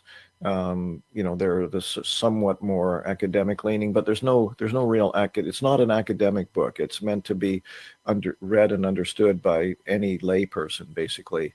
But I could give you a couple of examples. I mean, one doesn't want to. If the contributors were watching us, I wouldn't want them to go, "Oh, he's picking favorites," But I thought about that when I asked, but yeah. But I will mention a couple. Chris Beisch is an amazing guy. I deliberately put his chapter first after the forward and the introduction because I wanted him to set the tone. Because he has an incredible grasp of what I call the big picture. If we have enough time, probably what I should do is just give you a quick rundown on who Chris Bache is. He has this book called LSD and the Mind of the Universe. It's a remarkable book. Chris is now retired. He was a religion and philosophy professor at Youngstown, Ohio State University. And early in his career, he decided to undertake the Stanislav Grof protocol of doing high-dose LSD with a sitter, with eye shades, and a curated playlist of music. And he would do that on a Saturday. And then the other part of the Grof protocol was take the next day and transcribe everything meticulously, fastidiously, even to the point Chris would put on the headphones again. So he'd hear a certain piece of music and he'd go, oh yeah, that reminds me of this thing that was going on at that moment, right? He did 73 sessions like that over 20 years, 500 to 600 micrograms each time. Very, very high dose stuff. And in his book, he says that the first 2 hours were often really difficult, sometimes even extremely painful, as he went through layers and layers of ego death, like ego death of everything that he identified with as his personality of Chris Bache, etc. But even dying to the species ego in a sense. And then because he was able to do that, not everyone could do that. I know I couldn't do that. He broke out into this, like what he sometimes calls the vast intelligences of the universe, and started receiving downloads, teachings, and all kinds of amazing things. But for the purposes of the book and the mission of the book, the latter third or so of that 20-year period, he started receiving more and more messages that we are going through. We're now into it. We're going through what Chris calls a death and rebirth cycle. So the death part is that we have to, as a species, but individually, of course, but as a species, we have to let go of the dysfunctional ways that we are living on this planet. Right? It's not sustainable. It's an illusion. This is basic Buddhist teaching too, right? The ego mind is a mind of illusion. It's based on a series of stories, concepts, and beliefs that we tell ourselves to create some idea of what we think is reality. But as I mentioned about Rumi earlier, the silence is the language of God. It's in the between all that, when we're able to empty out of that story of ourselves, so to speak, that we can enter into this reality. And as you mentioned earlier, Steve, if you don't even have any idea it's there, you won't even know what to go toward, right? But anyway, Chris got into those states, downloaded this information, which over the last third or so of the 20-year period became increasingly clear or even confident that we are going to go through this process. We are already into it. It's going to be probably quite painful and difficult for an unknown period of time, but that if enough of us pay attention, do the inner work that we need to, and then take that out into the outer work that can be done in whatever way that is, then we have the possibility of what another contributor in the book calls the birth of a mature planetary civilization. So Chris is amazing on all that stuff, and I know him fairly well personally. He walks the talk. He's one of the most kind-hearted, open-hearted people I've ever met in my life, Just picking at random, there's 25 chapters. Another favorite one from a completely different angle is Tyson Yunkaporta. Just try to remember that, folks. Good luck with that. Tyson Yunkaporta. If you get the book, you can see it. Tyson is a Australian Aboriginal. He's an academic researcher and a wood carver, but he's lived a lot with the Aboriginal people in his life. And his thing is, he has a lot of amazing things about the way. He has an amazing book, in my opinion, called Sand Talk. The subtitle is How Indigenous Thinking Can Save the World. So he knows a lot about their worldview and how it's an antidote to this dysfunctional way that we're running things, so to speak. But he also talks about psychedelics, and he of all the voices in the book, he's the most sort of cautionary in the sense that he does not telling people don't do it, but basically what he says is, if you're not connected to earth and community, to the rock beneath your feet, and you're, as he put it, charging off into orgasming into the cosmos in all your glorious splendor, you're not probably actually learning anything that's going to serve you and the community for the long haul, right? He said, if you do it right, you might only need to do that medicine once or twice, right? And then actually, I'm not sure if it's in his chapter. I've also interviewed him on my Stephen Gray Vision YouTube channel, and it might have been there where he says that about 15 years ago, he had a huge dose journey on San Pedro cactus, also AKA Huachuma, right? Yeah. He said, I learned so much in that one journey. He said it was about a 12-hour journey. He said, I learned so much in that journey that I don't think I ever need to do that again. He said, I learned about the way that I relate to the world. He said, I learned everything I needed to know about how to treat women properly that I hadn't known before that. In his book, Sand Talk, he has these little sort of like mandala-like looking drawing figures, symbols. They're symbols. And he said he saw all those symbols in that journey. And then years later, an old native or Aboriginal elder showed him the symbols, like said, here, you could learn from these symbols. And he said, those are the same symbols I saw in my San Pedro journey 10 years ago, right?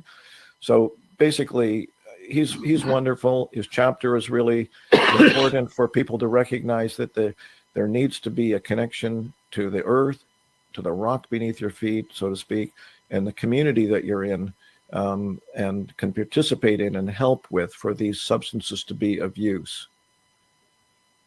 That's it. That's two. Yep. Two really interesting ones. Yeah. Now, you said something earlier that I kind of caught. Oh, go ahead, Cindy. Oh, I was just going to say, I'm sure if we had enough time, we'd probably go through all the chapters and they would all be your favorite for different reasons. Yeah, right. Okay, I can give you one more fairly quickly. This was like a 2-page chapter. It's Bruce Damer, who's also amazing. He spoke at, oh yeah, Bruce is wonderful. He's spoken at our conference, I think 3 times now, actually. Anyway, he had already written a chapter, but I knew this other story from him, which was that he was, he knew Terence McKenna really well. They were friends. So this particular little anecdote, Bruce wasn't there, but he knew the people that were there. And it was right at the very end. For those who don't know, Terence died, I think, around the age of 52 of a terrible frontal cortex brain cancer, inoperable, fairly rare, very severe, no hope, etc. Took him down at the age of about 52. So he was on a lot of medicines and he was kind of in and out and stuff like that. And right near the end, I'm not quite sure, but very close to the end of his life, a couple of friends there, the way Bruce tells it, and this is the last chapter of the book, apart from my conclusion, it's the title of the chapter is What Really Matters. Terence sat up straight, lucid, and said to the people in the room, psychedelics, they're not about ideas. They're not all about all that stuff I've been talking about for the last 20 years. They're about love. So that's kind of the concluding message of the book, right? That's awesome. That's awesome. beautiful. Yeah. Yeah. That's the message that every time I've sat with the medicine, any medicine, whether it be LSD or mushrooms or iboga or DMT or Cambo or, we have done the Sananga and the rapé with the Cambo. I walk away from all of it knowing that I am nothing but pure love. And that is what we are supposed to give out. And that is what we are supposed to receive. Well, somebody once said, I think it was actually a roadman running one of the Native American church ceremonies. Well, okay, how about another little story? His name was Canucus Littlefish, and he was a remarkable man, native person. I did about, 3 dozen or so of those peyote prayer ceremonies. he was the roadman or the person who ran the majority of those, not all of those, but down in Washington State. So this one particular meeting, in the morning time, after you've gone through the whole night with the medicine and all that, is the time when people express themselves. And Ken said, oh, on this particular meeting, there may be like 40 people in the teepee, and there were about 6 or 7 that had never been to a meeting before. And he said, Ken said, or Kanuka said, oh, you new people here, you might be wondering what happened last night. He said, you're going to have to sit with this for 6 months or so to really know and keep doing it. But in the meantime, I'll tell you this. He said, what you experienced last night was reality. Okay. You experienced reality with this medicine. That's what these medicines are for, to introduce you into reality, right? It dissolves the walls Mhm. of fake boundaries that we've built and Yeah. actually does show us what true reality is. Mm-hmm. You Yeah. said at one point, you said the mission of the book. Yes. But you didn't tell us what the mission is. Well, I think it's more or less, expressed in the title of the book, that psychedelics are okay. So the premise is that we are in a crisis situation on the planet. The spiritual ignorance or disconnection that has pretty much pervaded the planet for a very long time. I mean, I'm generalizing, of course. There's always been individuals that have been more sensitive, more tuned in, more awake, et cetera, right? But, the way that this world has been run, as it were, and the mindset of almost everybody is what the Buddhists call samsara, the mind of confusion.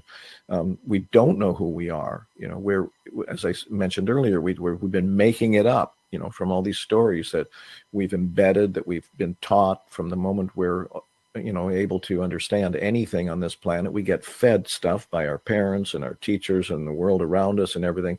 And we build up a sense of who we think we are and what we think is real or true or not true and all that stuff. But it's all just stories. It all lives here, right? And so the work is to see our way through that. This is why I mentioned Vernon Howard earlier, that just observe. That's part of the work, and that's one of the things that psychedelics do. They function kind of as truth serums. They can show you where you're blocking or suffering, and to bring that up for you to see and then release, hopefully, and carry on. But they also open you up to this unconditional reality as well, potentially, of course, right? So we are at a crisis point is the central, in a sense, contention of the book. And it's not just a few people saying this. I think most people on the planet would recognize that, we're in a pretty chaotic situation on the planet. I mean, even the climate itself, if it were nothing else, the climate is getting more extreme every year and is likely to make life on the material level more difficult. But at the same time, all these other things are happening, politically, economically, socially, all these things, more depression, more anxiety, all this stuff. So as I see it, what the world needs, as much as possible, for anyone who's open to hearing it, experiencing it, and, embedding it into their life, is that we are indeed going through a death and rebirth trajectory or journey on the planet. And if you just saw, this is almost a shop-worn metaphor now, but I like it anyway. If you were an alien from another planet where they didn't give birth the way we do, they had some other way of reproducing or whatever, and you sort of were looking down at the hospital room at the birth process, what you'd see is an extreme amount of pain, a lot of screaming, the woman going through all this, and then blood, and this gooey, bloody thing comes out, and then it starts screaming, and you're going, if you didn't know what this was, you'd just think, wow, that's a horror show, right? But what it is giving birth to new life, obviously. So if you don't have any understanding or vision or, haven't been told in any way that if things get weirder and woollier and scarier and less materially comfortable on this planet over the next decades or so, it's not just that we're going to hell in a handbasket. It's that we had to undo all the old ways. It had to happen. And the indigenous people have been telling us this in their visions for 500 years or more. Yeah. People like Chris Bache have been downloading it from their high dose LSD journeys, and other mystics and psychonauts are all kind of saying a similar thing. We've reached a nexus point. All the indigenous prophecies, more or less, as I understand them, have pointed at this time. One of the chapters in the book is called The Turning of the Soil. Belinda Ariacho, a native woman from Arizona or New Mexico. And she says, this whole time is about us reconnecting to who we are and recognizing how we've sort of stepped off the path, if you will, So that's what the book is for, is to try to provide a message that, there is hope for the birth of a mature planetary civilization, or what Chris Bache calls the birth of the future human, which is the awakened being, Homo noeticus, as sometimes people call it. That is our true nature. So it's not like we're trying to search for, yet another alternative or something. It's like when we can do the work that we need, like I said earlier, like the inner work of releasing and healing, and then step out with that into the world, then that's what, great teachings like Buddhism have been telling us for 2,500 years. This is who you really are, right? So it's an undoing process. It's not a grasp onto some new great, religion or anything like that. It's an undoing process that we're all ultimately capable of, is the teaching, and as you say, Steve, it ain't easy because we're so identified. I mean, think of it this way: your whole identity in this life is built on this series of concepts and beliefs and stories you've told yourself, or we've told ourselves, right? And if everything is based on that, if your whole identity and self-esteem and copability in the world and everything is all based on that, then anything else is shocking, right? The or awakened watching that belief system that you have fall apart. I've watched guys that believe they're this, and then all of a sudden the job changes, the wife leaves, a couple shifts, and now they have no idea who they are. Yes. And so typically what a person would do in that situation is try to reestablish another whole set of bulwarks or cocoons or whatever, right? And so what the teachings would be when you start to experience that sense of dissolving or whatever, then just stay with it, keep breathing, right? And then the same thing when you're in a journey, let me get a psychedelic journey, I love the way they've been talking about this work that's been done at Johns Hopkins University. They've shown this in films like Fantastic Fungi, for example. It's a wonderful film if you haven't seen it. Yes. Yeah. And, nearer the end, they interviewed a couple of the people from that, from one of the end of life psilocybin ones, And so basically what they say is, if you get scared, it's, again, it's that ego hanging on, or don't buy into it. Don't buy into any kind of a narrative about it, right? Just keep breathing and it will change. So I think it's like, that's the micro level in a way. And then there's the macro level on the planet. We need to teach ourselves, I think, to stay present as much as possible, just to keep breathing, stay out of our heads as much as possible, just be aware that way. And again, I want to stress that, as I understand it, and as the great teachers would say, I'm sure, this is not a self-absorbed narcissistic thing to do. It's actually the opposite, because you see yourself starting to go into the, analysis or whatever. That's just another thought, So your practice, your moment by moment walk through your day practice, ideally, is you recognize when that stuff comes up and you go, oh, I can let it go. I mean, obviously, we have these thinking minds for a reason, where they're an amazing tool, right? No other species seems to have quite that sophisticated and thinking abilities, and we use them for all kinds of things, like what we're doing right now, obviously. But if that's all you do, if you can't let go of that, then in a sense you're missing reality, right? Oh, yes. Wow. Wow. This has been an incredible chat. And I'm really, really epically sad to say that we are at the end of the show. We're hitting there. We need to get them to say where people can get the book and your other book, Cannabis Sure. and Spirituality, correct? Yes, they're both are available in all the sort of usual channels. You know, they're on Amazon and online booksellers. I think all the major ones have it. And if your local bookstore doesn't carry it, I know you guys are, well, you're in Vancouver, Steve, anyway, and Yeah. you're temporarily here, Cindy, anyway. I'm back in Nova Scotia tomorrow. We were just over at Banyan's as well. I was immediately Yeah. going to say Banyan's. They're awesome. Right. Well, you know, that they have it, and any bookseller worth their salt is going to carry books like that. And even if they don't, even if they're not like a psychedelics-oriented bookstore, they can order it for you. But, you know, you can get it in 3 days on Amazon if you need to as well. And the publisher themselves, their website, innertraditions.com, they have it. Oh, and also if you go to my website, which is, you were going to ask me about that anyway. Scrolling across here. Oh, yeah, there you go. StephenGrayVision.com. I've made it easy for people. Actually, my friend Sophia did it for me, but nonetheless, right on the homepage, I think it says something like order book or something, and it'll give you links. I'm not selling it from the website. It'll give you links to Amazon and a few other sources like Barnes and Noble or whatever, Indigo, whatever, and people can get it that way. Yeah, so they're both widely available, both those books. And what else will people find at StephenGrayVision.com?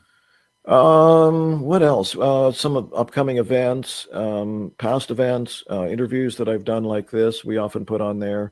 There's a blog section. I haven't written much lately, but there's a bunch of articles that I've written in the past on there. That's about it. There's no jokes. We're going to have you back, but I feel like you are full of wonderful stories, amazing advice, and I would love to hear more and more and more. Yeah, well, thank you, and I'd be happy to do that. Thank you for joining us here on the Mushy Moment with my co-host Cindy, myself, our awesome guest. Oh, where's my finger? There, you can tell I can't find the camera. Stephen Gray from StephenGrayVision.com is where you can find him.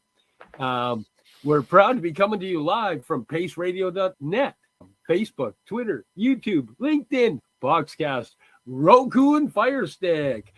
Thank you all for joining us here on the mushymoment.com, and we'll see you next week. Much love, everybody.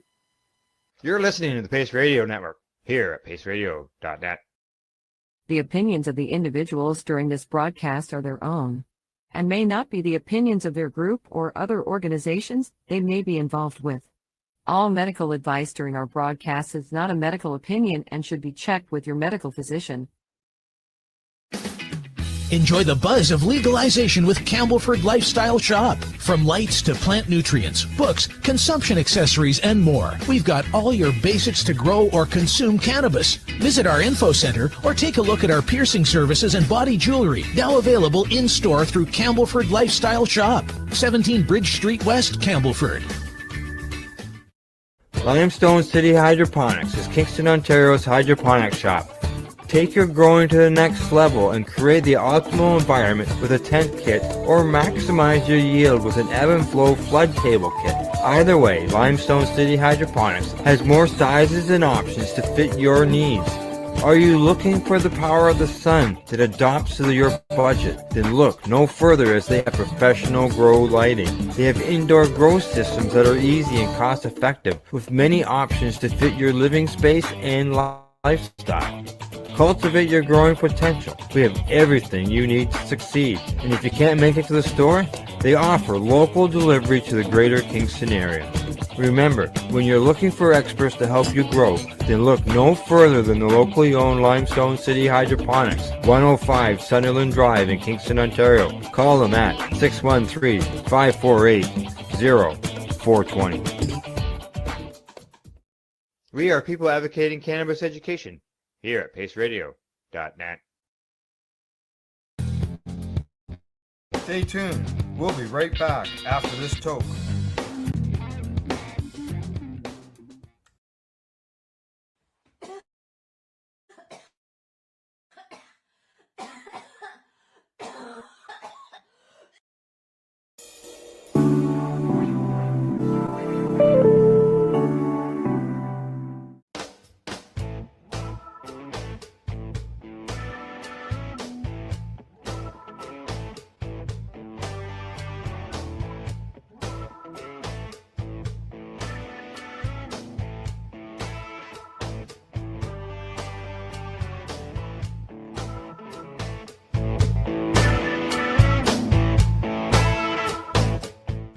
everybody. Welcome to glass blowing today here at the workshop of the Apple. The creators of the Apple, Dave and Masta, are here with me today. We're going to watch them create some glass products, including we're going to go through the steps of the Apple with Dave.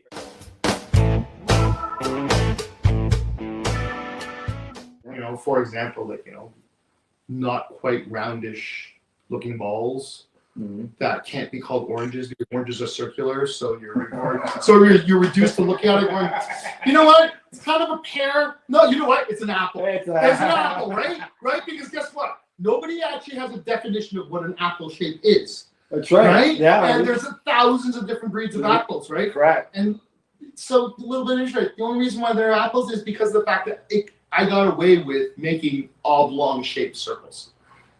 That's like literally the why I do it that way. And one day he said, "Hey, that looks like an apple."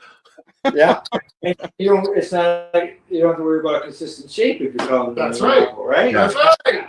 And I can tell you, there is no consistency in the last 10,000. Everyone is its own. I bet you can find two that are the same in 10,000. Not if you pull out the calipers. No. Yeah, no. To this day, every single one is hand blown and eyeballed. I'll show and demonstrate that to you. I actually don't use a mold or a template or anything like that. Yeah. I had to start doing it just to make sure that it fits in the box. Like I can't get too big, right? But that's about it. But yeah, and that's the only reason why I've been able to make so many of them, or else I go numb. Yeah, the Apple. Very. Have you got a box there you can show, Al? Of the Apple? Yeah. There you go. There's a apple. Yeah, this is the Apple here. Right. Yes, that is the apple there. Okay. And there's a stem, just like on a apple. Yeah. That stem essentially. Okay, so this, guys, is a BT bottle with a little straw on the end of it. Okay. Back in the day, we used to have glass bottles, soda pop in glass bottles. Okay. Soft drinks, glass bottles. We used to take a pebble or a dime. We used to stick into the glass bottle. We used to use a lighter, heat up one corner of it, which is got to do it again. Evening out the wall thickness in the kiln, right? Correct. But we heat up one little corner of it, stress out one little spot And it of breaks. the bottle, and then if we do it in the right way and do the right tap, the pebble or the dime that's in the bottle will pop a hole out of the side of the bottle, and then therefore you can take your bottle, stick your joint or your cigarette with a little bit of hash on it into the bottle, and it was called a bottle toke. Yep. Yes. This is a bottle toker. This is your cigarette. Yep. But you don't have to use a cigarette anymore. You can just place your hash on here and put it into here. It fills up, and then you just pull it through there. Now, part of the reason why this has been great is for so many people who used to use this old style technique, but you can really only do it with cigarettes. Yeah. Right? Right, 'cause You couldn't do it with joints. People claim that they can do it with joints, but they're lying. Okay, it's not possible. It was always tobacco, right? And then so as guys got older and you had to quit smoking, you weren't able to do bottle tokes anymore because you were smoking. You just didn't want to have cigarettes around, right? So a lot of people had to give up hash because of the fact that they couldn't do any of it. So when we came up with this, it allowed more of the original old-timey smokers to be able to experience and enjoy hash for the first time without having to dilute it with tobacco, dry cannabis. Yeah, and I'm a person that doesn't smoke tobacco, so I wouldn't want tobacco. No, and so you never would have had a bottle toke. Yeah, like that would never have been something that you would have appealed to you, right? You're like, no, I don't want the tobacco. And when I did have one, it was And then with cannabis, then you've got your cannabis included in your hash, so then you're not getting that. Just if you want just that hash taste. Well, what you're doing is you're making your cannabis a little stronger, but you're making your hash a lot weaker. because you're just adding. It's Yeah. like no. And here's an interesting development within the legal market that's kind of it kind of dovetails nicely into the hash devices is. Right now within the legal market, there's such a competition between the stores to attract and keep customers. They're doing everything they possibly can to keep them to come around. And what that usually means is that they're trying to get their customers as medicated or as high as possible, thinking that that's the best way to retain a customer. Is that fair? Right? Some people THC is the main thing, correct? Yeah. For some people, yes. So with something like this, we want to be able to provide them with a device that by the time they start smoking hash, they're already moved past dry flower, one strain at a time. They've moved into the pre-rolls, which are infused. Yeah. So the pre-roll dry tobacco or dry cannabis infused with this, infused with that, laced like dusted with this and that. Yeah, and that, right? The KIF. Well, the whole part of that new smokers lose is they lose the experience of learning about the different strains of cannabis and the effects of individual strains. Because everyone's getting a salad joint, as what we used to call it, right? Yeah. So no one had an idea of what strain did what because you don't know, right? Especially on pre-rolls, they don't normally tell you what strain exactly. it is. No, absolutely. They might say premium cannabis. Yeah. Well, what the hell is that? So what customers are coming in, they're buying single strains. It's not doing it for them. So now whether they turn to their bud tender, ask for recommendations, bud tenders always turn to an infused pre-roll because that's great bang for your buck from a consumer perspective, from a bud tender perspective. But what that's done is created this whole step in the cannabis community that everyone has skipped in the new legal market because in the old market, we had no choice but to try all the different dry flowers. We had no choice but to get one or two strains at a time. And if you don't like it, you mix it. What's that, Al? And if you don't like it, you mix it. Yeah, exactly. And if you didn't like it, you go back to your dealer. Or you wait till next Or week. you go to your Next dealer. batch. And you ask for something different. But really, it wasn't that. But now with these infused things, it's artificially gotten people more stoned without the actual understanding the benefits of indicas versus sativas. All of the stuff that the older people and all the stuff that the advocates and the educators want people to know about.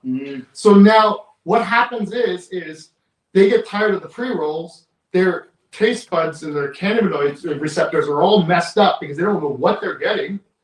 They can come back to a single strain of hash using one of the hash devices, right? And please, like this is the Happle's the affordable version of it. There's lots of hash devices out there. Yeah. Right, but just an opportunity to be able to smoke a pure hash just on its own without diluting it anyway, right? This is the first time in decades where I was able to consume just straight hash. All right, so who has the hash?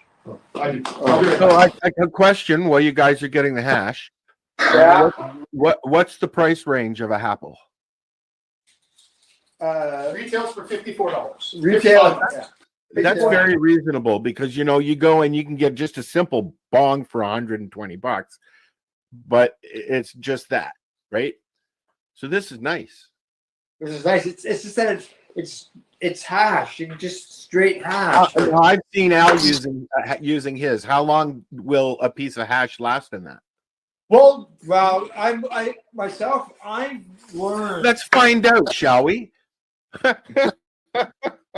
I have learned with mine that I don't want to use one of the new single ones. person or multiple persons would be different lengths of hash that you add to this. The amount that you put in. That's what I learned. All right. So here, let's go through a demonstration. Oh, by the way, each one of these comes with their own set of instructions in both English and French because that's a requirement in Canada. We have to supply all advertising and literature in both official languages of Canada. So all you do is you pick your little snake, and instead of putting that into the middle of a joint, which is what I used to do, you have it on this end. That's what I'm doing right now, buddy. Yeah. Oh, there you go. So now what we do is we just light up the end of it, let it burn, and then it creates a little ember. Yeah. And the most important part of it is don't let it burn. Blow it out before putting it in, or else you could create this black mess in there. Now there's some hash. So this was built for the old school hash. This is the hash that your uncles and your grandparents would get. And this is the stuff that we would all treasure whenever we could get it, because we thought it was the best stuff, because it's the constant. It was our form of concentrate. Correct. Right? When we were young, right? Yes. This is our form of dabbing, right? Yeah. We used to love it, especially the old guys that smoking 5 or 6 joints for breakfast. Yeah. So anyway, so Al, as you can see here, it's brewing, it's filling up in this chamber. Once I get to a point where it's filled up to enough for my lungs, Yeah. it up, tick the little bit. Because you can just sip it, right? Yeah, and then just drink You it out just of the sip straw. And then Yeah. I put it back down, pulling it in, draws fresh air through it, so that way it's reloaded, reset, refills itself. If I forget about this, usually happens about the 4th or 5th one of them. I get that. After I've forgotten about it, it'll put itself out and it'll snuff itself out. I've anecdotally heard that this is a very efficient way to smoke your hash and consume your hash, because very, very little wastage. And it's You know, personal. that's- It's it's all personal, really- but you can share it. You There you know, go. it's like a drink. It's personal Yeah. size, but you can share it around the room. I have a Student glass, and you can share that for hours on end. Right. Yeah. And then and that's it. So when it comes to the amount of hash that you put in there, being that it'll go out Eventually, yeah. and relight And then you relight it. Yep. Yeah. No, I just put a big long snake into it and just forget about it. Like and then I'll pull on it, and then, like I said, 2 or 3 of those, and then you forget that what you were doing or what you were smoking. Not. Oh yeah, you don't smoke. Not really. No, that's right. Yeah. He doesn't share with his underlings. I think a joint smoker would like that. What's that, Al? I think a joint smoker would like that. Oh well, yeah, I smoke joints all the time. There you go, Master. I'm gonna drop that into there for him, because he's a special one. He needs the fresh one. Of course he does. He's master. But look how beautiful that waterfall is. Yeah. It's yeah, that's one that didn't cross quality insurance, by the way. It's all right on the side. But those are nice. If you've got five or six people sitting around, and you got 5 or 6 people, or 6 of those, you can just share it, but not share it. Yeah, and my whole idea with it is, why share it when you can all have your own? And to your point with the party size one, any bigger than the chambers that we make is too big. The smoke, the hash smoke just gets stale and old, right? Like, you know that old bomb smoke? Don't make sure you clear the tongue out. Yeah. Right? You know what we're doing, right? Same thing, right. Like, oh, look at that. So That's super cool. Look at that. Look at that. Look at that. Look at that. Look. That's hash smoke. Hash smoke falls. Yeah. And this is why you should clean your apples. Wow. Oh, hey. For your audience. Hey. For your audience. Okay. I highly recommend that if you drink coffee, get one of these things and you fill this with ISO. Yeah. Right? And then when you're done with your apple for the day and night, drop it in there, close it up. And when you wake up in the morning, pull it out, and you give yourself a little rinse in the water, and then you have a brand new apple for the day. Right? It'll always be clean, right? And then you just keep the lid on this, and then your alcohol will never be back. That's really a cool idea. There you go. A tip. A Dave tip. An official Dave tip. Dr. Martha Stewart.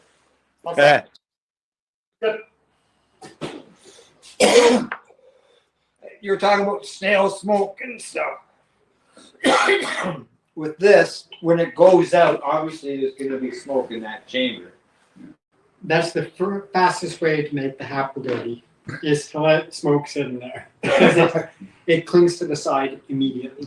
Yeah. And otherwise it just dissipates because as you can see, once it spills up, I don't know if you can see it on the camera or not, once it fills up, it starts to overflow.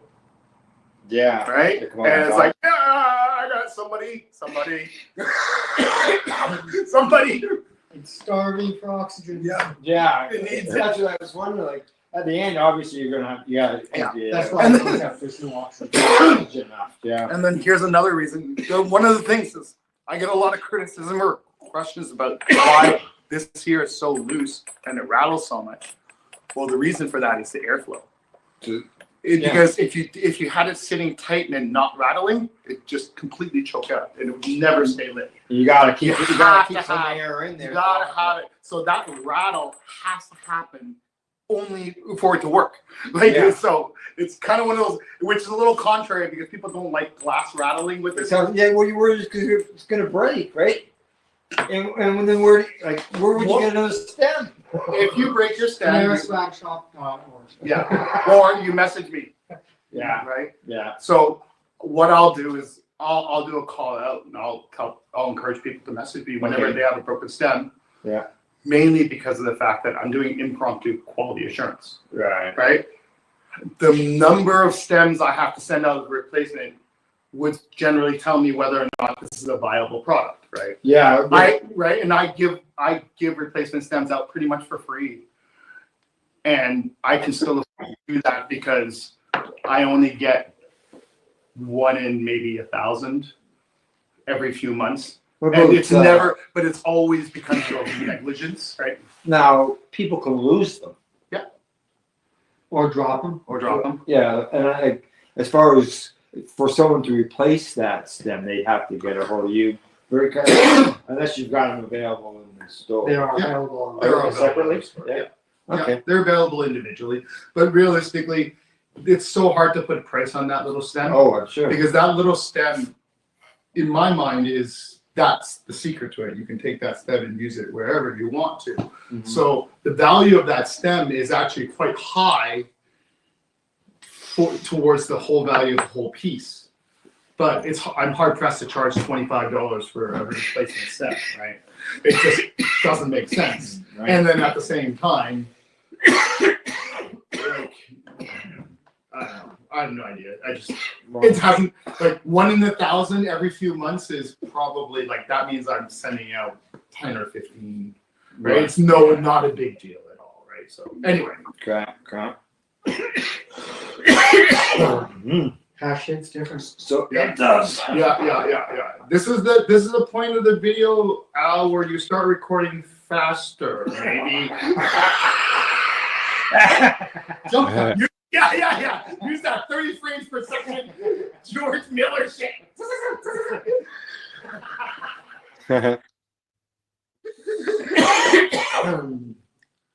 Now let's see where else we can go with this. As far as so these are available. Take a moment, Al. So as far as the retail stores, they could be available are they just available in Ontario retail stores? Everywhere, so right across the country. Yep. So for people to go into the stores, see if they're there, ask if they're not there, and maybe they'll bring them in. I have a question. Can you bang a nail in with a Apple like you did with the other thing? Sure. Let's. I'll get you that apple right now. Yeah. We'll send you that video. Yeah, definitely. Yeah. We certainly can. Yes, we do.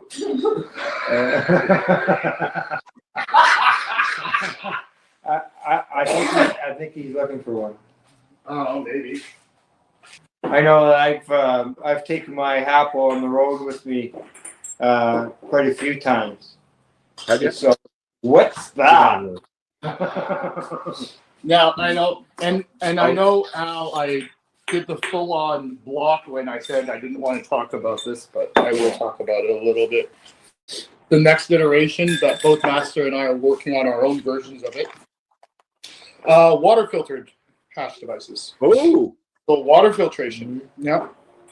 So this is particularly my design. It's called the Drew Dot, and it looks a little bit. It's supposed to look like an egg in honor of the egg farming that happens here, but nobody sees the egg. I know. Okay. And then I always like that with an egg. With the good black drop. Yeah. You know, Did you think you would be modeling today, Dick? It's got the percolator in the bottom. It's got the percolator in the model. And the whole the secret with this one is that this chamber here acts as the internal happle. Right. Right. So that chamber is where the smoke fills up, and then you put water in the bottom so that it filters through. And bubbles. Yeah, I found it very smooth. Yeah. Yeah. We were trying it. Yeah. Well, when I received it, I waited 5 days before I used it. So my first toke, everybody got to see the first time I used it in the video when we did the broadcast. Oh, good. And it was very smooth. Oh. Don't hurt yourself, please. Here. Let's try this. Okay. To answer your question now. Oh, here we go. All right. No, okay, hang on. I'm going to turn this. Okay. No, you're going to cut this out if it doesn't work, right? Yeah.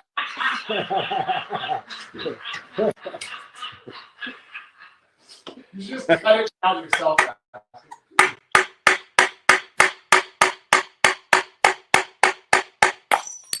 Oh no! Okay, all right. It broke. But how many times? How many times did you hit that for something that wasn't designed to do that with?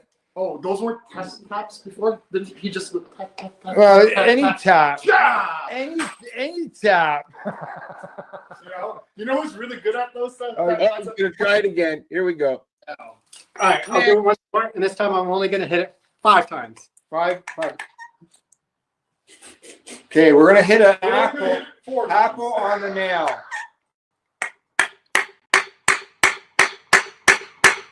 Yeah, all right, that's great. Holy Jesus!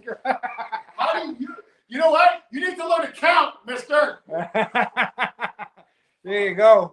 Yeah. Okay. All right. So, I mean, that, it's nice to see that because, a lot of people, one of the reasons they don't use pipes is because you drop them and they break.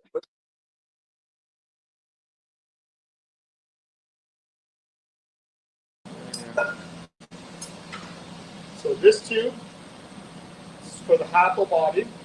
That tube is for the mouthpiece. And this glass rod here is what I make the stems with.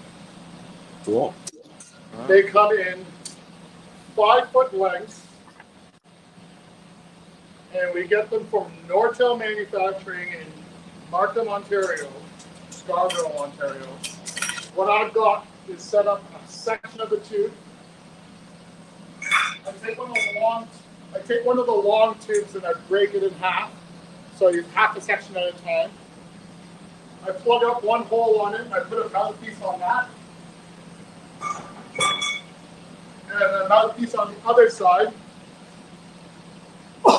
They're hooked up to these blow hoses connected to this valve, which allows me to control which side I blow into. I've got a glass, the tube on this end, which is what I use as a blow tube or a handle, which I'll show you when I take it off. And here's the raw glass on this side. Now, these are the 3 tools I use to form and shape the happles. And then the only other thing I have is this piece of glass here, which I use to pick molten glass off so I don't have to do it with my fingers. Makes sense. Which you're not supposed to do, I learned.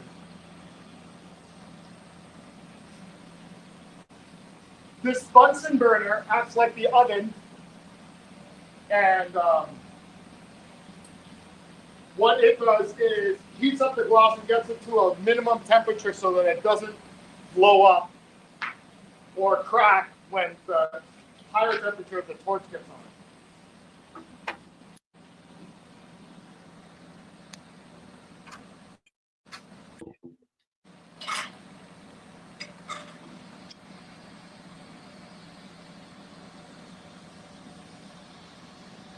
First thing I've done is open up a hole on this main tube so I can connect it to this smaller tube.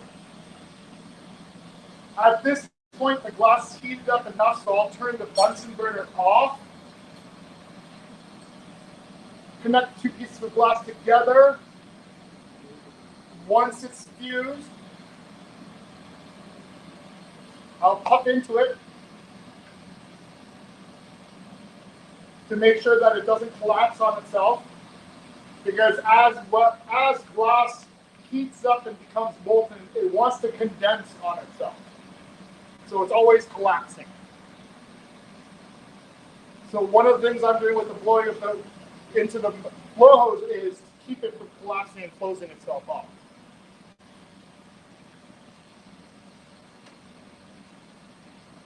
Now what I have set up right now is I have a tube with hoses hooked up on both ends, a valve to be able to control which side I blow into so that I can control which way the pressure goes in. Not as big a deal on these pieces. It becomes more important as you get into larger, complicated pieces like the dewdrop. In our shop, sometimes when we turn our bigger flame on, it creates a popping sound, so we have a tendency to say fire in the hole, fire. And I didn't create a pop, which is great. You can edit in the sound effect later. I say Roger Rabbit. Wow.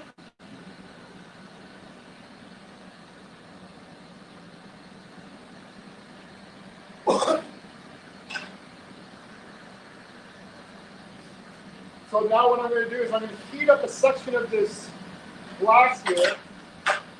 And you'll see here I have a little template that I've taped here. And my template, you'll notice that this tool is the right width for the length as well as the width of the handle.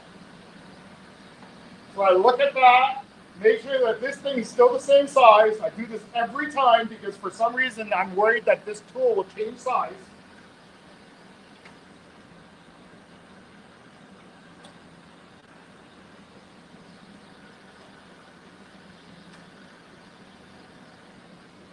Once I've gotten it hot and molten enough, I'll start pumping it up to shape and form the bottom of the apple, of the first apple.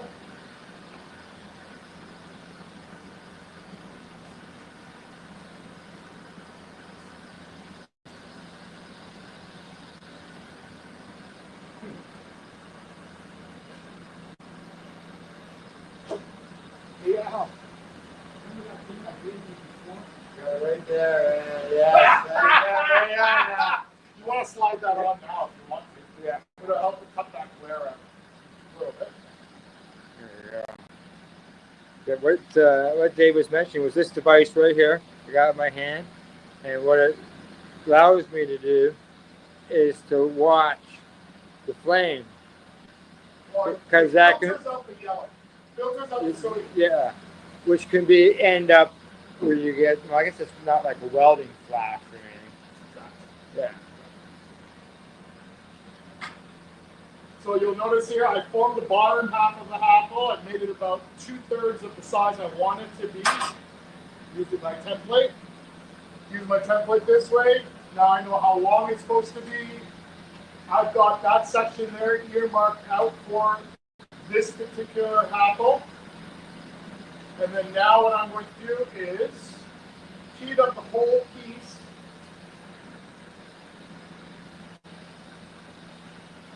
And then at that mark, this mark here, I'll pinch it down, puff into it a little bit to start that apple growing. It's kind of interesting.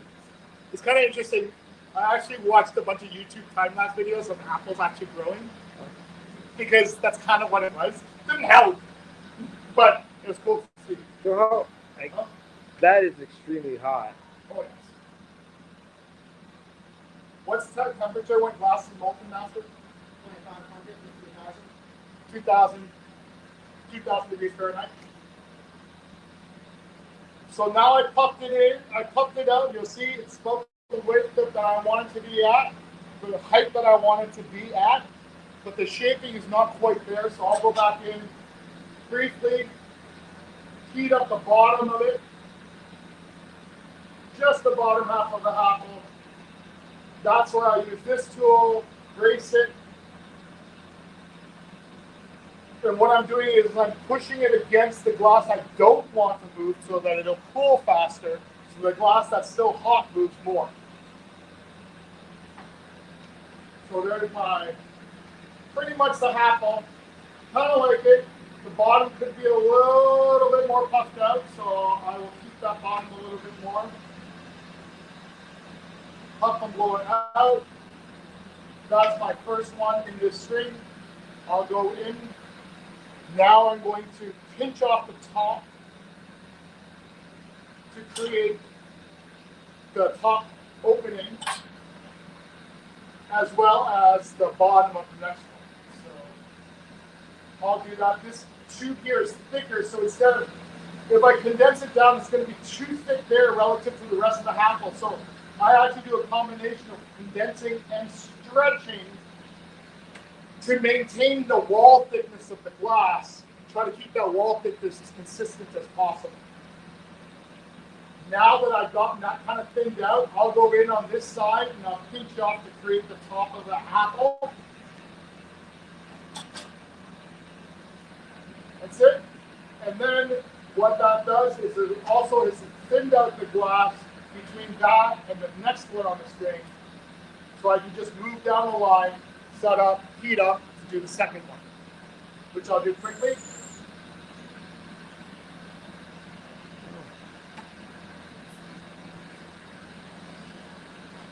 See it swelling as I watch it through this lens.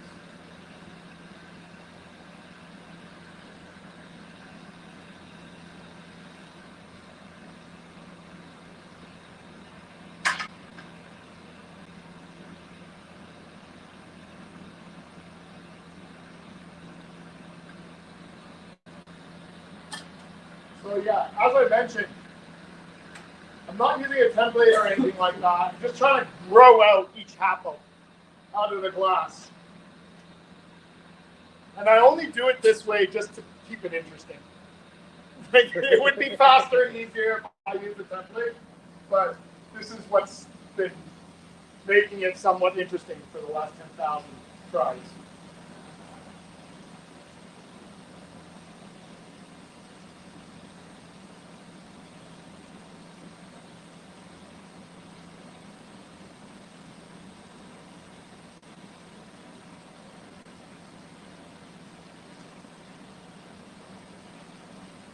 I turn down the heat and the flame size to a smaller flame because I don't want to heat up too much of this glass. Because right now I'm getting ready to pull this section off. So I'm going in, forming up that top apple there. Now I have two there. I'm more concerned about making sure they fit into the packaging. So I worry about that in terms of my diameters and parameters. Not so worried about the actual shape of each of them. Mainly because most people only buy them one at a time.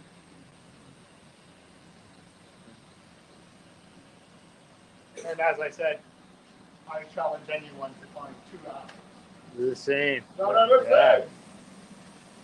Now, what you'll notice I just did there was I really thinned that out, made it nice and thin, and pulled it apart so that when I rip it off and separate the two tubes, there's minimal amount of glass that's there.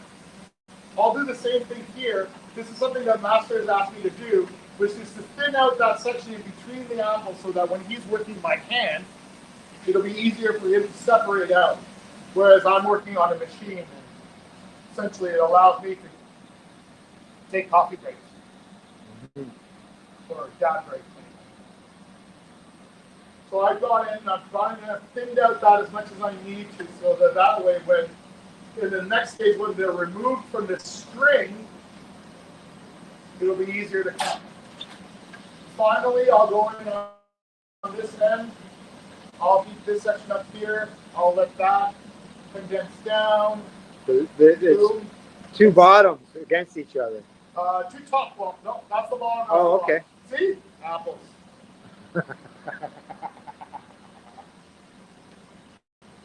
Thanks, Al. Thanks for measuring my point. All right. So I'll turn that off, and then I will take these two, and I'll pull them off of here, and then I'll place them over to this station here, master. Okay, so now they're full. So we're coming over here, and we're going to come over here on this side. He's working off of. Now, what he's going to do now is he's going to finish off the apples. I'll talk it through one. You'll talk it through one of them. I'll talk it through one of them and then do the other one. Does that make sense? Yeah. Right, and then that way, kind of gives you both, right? Correct. So now once the prep work is done over on the lathe, it now has to come over to me to put the mouthpiece on and finish off the top part. So first up, I just need to clean up and close off the top that's left over from the lathe. This is to prevent condensation from building up on the inside. So it's just a quick little maneuver there to tear off a little excess glass.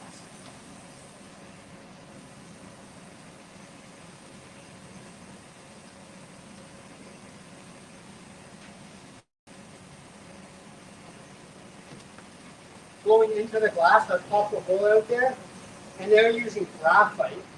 I use it to open the hole up to be the exact same size as the 12.7 millimeter tube that I use to attach to it as a mouthpiece.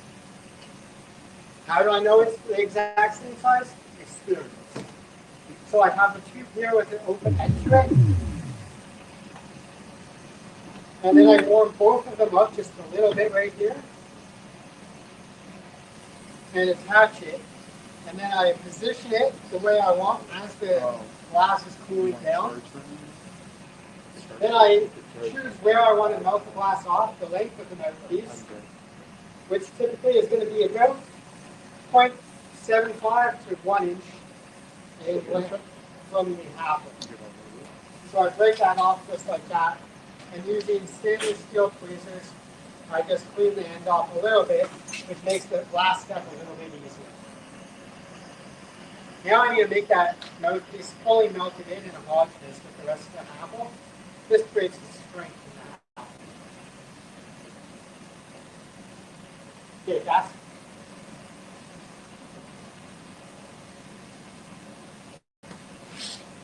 so I'm going to use a hand torch just to get the heat precisely where I want. Because I don't need to heat very much glass here, I just need a very small section at a time. And I'm just going to work around slowly, get it all melted in, getting tiny little puffs between heats to put the glass to the position I need it to be.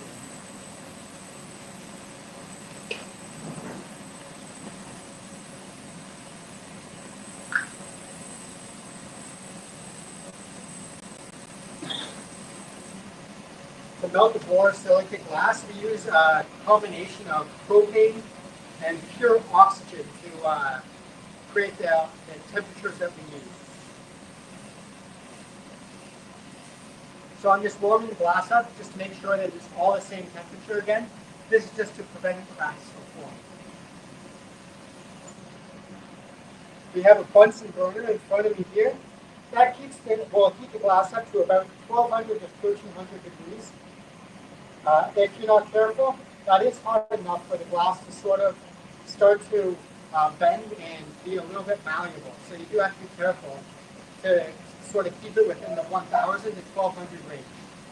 Now that I have opened the hole up on the top, I'm going to heat up the glass with the flame and use my graphite to push it down and create a flat top.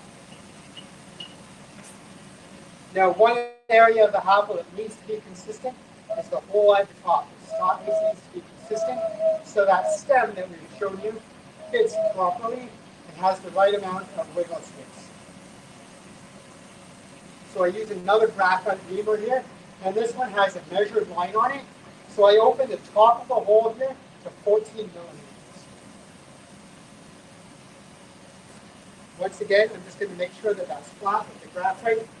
And then again, pushing heat into it to make sure it's all even.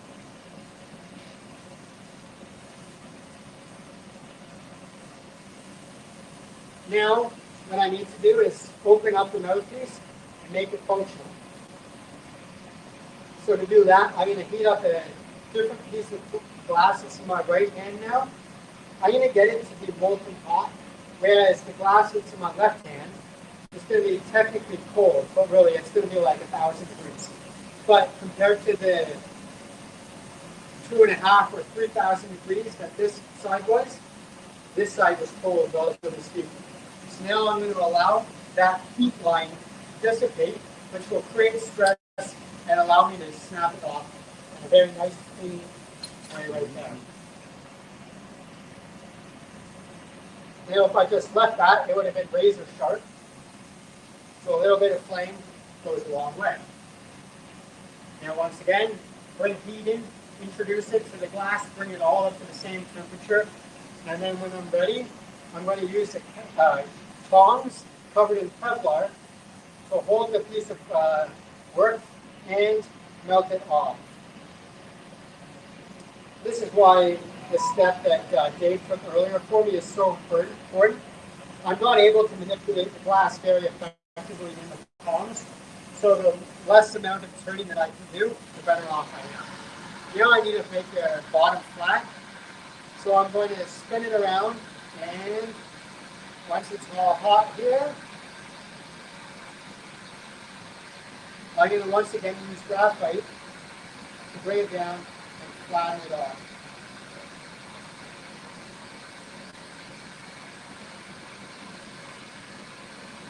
And there you have it, a finished apple.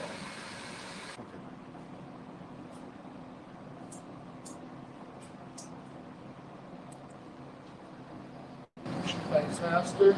I'm going to go through making stems. Here's that long piece of rod. 8 millimeters in diameter is the one I like to use for the stems for the apple. Should have break this down really quickly in half. So a little bit more manageable for my short little arms. First thing I'll do is I will heat up the corner and I'll push in the Maria, which is the circular love access stopper. So I'll get a section of it hot like this and molten, pull it out of the flame, and then I'm squeezing it together to make that rounded disc. Okay? Second step after that is I will take and pull off the end that I'm going to form the little wedge side of it where you attach your hash. And what I'll do with that is I'll rip this off, set this aside for the next one, use my handy trusted butter knife that forced my wife to have to buy a whole new set because she was missing a butter knife. And I'll just take it and I'll press in that little wedge in that, or as also been described, a little butt crack. And that little butt crack there will sit in there. Heat it up a little bit just to quickly even out the temperature on that. Switch hands, place this, have these tongs here. I've bent them, especially made them so they'll grab the piece. I will heat up this end, which is the end side that I will use, and press into a leaf. And it turns out that Master had bought this little neat pair of tweezers that have a little pattern on them. And I've been using these for every single apple stem. Take it, do a half a touch, and that squishes it up to form that leaf pattern. There you are. Set that down, and then I can make 10,000 more of those. And Awesome. Awesome. And that's the steps to making an apple. Excellent. Thank you very much. Yeah. Do you make colored ones, Dave? Yeah, we Yeah? do. Okay, But cool. the colored ones and the colored ones, we don't make very many of them because of the fact that the price point changes. Yeah. Right. And it's just you see the process. We're doing this all day long, every day. Yeah. Yep. 300 a week, right? So that's just all we do, and hey, can't complain about it. At the same time, it's definitely not quite. This is not the glassblower's dream, but I mean, really, You're producing these in your shop out back.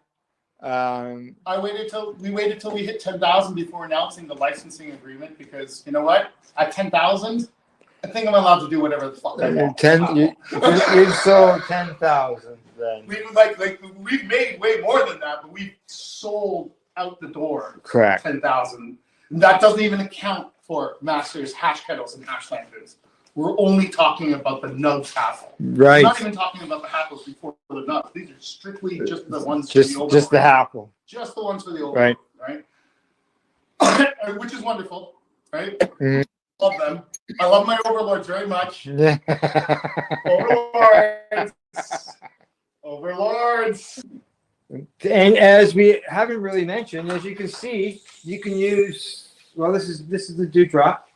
You can use it as an E now. With an E now. That's Adric. Yeah. And the point of the dewdrop was to provide that option for the consumer who doesn't dab very often. Right? It's for those people who prefer hash, prefer joints, but they'll do the occasional dab and things like that. That's why we built this, and that's why we released this, is because we want to give that option to people without having to outlay a lot of money. Now, did I see a video as well that you can do hash in there? Yep. You can do dabs. Yep. Now, did I see you put a banger in there as well as a bowl? Yeah. For smoking herb? Yeah, but sure. But I argue you're going backwards. Sure, you can smoke flour out of this thing. But why when you can smoke hash? But it's the multi-tool. It's the Swiss knife. We're trying to make it to be that way. Yeah. Right? It's just a daily driver. But most people have a preference. Right? They have their preference on how they like to consume. And the whole idea, as we talked about earlier, about the idea about glass being one of the cleanest delivery devices for cannabis, or for really a lot of things, right? For anything, really, right? We're really hoping that this the Drew drop is going to be something that gives that person their regular option, in addition to all of the other things for once in a while, right? Because very rarely do people smoke flour, hash, and dabs out of the exact same piece. Well, the taste is really weird. It tastes really, and really if you're doing it in a vaporizer, especially some of those old style ones, that was a mess. Right, it's a mess, and so therefore, so that's why I'm like, no, you don't want to. But this gives you the base. People have to have their own adapters. Is it the ideal dab rate? Possibly for the right person, right? But there's so many different designs out there. This is really just meant to give, you know what? In a pinch, here you go. This is your daily drive. Yeah. It's your daily smoker. That's what I was going to say. Right. It's going to retail for $100. It's a bigger investment than the Hackle is, but with the water filtration and the fact that you can use it for any form of consumption, we're hoping that that'll justify the pricing for it. Yeah. Right. And really, right now, the last thing people need is a fancy marble on the side of it that they don't need to get high. Okay. Well, guys, I'd like to take this opportunity to thank Master and Dave for allowing us to come here today to film you guys do work, as well as learning all the history behind Apple and how to see how the Apple is created. We really appreciate you allowing us to come in here today. Film you doing your thing, what you love to do. That's blowing glass, answering some questions, and you've had a great success And we wish you success. Thanks so much. Thanks, Alice. Al, you got anything you'd like to say? Enjoy. Thanks. I enjoyed watching it. I watched the whole thing. I just sat here because I've always liked that stuff, but I've always avoided going near it. It's scary. So don't forget, go to your cannabis store in your area, whether you live in British Columbia or Newfoundland, and you can go in there, check to see if they've got the apple. If they don't, request that they bring you one in and enjoy your hash. You got a website where people can go directly? www.canarisswag.shop. It's the Overlord's website. Okay. Instagram Masterglass. And I'm Dave. Earl Electric Dave. Thanks, everybody. Okay. Thanks again. Bye-bye. Bye.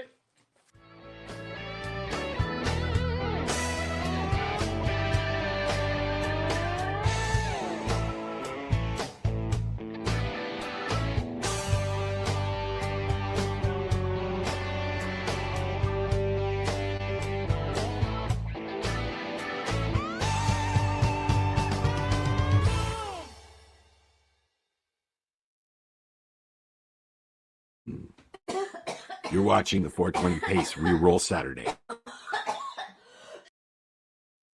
You're listening to the Pace Radio Network here at paceradio.net. The views expressed by the individuals during this broadcast are their own opinions, and they may not be the same as those of their group or other organizations they may be involved with. All medical advice during our broadcast is not a medical opinion and should be checked with your medical physician. Money, yeah, the money that they spend. Take another look now and take some time for him. Don't cut trees for paper, cause it hurts the environment. Stop deforestation, yeah, it's time for him. Oh, an acre of hemp makes 20 barrels of oil. No need for pesticides to poison all our soil. People got no food, they got no clothes, they got no rest. Well, right now it's time for hell. Well, caught me in the middle of a hit, I guess. Oh my goodness. That's a good bong. I guess it's time for hemp. Woohoo! And welcome to the big broadcast. Before we get too far into the program, please do us all a favor and hit the like and share and subscribe buttons below. That's what keeps this program going, keeps people finding us in their feeds, because it really is important to let the whole world know that it is time for hemp. And I want to thank you for tuning in. And if you have any suggestions for the Time for Hemp program, whether it be a guest or a topic, feel free to reach out to us through the timeforhemp.news website. On the program today, we're going to get real medical, we're going to get real serious, and we're going to talk about how wonderful cannabis is when it comes to utilizing it for your health programs and your health needs. And when we have an expert on, it's always exciting. And I know that my joint host, Al Graham, had a chance to meet this gentleman at a Treating Yourself magazine hemp fest up in Canada. Al Graham, isn't that right? Yes, it is, Casper. I got to meet Dr. Courtney, our guest today, at the Treating Yourself Expo that was held in Toronto. Was that the same one that I attended? Correct. That was the same one you attended. And just so you know, I got a picture of you and I together, and that was the first time we met in person, even though we had Oh, my goodness. We've been, been working, as a joint host, or you as a host, at Time for Hemp all those years before then. So, and I've taken that photograph of you and I Simpsonized it years ago. And the Simpsonized version is up on the website as well. That way everybody knows that we do appreciate comedy, in case they haven't realized that I am a clown. Oh, Al, you might be interested in knowing that the first thing I did this morning when I got up was I grabbed me some Joe. And then when Joe got to work, I got me some coffee. I'll let you take it. All righty. Well, I'd like to take this opportunity to introduce my co-host, joint host here on the network. He's a writer. He's an educator. The list goes on and on. I'll just let him tell you all about it.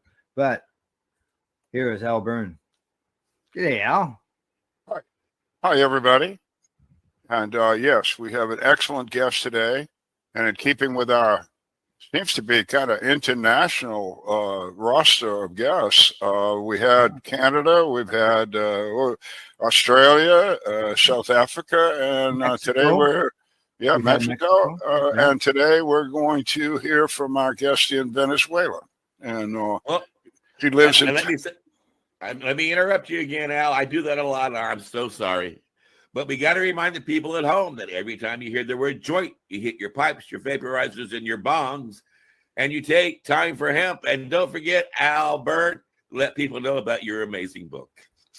Oh, yeah, I will. And we have to also announce today that Casper Leach has been honored. I'll let him tell you about it later, but he's going to be a keynote speaker down at a Hemp Fest. How about that? Hemp Fest in Texas. Wow. Yeah. Things have changed. It really have. But yeah, our guest is down in a beautiful offshore island, Venezuela. I'll let him tell you about it. The book is For Country and Cannabis, and our guest is written about in this book. The book tries to identify people. Well, doesn't try. It identifies people that have made a significant contribution to the cannabis issue, especially the medical cannabis issue and issue for veterans, cannabis for veterans. So I concentrated on those two areas, and our guest is involved. And I'm really happy here because this man is going to tell you about cannabis nutrition. Nutrition. This is nutrition is essential for health. So it's really a lower level of understanding. You got to know what you're eating and how good it is for you if you're going to be healthy. Our guest will explain that, and I'll just reference a book I produced back in 1997. It's called Cannabis in Medical Practice, and it has a chapter in there that is a complete breakdown. Excuse me, of the cannabis seed, the oil contained. It's a remarkable piece of work. It was paid for and done by a friend of mine, a lawyer named Don E. Wirschafter. We call him Donnie. And it's still valid today, and it's excellent. So if you're a nutritionist and you're listening and you want some really low down on that oil and that product, Cannabis in Medical Practice. My book is more about, again, the people, and I hope it's part of the educational process for anybody that wants to get a hold of the book. It's available anywhere. It's a hardcover. It's an ebook. It's anything you want. So to get to our guest, a medical doctor, I first came across years and years ago when we talked about having him as a speaker at one of our Patients Out of Time conferences. I'll let him tell you where and when. I know it was back there somewhere, but he intrigued me then, and he's going to intrigue you now. So let's welcome Dr. Bill. There we go. Dr. William Courtney, medical doctor who has relocated to an island off Venezuela. So where is that exactly, Bill? It's Dominica, and it's a couple hundred miles off Venezuela, but it's way down the chain. It's a small island. They call it the Nature Island. It's very mountainous, so most likely it's one of the youngest islands. And we're fortunate enough to live on a mountain that has a lot of running water, so we're able to produce our own power, and that allows, it runs the computer and refrigerator and lights. You're off grid. Way off grid. Way off grid, yeah. Yeah. Wow. So does that mean that you don't have a Kroger or a 7-Eleven nearby? Yeah, no, none of that stuff.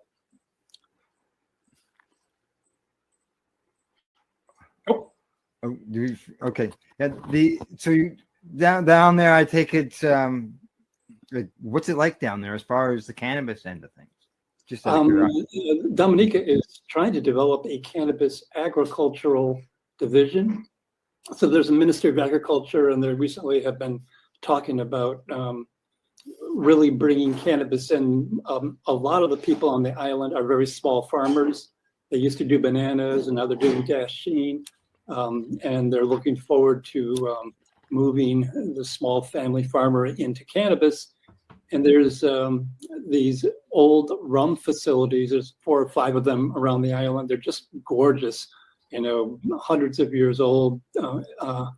And they want to take one of those and turn it into a processing facility so that all the small farmers can bring their cannabis in. It can be extracted, fractionated, and sold either as a monomolecular or polymolecular or a completely raw oil, depending on the persons that are interested. And so it would be a nice marriage between the government who's wanting to promote it and the individuals that have quite a bit of skill in the tropical environment growing it.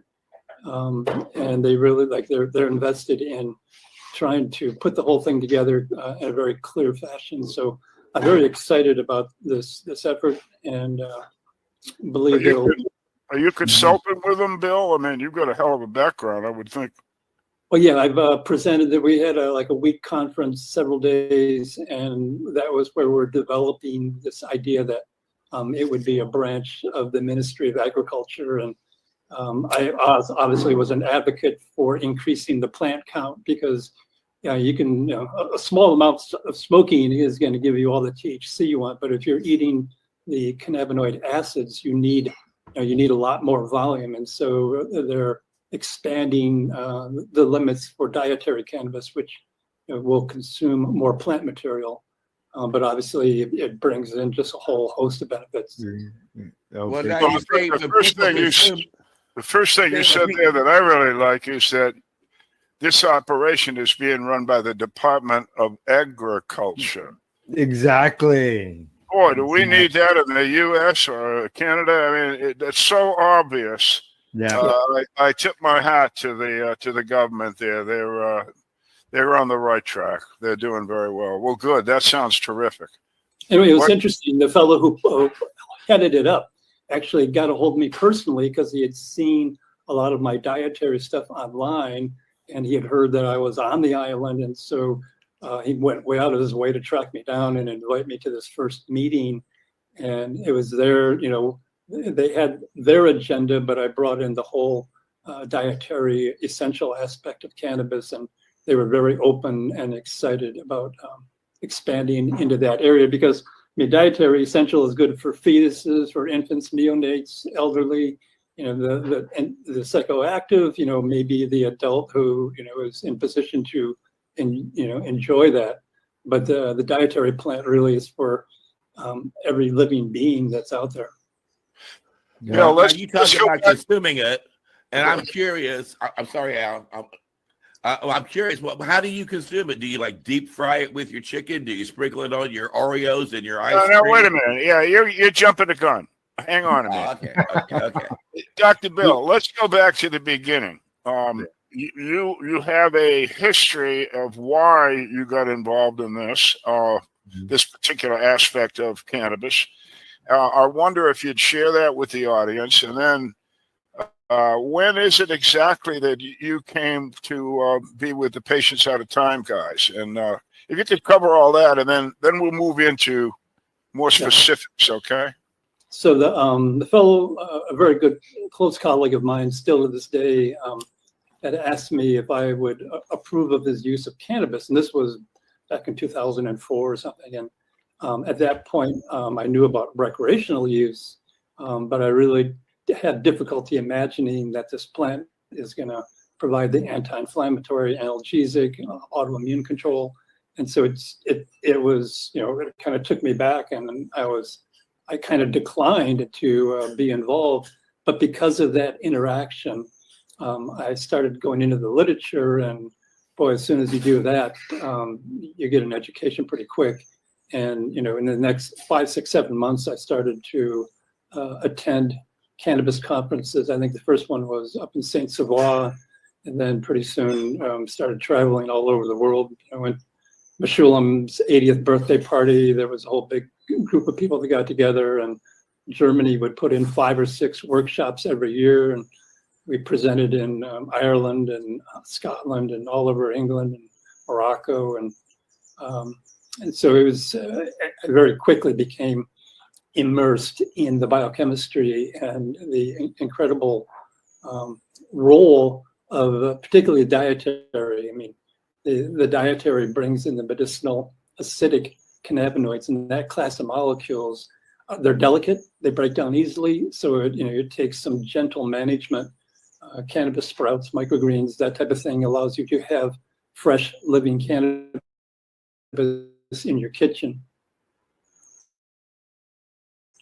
Sure does. It sure does. I know of a lady right now who is treating her daughter who has epilepsy, and she's using microgreen cannabis, and she's getting all kinds of lab testing going on and everything. It's just making most to have passed away 15 years ago and is still alive today. So let's understand, folks that are listening to what we're talking about: green cannabis, and not necessarily the bud. Everybody here, Dr. Bill, is attuned to thinking bud and getting stoned, and like we're seeing on the screen here. But this is more than that, is it not? Isn't it more the use of the entire plant? And for the entirety of humanity. I mean, like I said, you're getting high, it's something you want to be capable of handling that, not have it interfere with your work, not becoming, like say you got some social issues or psychological issues, and maybe it becomes a problem. But the dietary, because it does not have that psychoactive effect, allows you, one, to use an enormous more in terms of the levels of these medicinal acidics.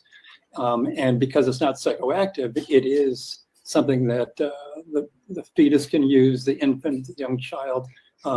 Every living being can use the exogenous cannabinoids to support what's called the endogenous cannabinoid system. So the cells of your body are regulated by the ECS, the endogenous cannabinoid system. And if people take away one thing from today's talk is go to Wikipedia, look up the endogenous cannabinoid system. There's hundreds of links. And by the time you follow several of those, you'll really understand why it's so critical that we allow this plant into our diet on a very regular basis, and we pursue prevention rather than treatment. I mean, cannabis for a long time was for the management of pain and treating symptoms or conditions that you have. But if you integrate it before you have a medical condition, there's a chance that you can nip that at the cellular level and prevent it from becoming something that you become conscious of. You take care of it quickly, immediately, and that really prevention is just so much of a stronger way to go than treatment.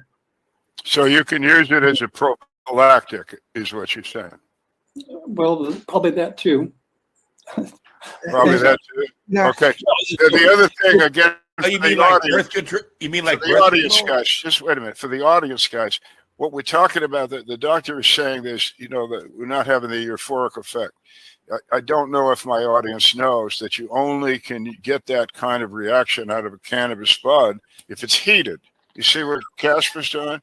It has to be brought up to a certain temperature, like 380 degrees or something. And only then is that THC activated in that sense. So what Dr. Bill is saying is he's taking this plant and eating it raw, uncooked, and in different forms, which we'll get to. But I just want you to understand that if you're even thinking about giving it to your dog, I give it to my dogs every night, or a 3-year-old, there is not necessarily, well, there is no euphoric effect at all. Not that I think euphoria is a bad thing, by the way, but just that you don't have to worry about any kind of mind altering anything if you eat it cold. I'm sorry, Dr. Bill, go ahead, please.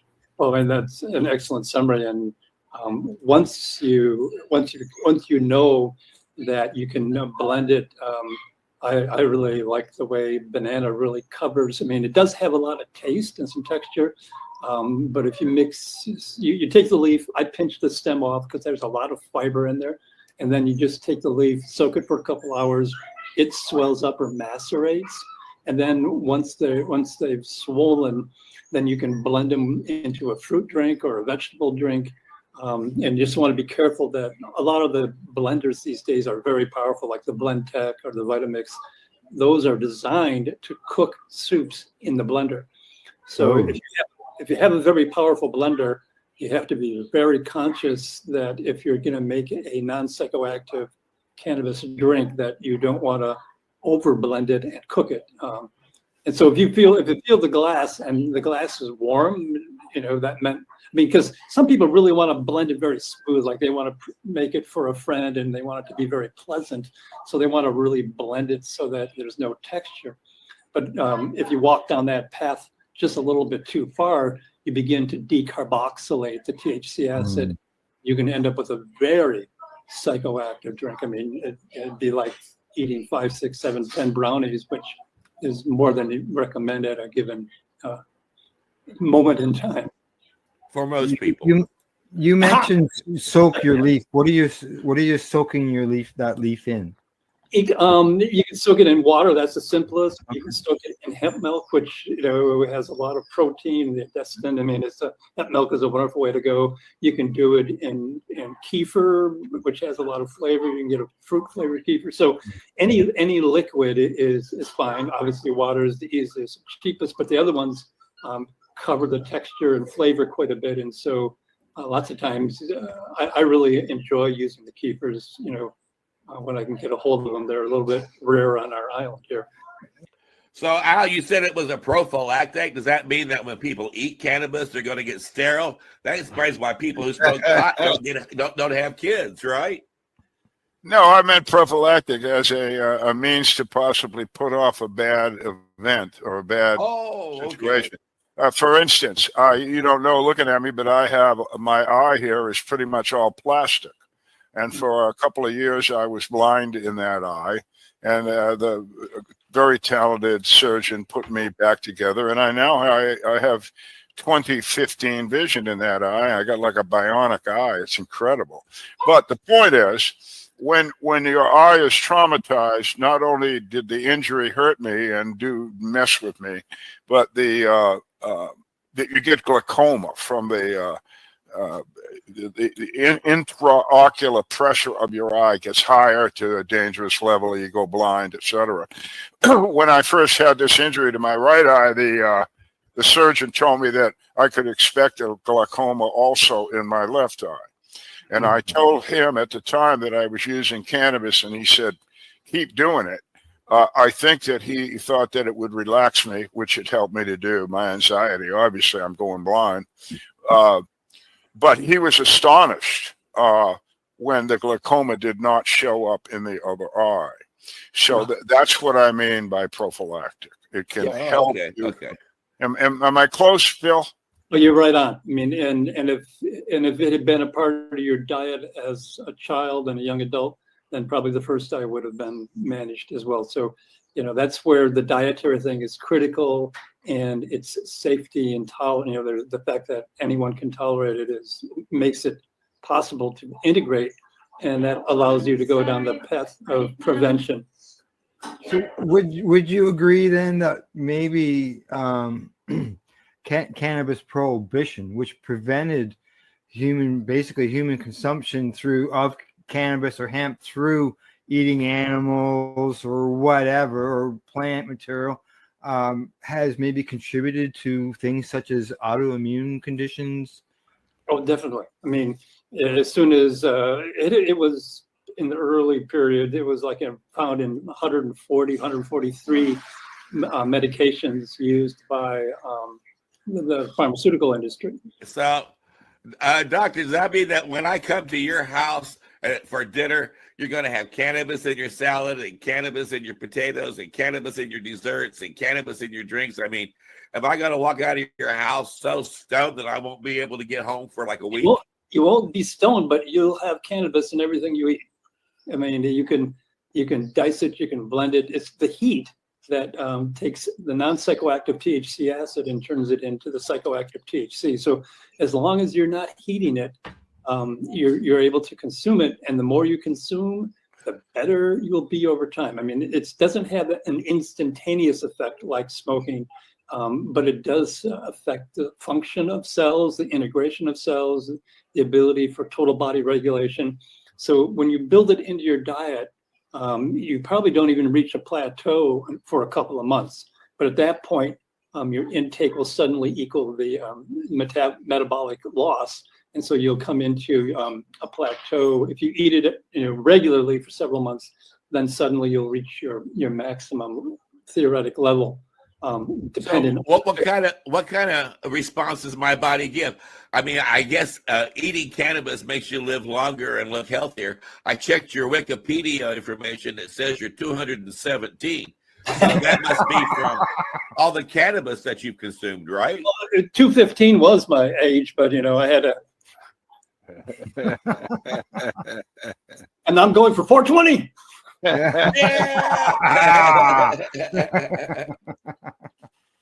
Well, listen.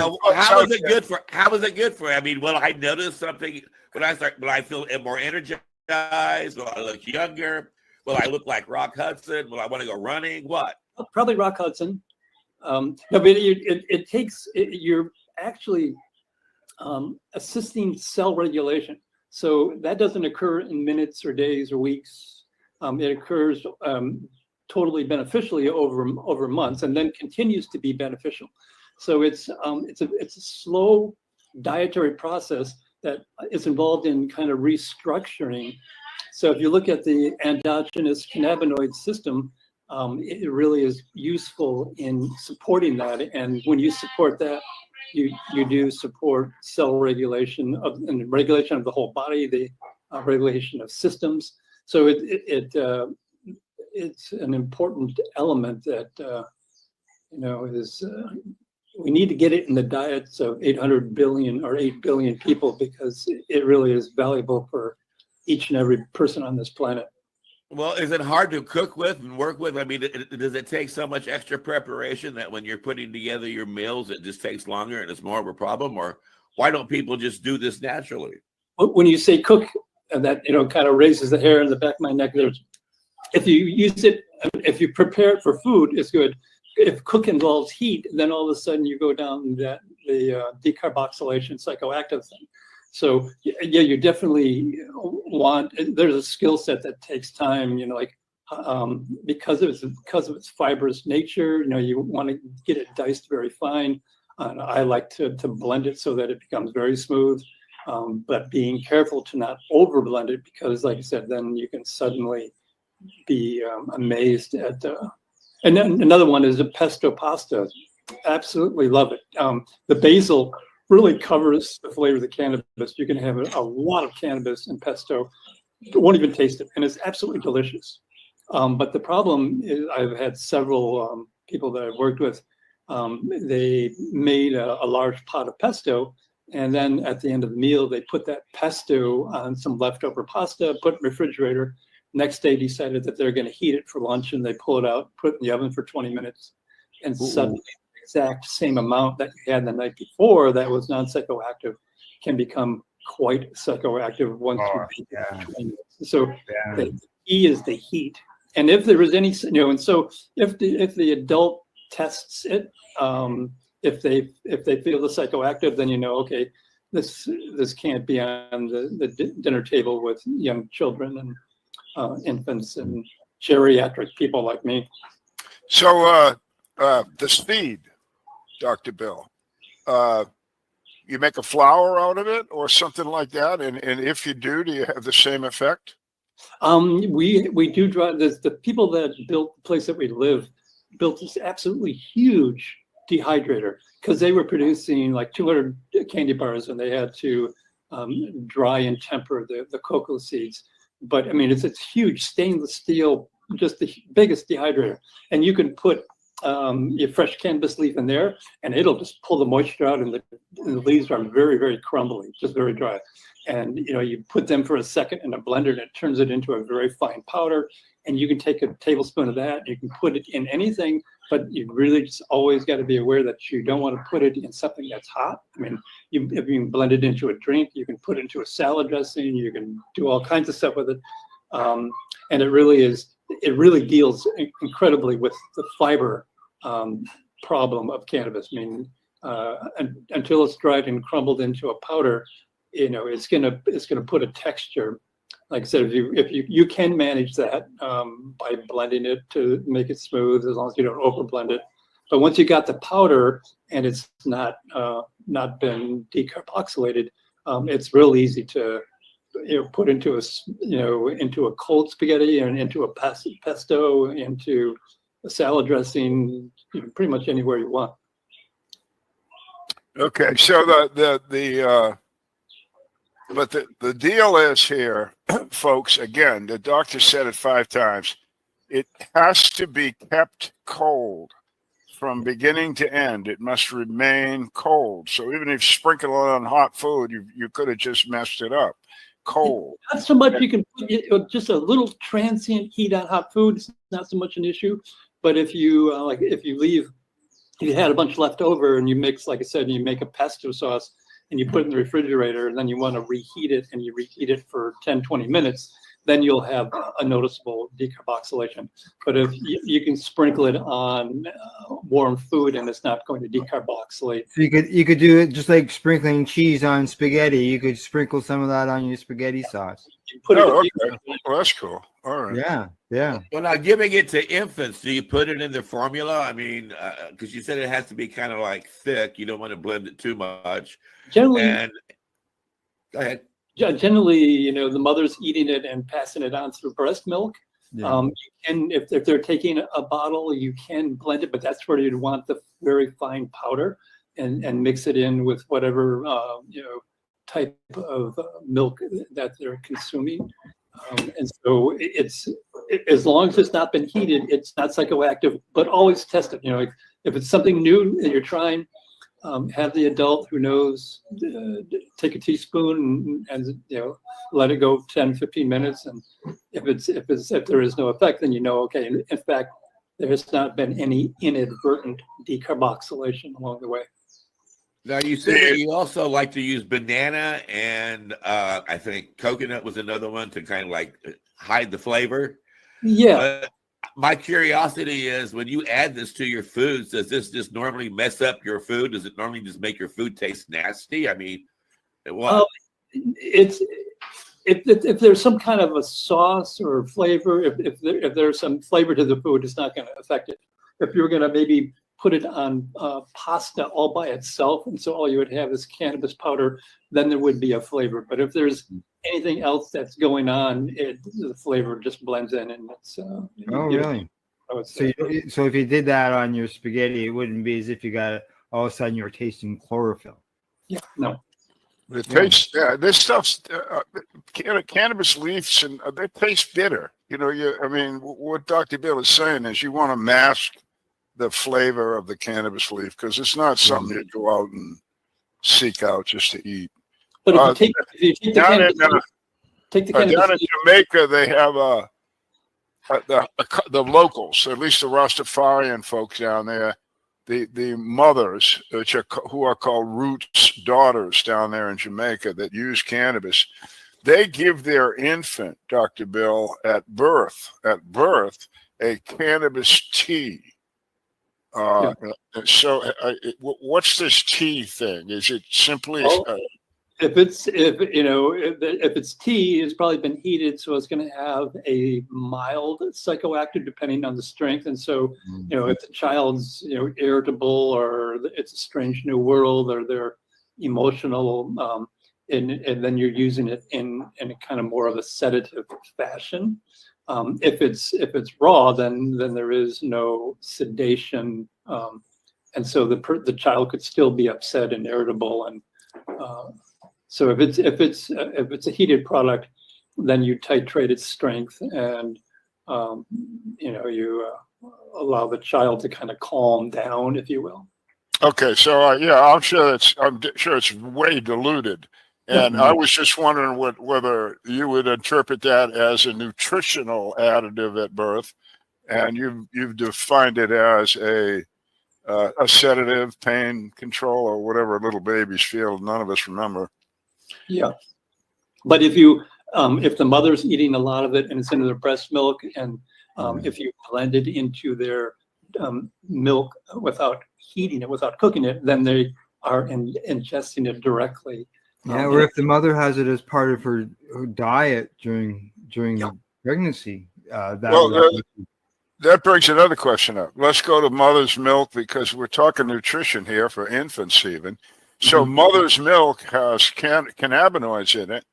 Now, correct me if I'm wrong, Dr. Bill, but I remember studies out of Meshulam's lab in Israel. I forget which particular lady did the work, but that said that if certain compounds are removed from the cannabis plant, the supposition would be, I think it was done with mice or rats or something, that the young mice, the baby mice, would not suckle.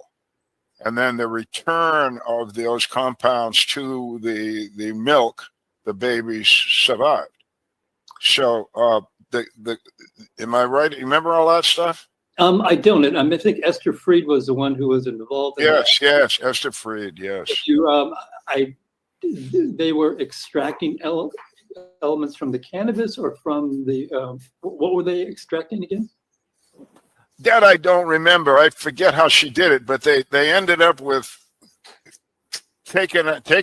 somehow they ended up in taking a particular compound or compounds out, and I think it might have been the THC even, and the little mice just stopped suckling and died. And I recall that. So her supposition at the conference was that if you really want to take care of your baby, make sure you have breast milk that has cannabinoids in it. So that brings me to the next question. Let's say I have people that I know very well that don't eat cannabis, including me, but I smoke a lot of it. By smoking a lot of it, would a female necessarily end up with that in her milk? Yeah, correct, definitely. Yeah. Yes. And if they're smoking it, they're going to be getting the decarboxylated THC acid, so they'll be getting THC, right? And that in that milk that you were talking about, otherwise, that is going to have an effect on the infant, which could be calming. If the infant is a little bit irritable and responsive to the environment, it could help calm the child. But that's an area that I have not. I know Kristen. We used to do a lot of conferences together with young children, which we were nursing, and there was a lot of questions and concern about our babies being able to access it, and Kristen has written articles in that area where it's I gotta point out Melanie Dreyer. You know Melanie. Yeah. Dr. Melanie Dreyer is one of the more famous nurses in the world, and she started out her career working for the federal government. They sent her to Jamaica. That's how I learned about Root's daughters from Melanie. But they sent her to Jamaica, and she studied just that effect, that she had a group of women down there who had young infants all the way to, I think she studied them up to 12 years old. They just followed the progress for those years. And those mothers did not use cannabis. The Root's daughters, the Rastafarian mothers, smoked cannabis all day long. And of course, breastfed. And what we found was that there was no negative to that. In fact, the children that are now children of the Root's daughters mother did just a little bit better in almost all child categories. Just not a hell of a lot, but a little bit. And she just assumed that little bit better was because of the social atmosphere the Rastafarians have, and the kid would be more, more like kid. But anyway, there was no negative. So again, I just want the audience to know that it's been studied, If you want to look it up, if you're a lady and you're pregnant or you're breastfeeding, her last name is Dreher, Dreher. She's an RN, PhD, FAAN. She's a very, very famous nurse. And the study that she did in Jamaica indicates that your kids will be fine. I'm sorry to interrupt. Bill, this might be time for us to put up your diagram so you can explain to people. That's what I was going to suggest. Yeah. That's where I was just waiting to go to as well. I'll Here we bring go. that up and we can go to it. Here we go. All right. Here's the chart. Yeah. Well, tell us about it. Well, I've been working with this chart for a very, very long time. And what's interesting is that there's about 6 or 7 cannabinoids, and some estimates are that we're close to 150. And if you look at just this very small group of cannabinoids, it's mind-boggling. I'm not sure my finger is going to show. Does the mouse show over on your side? Yeah, I can point to where you want me to. Okay, so essentially, just kind of go slowly. Start over here in the blue, the anxiolytic. Okay, right here. Yeah, and I'll go clockwise. Go by the word anxiolytic. Yeah. Okay, so that means it lyses or reduces anxiety, and now we're talking about CBD. And you notice that the only cannabinoid acid is THC acid, where in reality, when you use the raw plant, each and every category has a medicinal acidic form. So there would be a CBD acid, a CBC acid, a CBG acid, a THCV acid. And so it's interesting, so if we go through, you name a food out there. Cannabis is obviously the ultimate superfood, because when you consume this, you're getting an anti-anxiety agent, and you don't really can get rid of maybe the Valium and lorazepam and everything else. It's also an antipsychotic. It also is an anti-epileptic. That was where I was first introduced to cannabis. One of my patients' children had epilepsy, and we found that cannabis was very helpful. And then University of California, San Francisco was excited, and they wanted me to come out and present to the pediatric interns and residents, and they wanted to hear more about the anti-epileptic effect. Neuroprotective is, the whole idea of protecting the brain from insults, hypoxemia, lowered oxygen, pressure issues, and up above, vasorelaxant, meaning if your blood vessels are tense, you can have a form of high blood pressure. And if you kind of relax that tension, you can drop that blood pressure. And it's also a muscular antispasmodic. So, it is useful to kind of, if you're kind of tense and you've got contraction of muscles in your neck and you're getting headaches, or you got contractions in the low back, it can help relieve that muscle spasm. And the next one, anti-ischemic, is huge. This is where it's involved in dealing with reduced oxygen. So if there's an issue where you've had reduced oxygen, that can lead to like heart attacks and strokes, and it's able to kind of counteract some of that anti-ischemic effect, or provide an anti-ischemic. So ischemic is the reduction, anti is the blocking of that effect. The next one is anti-proliferative. So a lot of cells can multiply abnormally. It's called dysplasia. And so if you can block dysplasia, then you can prevent unnecessary growth of cells that you don't particularly need. And then the really big one is the anti-cancer, which is also anti-neoplasia. So these are some just absolutely stunning effects from one of the cannabinoids in the 150 in this plant. And we're only halfway around it. Just the Oh one. my God! We probably don't have enough time to cover all this, but so I encourage people to look at each of these. Look the term up on Wikipedia. Antiemetic reduces vomiting. Antibacterial is, if you have a bacterial infection, and with these various infections out there, you want to have something that can help with that. Anti-diabetic is huge, enormously beneficial in managing blood sugar and the absorption of sugar into the cell and the release of it and the maintenance of serum blood levels of glucose.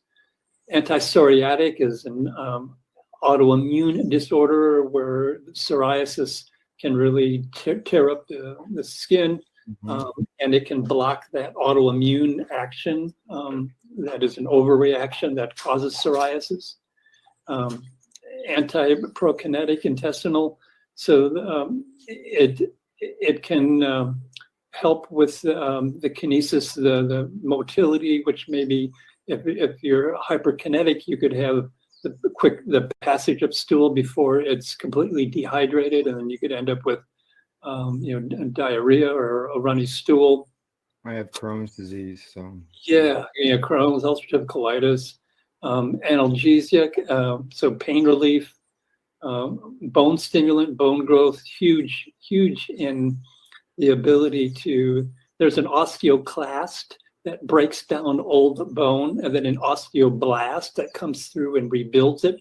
So this bone turnover is something that is constant throughout your life, and its ability to stimulate the removal and rebuilding of bone to keep that bone structure up, so that you don't have a osteoporosis. As you get older and you break your hip, is because you have not been rebuilding the bone as fast as you break it down. So you need a really good balance between the osteoclast, which removes bone, and the osteoblast that replace it. And this can be very helpful in maintaining that healthy balance. Anti-inflammatory, absolutely huge. Inflammation drives so many conditions, aggravates so many conditions. Immunosuppressive. So the T cells are, part of the immune system.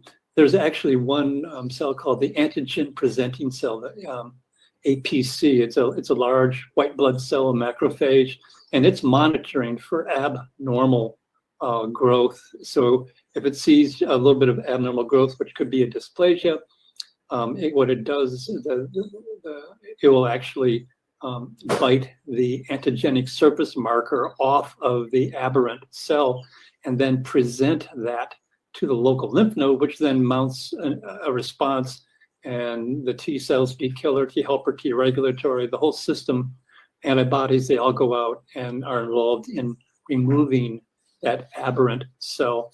And so if you can prevent dysplasia, then you're one step ahead of having to deal with neoplasia, which is cancer. But say you didn't use cannabis all your life and you suddenly developed, bone cancer, breast cancer, any type of cancer, it can, at that late date, complement your immune system's ability to kind of get it geared up to identify the abnormal cell and mount the response to destroy and remove it from your body. So it really is a huge benefit if that happens to be problems you're struggling with. Yeah, I could see that, and because when I used to hand out this card, people would ask me about that. What's this immune suppressive part of it all? And it's generally, if you have an overactive, if you have a hyperactive, if you have autoimmune disorders, it can help suppress an immune system that has become overactive. They call it autotoxis horribilis. I mean, that's where you have self assault by your immune system, and obviously that is not beneficial, and you want to regulate that, dominate that, so that you don't end up causing a lot of immune conditions by an overactive immune system. And then THC variant, and pretty much, I believe, almost all of the cannabinoids have a variant class. That's a different tail size. There can be a 3-carbon, a 5-carbon, and some of the new, they're finding new cannabinoids that actually have a 7-carbon. And what's interesting is that I think the 7-carbon tail is like 10 times more active than the 5-carbon. So there's really strong benefits from some of these unusual cannabinoids that we're beginning to locate in the body. And here you see it's anorectic, it's a bone stimulant to once again rebuild that bone that's broken down. Anti-epileptic, so you'll see anti-epileptic in a number of places. A lot of these cannabinoids can contribute. And once again, anti-proliferative. So if you have 3 or 4 different elements that are anti-proliferative, you can see how that benefit can really kind of become more robust, because you're attaching the ability to stop unneeded multiplication of cells by the use of several molecules rather than a single one. Antibacterial, we've seen that a lot. Bone stimulant, we've seen that a lot. And so, as we move into CBC, it's got that whole same class. It's anti-proliferative, antimicrobial, bone stimulant, anti-inflammatory, analgesic, pain control, and here we got the light blue anti-proliferative. And I don't even see what particular cannabinoid that is, but probably we can track that down if we had to. And then THC acid, antispasmodic, anti-proliferative again, and then CBD variant, bone stimulant. So you'll see a lot of the same functions being enhanced. And this is, like I said, this is 7 of upwards of maybe 150 different cannabinoids. Well, first I'd like to make an observation again for the audience on that beautiful diagram that we were just looking at. You notice, folks, it's the whole plant. If you just look at the diagram again, you see that CBD, the compound that is touted as being great, and there's nothing wrong with it, is just a portion of the whole. So this program has always, and I think Dr. Bill will agree, what we're always talking about here, whether we're talking nutrition, medicine, however we want to talk about this plant, we're talking about the whole plant, the whole bud. We're not just talking about isolating certain compounds. That's pharmaceutical bullshit. We believe in the whole thing. So please note that on that diagram. And then I'm really curious, Dr. Bill, about the bone. Can I say that if you use cannabis appropriately, the bones will regenerate or simply not deteriorate? I believe there's regeneration. I haven't seen the research, but I know it facilitates the bone turnover. So the bone is under a very active ongoing process where the osteoclast will remove old bone, then the osteoblast comes behind it and lays down new bone. So you're constantly rebuilding. And in part, like say maybe you've had an accident or there's an issue that you're shifting weight in your body or your posture or whatever, it will come in and see where the stresses are and reinforce an area that may be experiencing increased stress. Wow. So it really is critical in the bone structure remodeling, which is a very serious, ongoing, continuous process. And as you get older, it probably becomes more critical, meaning your bones are in pretty good shape when you're young, but as you get older, you want to really optimize that bone remodeling process to reinforce any kind of changes that need to occur to kind of provide bone strength as you get up there to where people begin to break hips and they fall and break bones and stuff. So you want to keep those bones strong and healthy. Yeah, well, that's why I asked, because I deal with a lot of mainly Vietnam vets, but vets and the older guys, the non-vets. A lot of them have bone deterioration problems in different parts of their body, we tend to blame everything on Agent Orange, and it might be true. But it's just I just wanted to know, because I've told them in the past that I knew in a general sense that I thought that cannabis would help bone structure. I didn't know what to say. And you just said that very nicely, and I'll use that information. So thank you.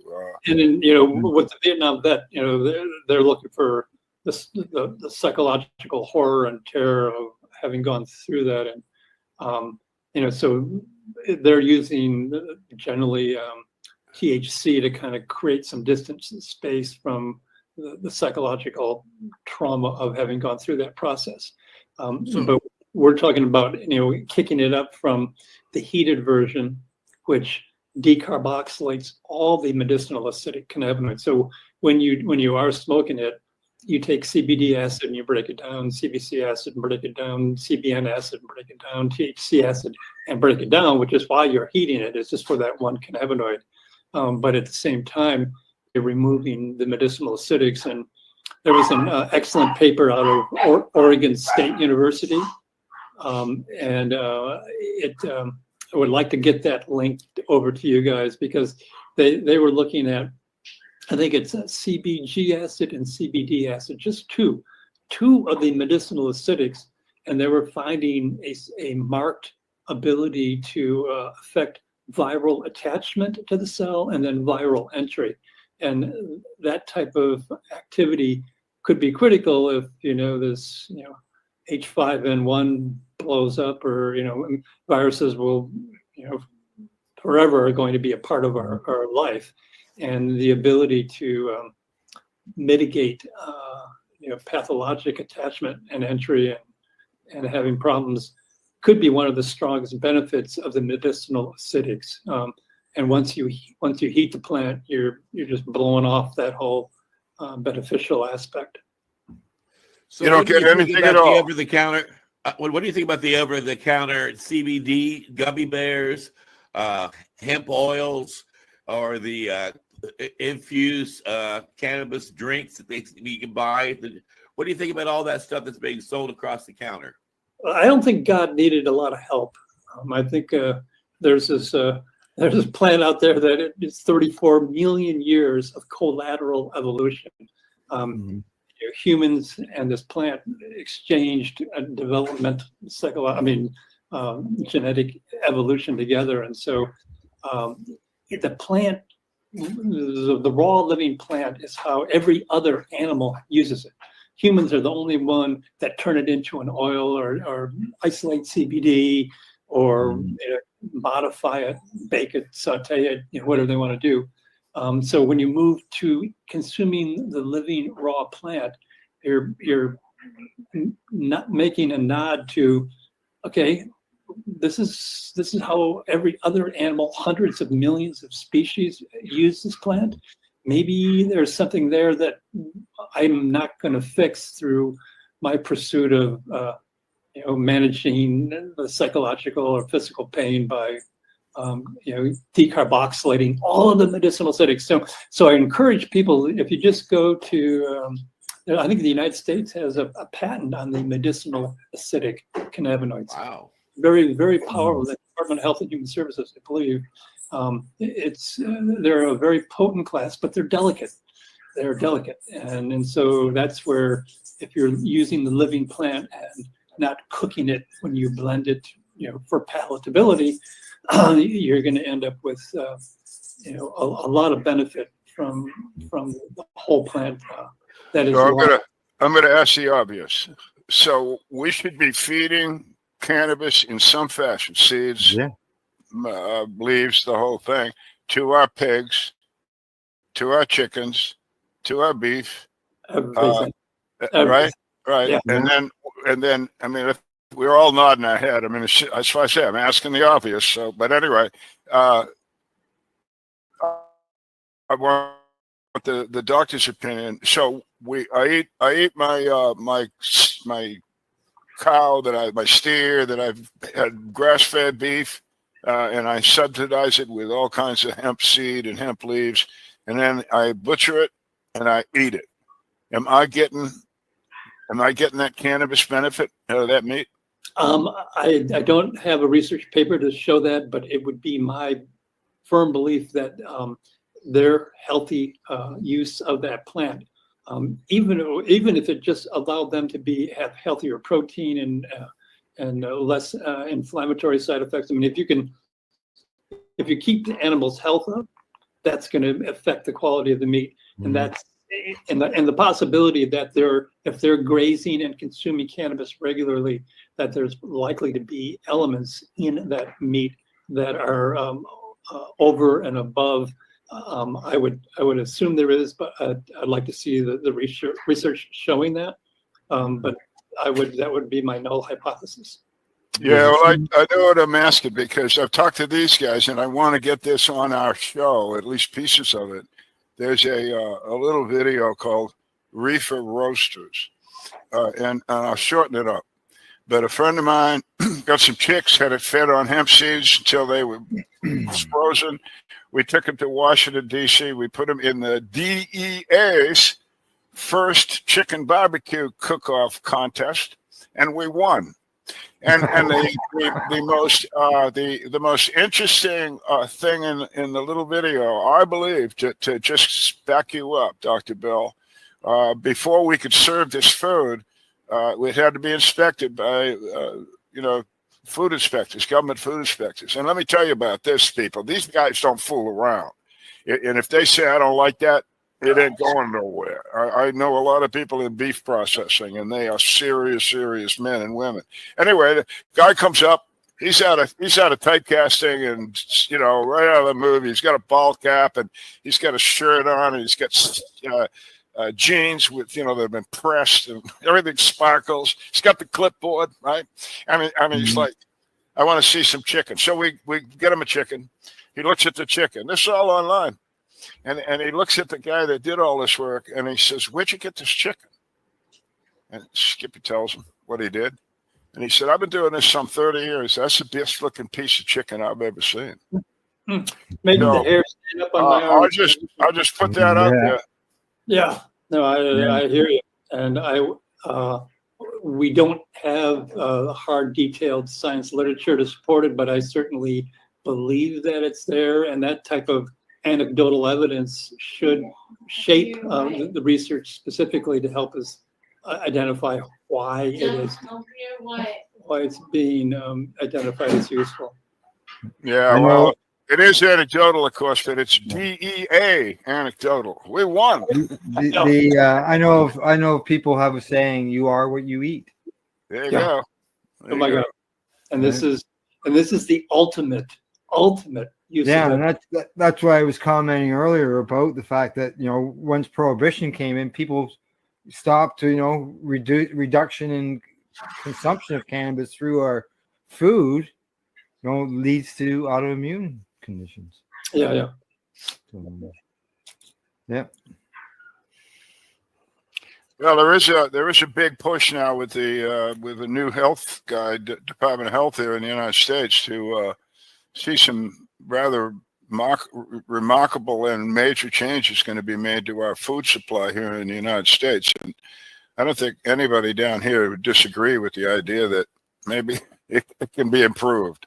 And if we can somehow introduce the concept of cannabis as a food source, as a nutritional source, into that conversation, this might be an opportune time, I guess is what I'm saying. It definitely is, and the research should be fairly simple to get some statement in there of the benefits of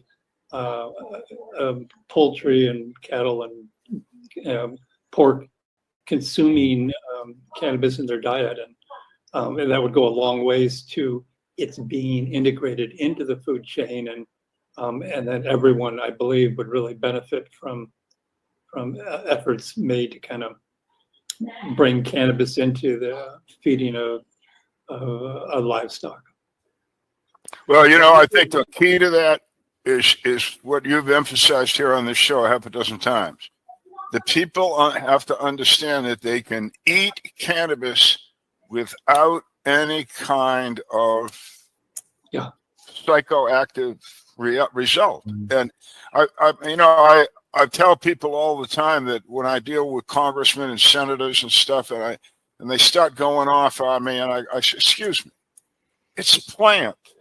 Because they keep talking, it's a drug, we got to control drugs and all that shit. And that's why I brought up right off the beginning with the Department of Agriculture. Gee, enlightenment, But it's a drug, no, it's a plant. And then if we can understand it's a plant that's nutritious and it doesn't have psychotropic effect. But it seems so obvious, but I don't know how to do that. I don't know how to. We can sit here and talk to each other all year. It doesn't matter. How do we get the world to say that? You've been all over the world, Dr. Bill. What do they say to you? Good luck, or what do they say over there?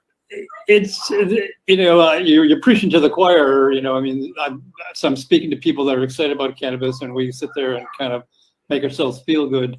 But the pharmaceutical industry does not want prevention kind of running away with the profits, and they are going to call the shots, and they're going to emphasize what they want. And we're out there saying, "Oh, we should integrate this into our food so that everyone gets healthy." And they go, "Well, I don't make a lot of money on health. I make a lot of money on treating disease." And So you should support the pharmaceutical companies because that's what they're there for, to kill us. To help us. Well, I do agree. I got to say this. I do agree there should be some controls on cannabis. As an example, I control how much cannabis I put into my pipe. I control who smokes it.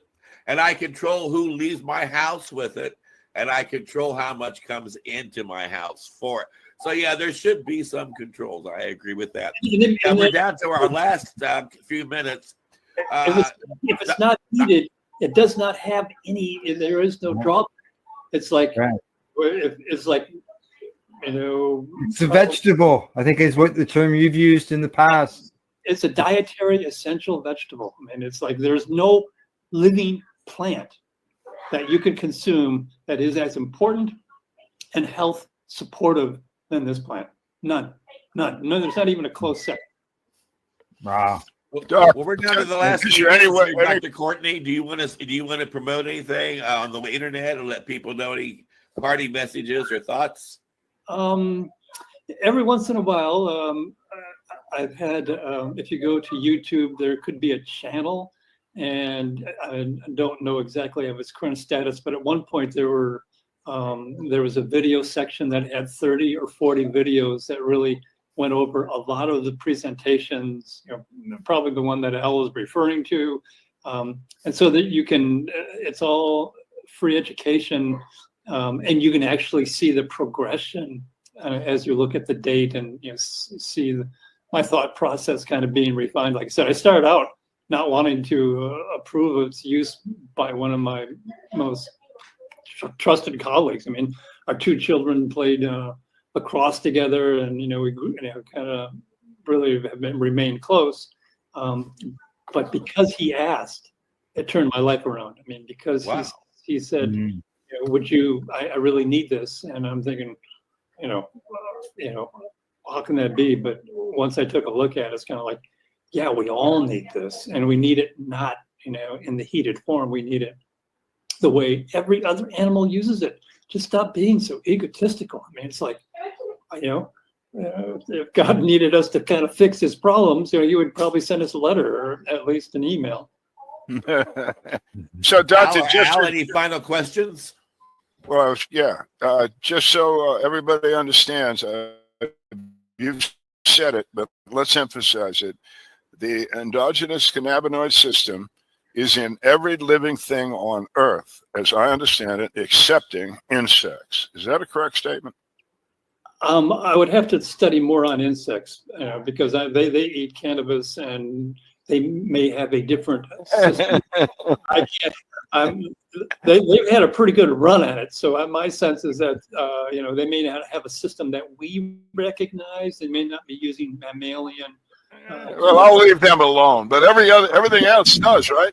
Yeah, and their ability to kind of, I mean, I flashback one time I had this bunch of cannabis plants, and I was trying to kind of run them into the house to kind of blend them and juice them, and this goat was just kept trying to take the plants away from me. He was I was running as fast as I could, and this goat was saying, "No, man, that's dinner there. You're taking the goat." and left me kind of, I got inside finally with what's left, but the goat was pretty upset that, it was like, that's my meal. And so other animals know this, and we're just kind of catching up with the party. Yeah. Well, Doc, we really have appreciated you coming all the way from Argentina to talk to us. Man, you're drifting me all over the damn world. Well, we're lucky to catch you then when you got nothing to go on. Yeah. I thought it was Venezuela earlier. Yeah, but it's been a pleasure. It's been really not only entertaining but educational. Your breakdown of the plant and its uses is gold, and I'm sure it's going to go far and wide once people see that on your presentation here. So personally, it's good to see you again, and thanks again for coming by. Let me give you one last line. You only need cannabis as medicine when you forgot it as food. If you really grok that, it's kind of like, I think I just soon not get sick and need medicine. And it is so important for the prevention of disease, for the early management of disease. It really is, it's just the most important. It is the ultimate superfood in terms of health maintenance, disease prevention, disease, like I said, it can become therapeutic, but don't wait and get sick before you start it. Right. Use it and prevent, opt for prevention. Exactly. Get it in your body now. Yeah, get it in now, and don't worry about it. Then in order to help with that, my last question will be to you. You mentioned at the very beginning, we talked about nutrition and all that and eating it, about turning it into a powder. Can you just quickly go over that process one more time? Like I said, right, that place I ended up moving into had this enormous dehydrator, and you can buy a little 9-tray dehydrator, that runs on a light bulb, and you can build one on your own. Pretty simple if you got a light bulb.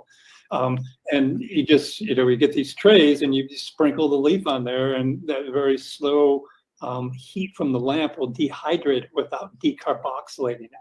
And then the leaves will become very crunchy, and you just rub them with your fingers and they turn into a fine powder. And so you get a whole big pile of leaves, like if you're in a seasonal environment where, there's a particular vegetative phase, you can produce an enormous amount of bars of fine cannabis powder that you can then use, if you're going to have a winter season. But alternatively, you can come to Dominica and get over that winter thing. I would like to do that. I'm getting to that age. Yeah. It's super basically as dry as you can get it, and just get it into dust, and there you go. You put it into a blender. You want to pinch the stem off because that's real fibrous. But if you pinch the stem off and then dry it, it'll turn into this really fine powder. If you want to get carried away, you can get kind of a coarse sieve, and you can filter that through, and that'll stop any little chunks that are behind it. Then you can get dried sugar leaf would add heavier amounts of cannabinoids to it with the terpene or with the trichomes that are on them. So you make a little dent in the terpenes when you're drying it, but at least you got a product that's good, for probably years. All right. Okay. Test that out. Dr. Courtney, I have really enjoyed having you on as a guest. I consider you to be a very brilliant mind, and I have learned a lot, and I'm sure my audience has as well. We'd love to have you back as a guest in the future to share even more of what's inside that brain of yours, and take time for hemp with us. Al Graham, you do a groovy radio broadcast up there in Canada, right? Is that pronounced Canada? Canada, and Canada. And I understand that you have you translate it into English, right? So people in America can enjoy it as well. Is that how it works? Yes. Tell us about it. People can catch the Pace Radio Network at paceradio.net, where we cover cannabis as well as psychedelics. And if you want any information on Dr. William Courtney, if you go to the pace-online.ca website, click on researchers, you will find Dr. Courtney listed there with his search engines as well as YouTube links where you can see his stuff. I've been following you for a while, Doctor. So it was a pleasure to meet you and talk with you.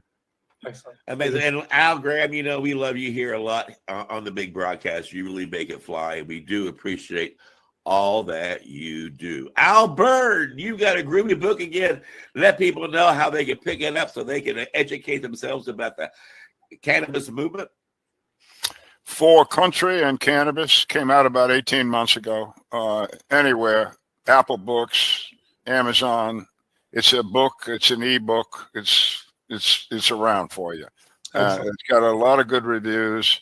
I find that most of the people that come back and say something to me about the book is that some of them have read it 2 or 3 times, and they say there's just so much information in that book, and boy, I like hearing that, because I wrote it to let the history book be there. You can contest it or not, but I did the best to go back 40 years and figure out how we got here today, and who did it, and then along the way, I have a lot of information about how to use cannabis medically, or how people found out about this particular aspect of it, how the endocannabinoid system was found in the first place. The University of Indiana, do you know that? So there's a lot in there. I hope people enjoy it, and especially, you know, if you do have a good rapport with your librarian or something, say, hey, I'll just brag up a little bit, Doctor. You may be just have been included in a really big time history deal. Time for Hemp, as we've talked many times, has this gigantic archive of really wonderful discussions with all kinds of folks, just like we had today, hundreds of them. Covering any number of different subjects. And we have been looking to donate that historical archive to some institution that would preserve it and spread the information in it in a bigger worle. And I'm not going to tell you who that is, but we are actively negotiating, and they are interested as hell. They really think that what has been accomplished by Casper and Al is worthy of institution type of research facility dealing with the cannabis plant and all of the ramifications around it. You know, the legal, the political, the medical, the whatever. So we're bragging a little bit. So you want to keep watching this show, because evidently we're worth it. Excellent. I would have to concur. I think you guys are doing an amazing job, and I'm glad someone has the ability to put it all together. And anytime you want me to come along and blather, just let me know. Thank you so much. And thank you, Al Byrne, for the kind words about the archives here on the big broadcast. And Al is right. We have a lot of knowledge that you can find in there, and we are still growing. And I am blessed to have Al Byrne as part of my Time for Hemp family. He keeps me grounded, and he keeps me focused, and he does keep me motivated. And I'm so blessed for both my Als here on the Time for Hemp broadcasting. They are part of my family. And I'm going to be experiencing more members of my family on Memorial Day weekend, as Al Byrne alluded to at the beginning of the big broadcast. I am finally going to go out my cave and toddle on down the road, and I'm going to go and be part of a thing called the Texas Hemp Stock. And those who know me well know I don't go anywhere often, because at my age, it takes about 100 people just to get me together. And but they talked me into it. They're a really charming group of people, dedicated to what they're doing, and they are persistent when it comes to ending cannabis prohibition. You can find them online at the TexasHempStock.com. They are an amazing group of people. It's going to be all weekend, Memorial Day weekend. And the little town that's going to be at, I think it's called Music River, Texas. I have to look it up again. But it's along the border of Colorado and Texas. They got 4 stages. They're going to have about 30 different rock bands and musicians playing at different venues along the way. They got campgrounds available. They got like almost 28 different speakers, and 2 of the keynote speakers at the event is Paul Stanford, hardworking activist up at Portland, Oregon, and yours truly, Casper Leach, here at Time for Hemp. And if you want a doc in the box, I would be willing to participate, and people can ask me questions. So I got heart disease, I got cancer, I got autoimmune. So we can just have a kind of Q&A with a little computer off in the corner, and people can ask questions. I'll let them know that, because the people on this team are also very astute in AI, and they also reality augmentation, and they're going to be developing a 3D studio for the Time for Hemp broadcast, and they're going to develop little avatars for myself and for my joint host and for all the guests that come on. So as they go through the archives and dig out the best of the information, they'll be able to have like Jack Hare come out and sit down and have a chat with Al and me here at Time for Hemp. Look at all that money, yeah, the money that they spend. Take another look and spend some time for him. Don't cut trees for paper, cause it hurts the environment. Stop deforestation, yes, it's time for hemp. Whoa, an acre of hemp makes 20 bales of oil. No need for pesticides to poison all our soil. People got no food, they got no clothes, they got no rest. Well, time for hemp. Yeah. Time for Hemp is a Pace Radio Network content provider. You're listening to the Pace Radio Network here at paceradio.net. The opinions of the individuals during this broadcast are their own and may not be the opinions of their group or other organizations they may be involved with. All medical advice during our broadcast is not a medical opinion and should be checked with your medical physician. Enjoy the buzz of legalization with Campbellford Lifestyle Shop. From lights to plant nutrients, books, consumption accessories, and more, we've got all your basics to grow or consume cannabis. Visit our info center or take a look at our piercing services and body jewelry, now available in-store through Campbellford Lifestyle Shop, 17 Bridge Street West, Campbellford. Limestone City Hydroponics is Kingston, Ontario's hydroponics shop. Take your growing to the next level and create the optimal environment with a tent kit, or maximize your yield with an ebb and flow flood table kit. Either way, Limestone City Hydroponics has more sizes and options to fit your needs. Are you looking for the power of the sun that adapts to your budget? Then look no further, as they have professional grow lighting. They have indoor grow systems that are easy and cost effective, with many options to fit your living space and lifestyle. Cultivate your growing potential. We have everything you need to succeed. And if you can't make it to the store, they offer local delivery to the greater Kingston area. Remember, when you're looking for experts to help you grow, then look no further than the locally owned Limestone City Hydroponics, 105 Sunderland Drive in Kingston, Ontario. Call them at 613-548-0420. We are people advocating cannabis education here at Pace Radio. You're watching the 420 Pace, found at 420pace.ca. You're watching the 420 Pace, found at 420pace.ca.